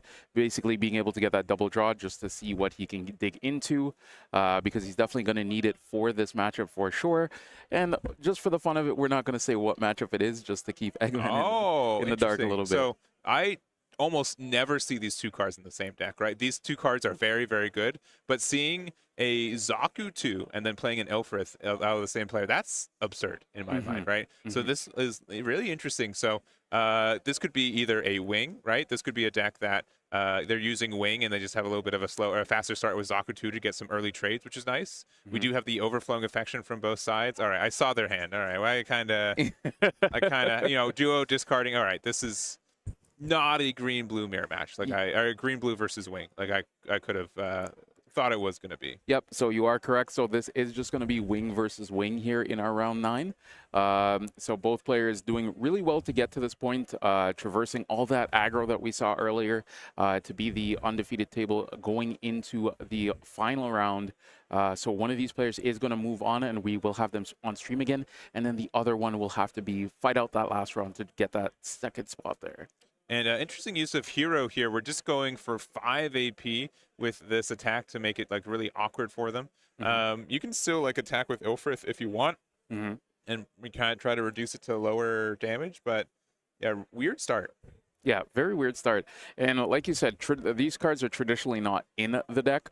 And I believe that Death Sight there is just the vanilla one? No, it's the one with the pair 1. It does link with duo here. Yep. So this does turn us into a 5/5 with the pair. And this is going to be a pretty good trade potential here. But no, using the Ilfrith, taking 2, and we will get the repair. Yep. So just a strong swing there, looking to try to trade into the body there. But our top player there just basically saying, nope, you're not going to get my body here. And this is going to potentially, if he has a pilot with a unit as well, being able to do pretty much the same thing and look to get into shields there as well. So going 5 to a 1 HP base, so essentially just a face-up shield if you want to think of it that way. Takes the base away, and then for 2, looks like we're for 3 we're playing the Sword Strike, and then we're going to pass right back. So nothing too fancy there, just easy. Set up another body on the board. And this is very weird coming from both decks. Like, they actually have an early game. Usually it's just get a body on board, ramp up, do that type of stuff. But having these bodies going back and forth is just pretty good, pretty different, especially from the game that we saw earlier where it was just get to 6, play a wing on the board, and then look to clear bodies. This we're actually getting to see an early game here from these two decks. So just the versatility of how you can play this deck.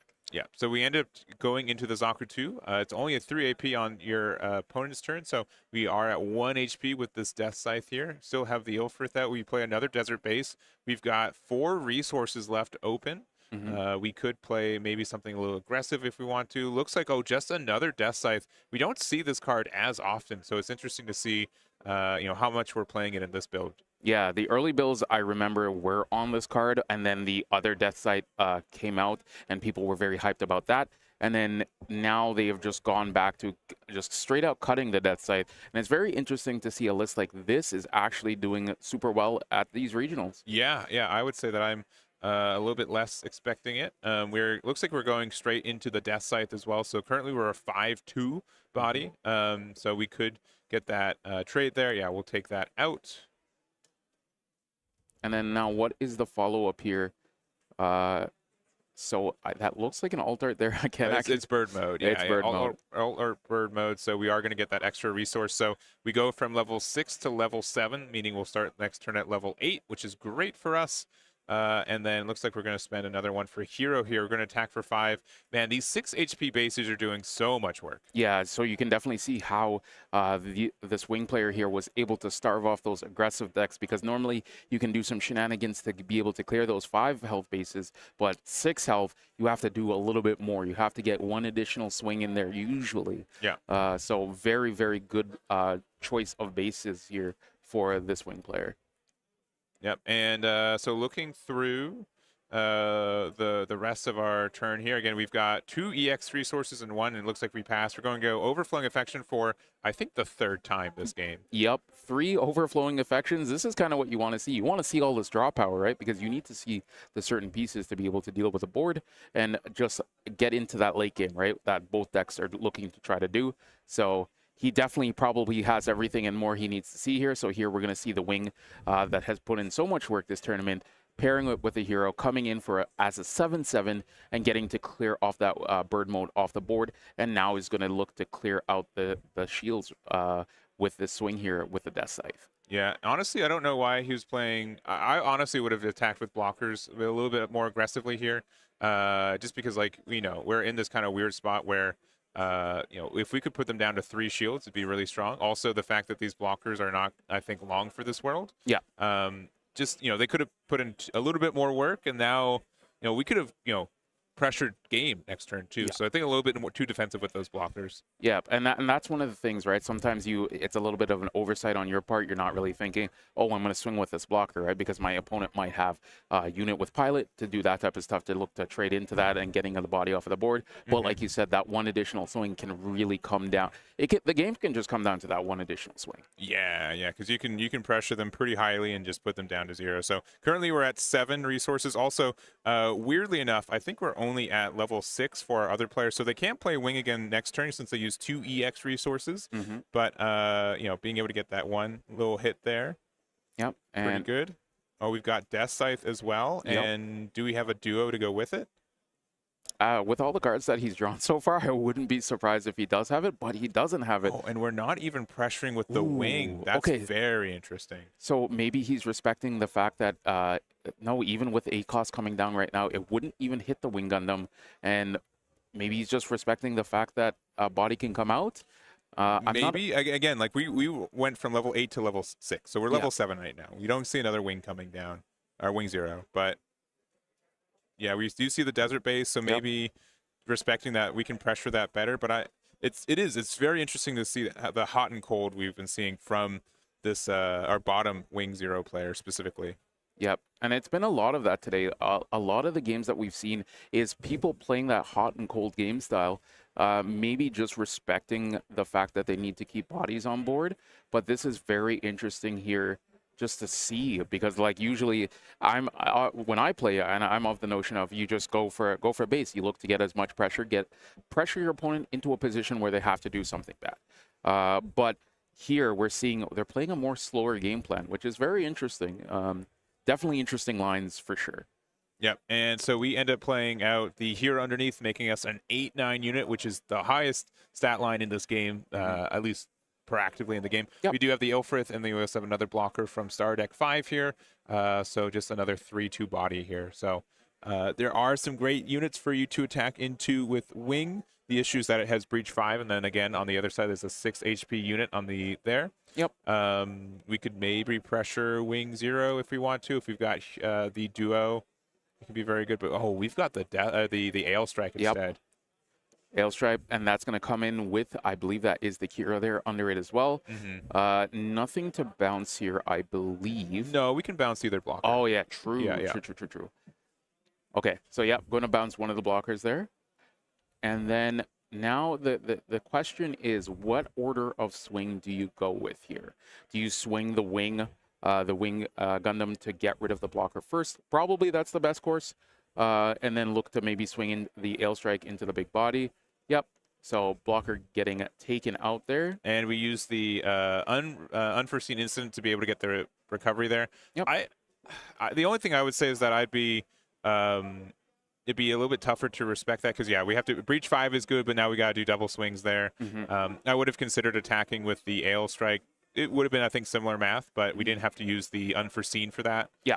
But yeah, we're putting down a lot of pressure. I think we put Death Scythe into the board too. That's going to get an additional shield out of there. Yep. And we've got 2 resources left. We've got an attack from Ale. We're at 4 shields. I think we're fine. Yeah, well, I think you swing with the Ale Strike here just to get in, put your opponent to 0, have the bodies on board, and just look at your opponent and say, hey, and yeah, that's pretty much it. There's no coming back from that. And just like that, we anticipate these games to go a little bit longer because both decks are looking to ramp up. But like these games have been pretty speedy. Yeah, and we're going to 8 resources. So, I mean, like we could play another Wing Zero, but too many cards survive on the board here. Only the level 6s don't get hit. We take 3 damage from the Ale Strike. We're going into the Wing Zero, Yep. but the Death Scythe's going to be able to get the game there. Yeah. Yeah, taking the 7 damage. You got to get the extra dice out there. Yeah. You know, many times I've had a 6-sided die and I'm like, oh, I take 7. Oh, wait, this doesn't have 7. Yeah, and there it is. Yeah, so, but able to take it with the Death Scythe there, and we were going to see a Wing Zero in our finals for our event today. yes, so guaranteed Wing 0 in round number 9, taking it there. And like I said, very, very speedy gameplay. And it's surprising, very surprising to see. Today, I have seen the aggro decks go the longer distance than the deck that is supposed to be going. Yeah. It is so weird to see, but it is a very nice change of pace. And I wanted to see a green Wing Zero in the finals. I do like these RAM strategies. Mind you, they never work for me, but I do like them nevertheless. Just because they're fun, you get to play these big bodies that you're not usually able to play as early. But here we're just seeing speed out the gate, and it's super surprising. It just makes me think as well, and I hope people at home as well think, just because you're playing a quote-unquote slower deck doesn't mean you can't speed it up a little bit just with how, like, look at that game, for example. Prime example, just being able to put these bodies on board, switching up the deck list a little bit to have that early game aggression so you can pressure your opponent. So it really comes down just to how you play it, right? So very nice to see there. Yeah, and we did see Wing Zero do really well in Los Angeles, our previous regional in North America. So completely different build there. I'd say that uniquely that build didn't have any Death Scythe or duos in the deck in general. And this one's playing not only the Death Scythe, but also the smaller one too. So a big change up between the 2 different builds, and curious to see how he does in that final round as well. Yeah. So I think that's going to be pretty quickly. We did kind of have to start this one a little late, so we will have 10 rounds starting soon, and we'll see you guys in that 10th round. Yep, see you then.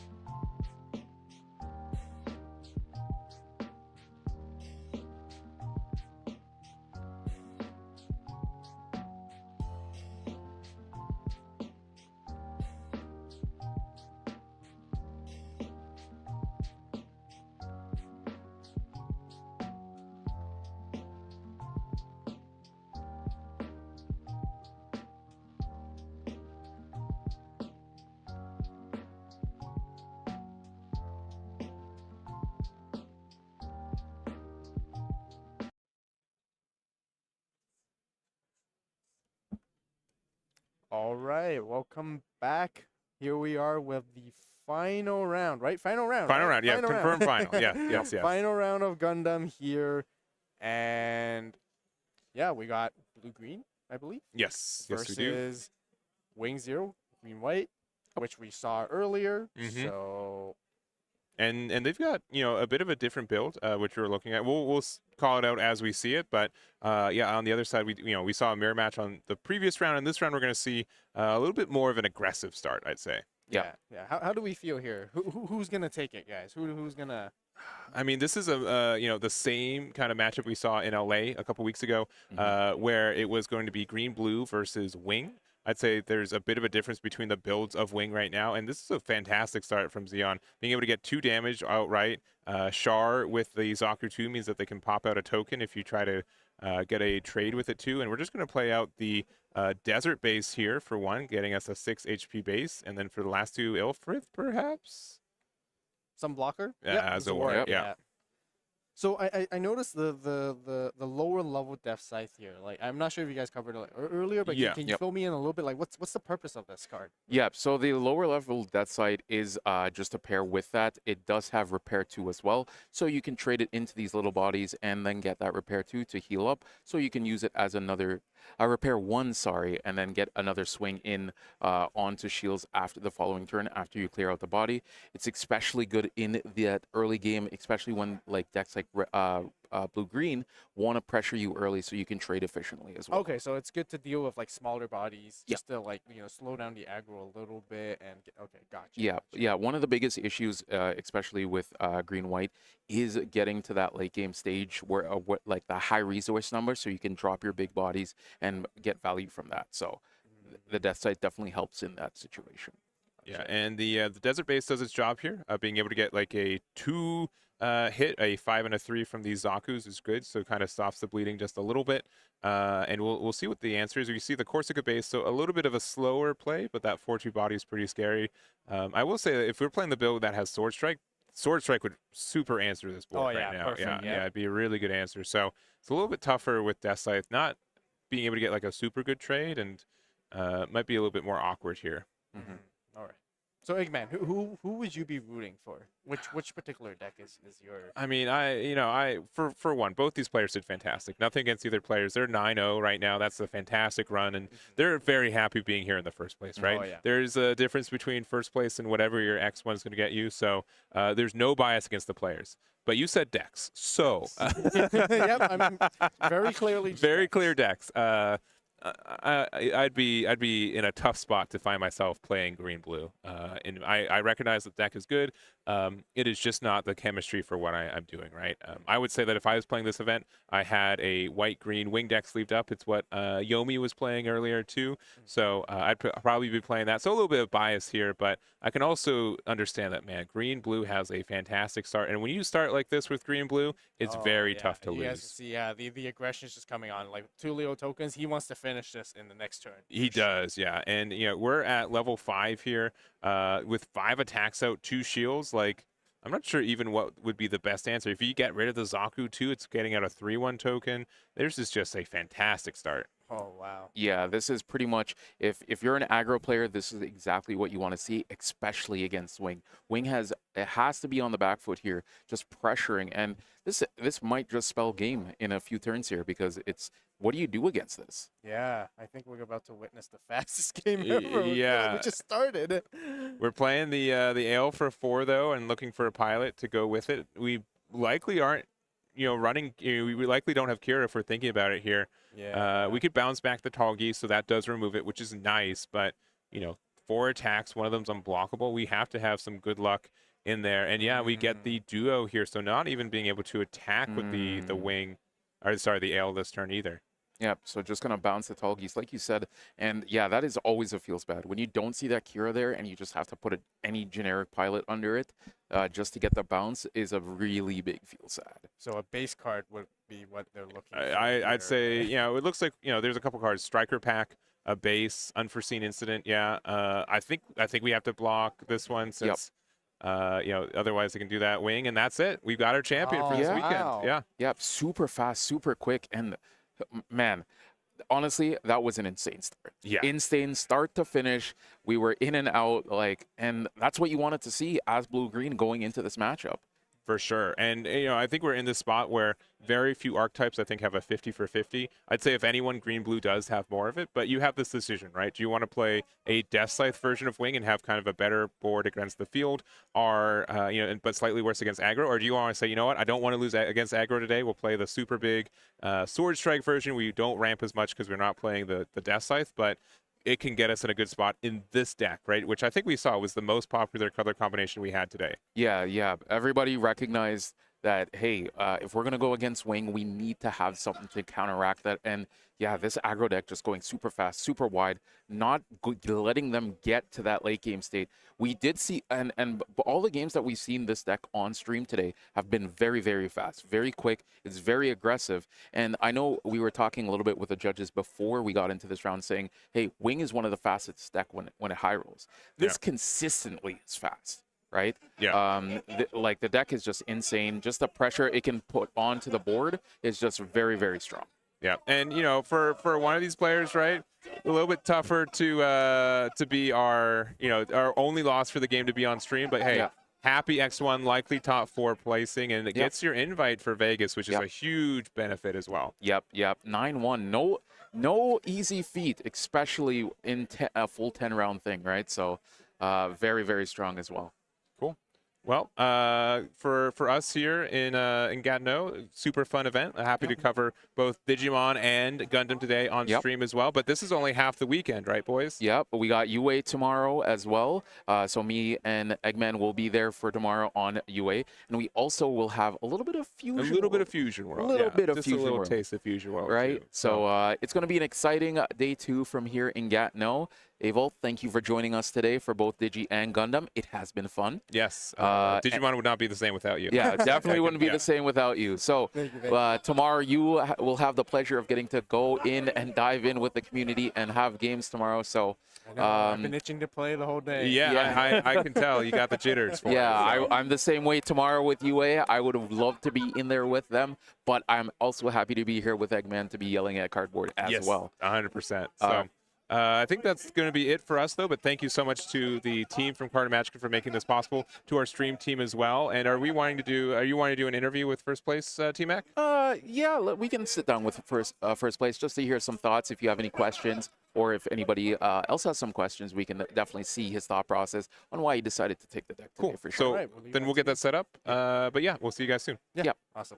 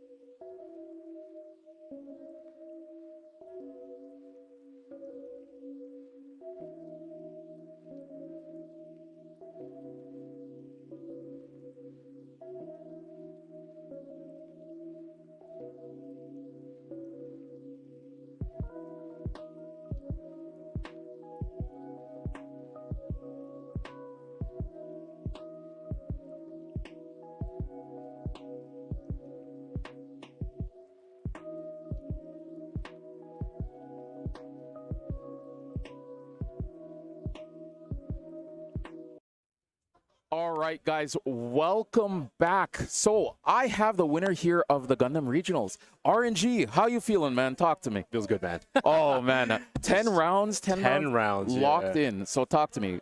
What are your thoughts right now? I felt like I got really lucky. I'm not going to lie. I played a lot of green-white. Green-white. Yeah. But you are kind of favored into that matchup For sure. I just think because you can be that's more why aggressive, right? Yeah. Around the last few rounds or so, everyone was green-white. I'm like, okay, I think I got this. Yeah, I think I got this. If I go second, I steal their first turn. They can't do anything on curve. Yeah. And I'm like, okay, yeah. All right, perfect. And as you guys can hear, people are very excited over there. But talk to me. Why did you decide to go on blue-green today? Because were you expecting that the field was mostly going to be green-white, or was? I'm not gonna lie. I don't play the game too often. Yeah. It's just, I saw a list. Shoutouts to the guy that won the LA one. Yep. I just literally took his list. You literally were just I like, hey, literally took it. list works. I'll go for This this. works. Yeah. I'm like, how do you win? Okay, now I know. Oh, now I know. And now I know. and look at this now. You're 10-0 at the end of the day. You got your invite for Vegas. Yeah. That's super exciting because a lot of people were. We had a full house here today, competing for Quite a lot of everything. people, So you're on top. So Feels good, man. Yeah. it feels really good, really good. And do you have any shout outs before you want to thank anybody out there? Yeah, man. Shout out to Dolly's, I would say. That's kind of where I learned everything. Yep. Those guys are pretty good. The locals guys, Locals guys, always go to your locals. It's always go to important. Dolly's. Yep. But otherwise from that, congratulations, Thank you. man. Good job on you. 10-0, and now you get to celebrate and have a good For time sure, for the rest yeah. of the night. And hopefully we'll get to see you in Vegas. I think so. Will you keep on blue-green, or are you going to switch it up a little bit? We'll see. We'll We'll see. see. I'm pretty We'll good see. at aggressive decks. So. Yeah. All right. So that is it from us, guys. Thank you for tuning in. RNG one last time is our regional winner on that blue-green aggro there. So that's going to be it from us, guys. I want to give a shout-out to all the judges here who are here for Gundam as well. I want to give a shout-out to all the players who traveled from all places all over the world. I mean, we have guys from Calgary, Toronto, you name it. If you guys haven't been to one of these events, make sure you guys try to sign up and get into these events because they're a good time. It's fun. You can be like our guy RNG here, who is 10-0 and going on to Nats as well. So that is going to be it from us, guys. Thank you to our tech guy Alex as well for making us look good for day one. And tomorrow we will be back with UA and a little bit of Fusion World as well. So this is T-Max signing off, RNG signing off, and we'll see you tomorrow for more Union Arena and Fusion World.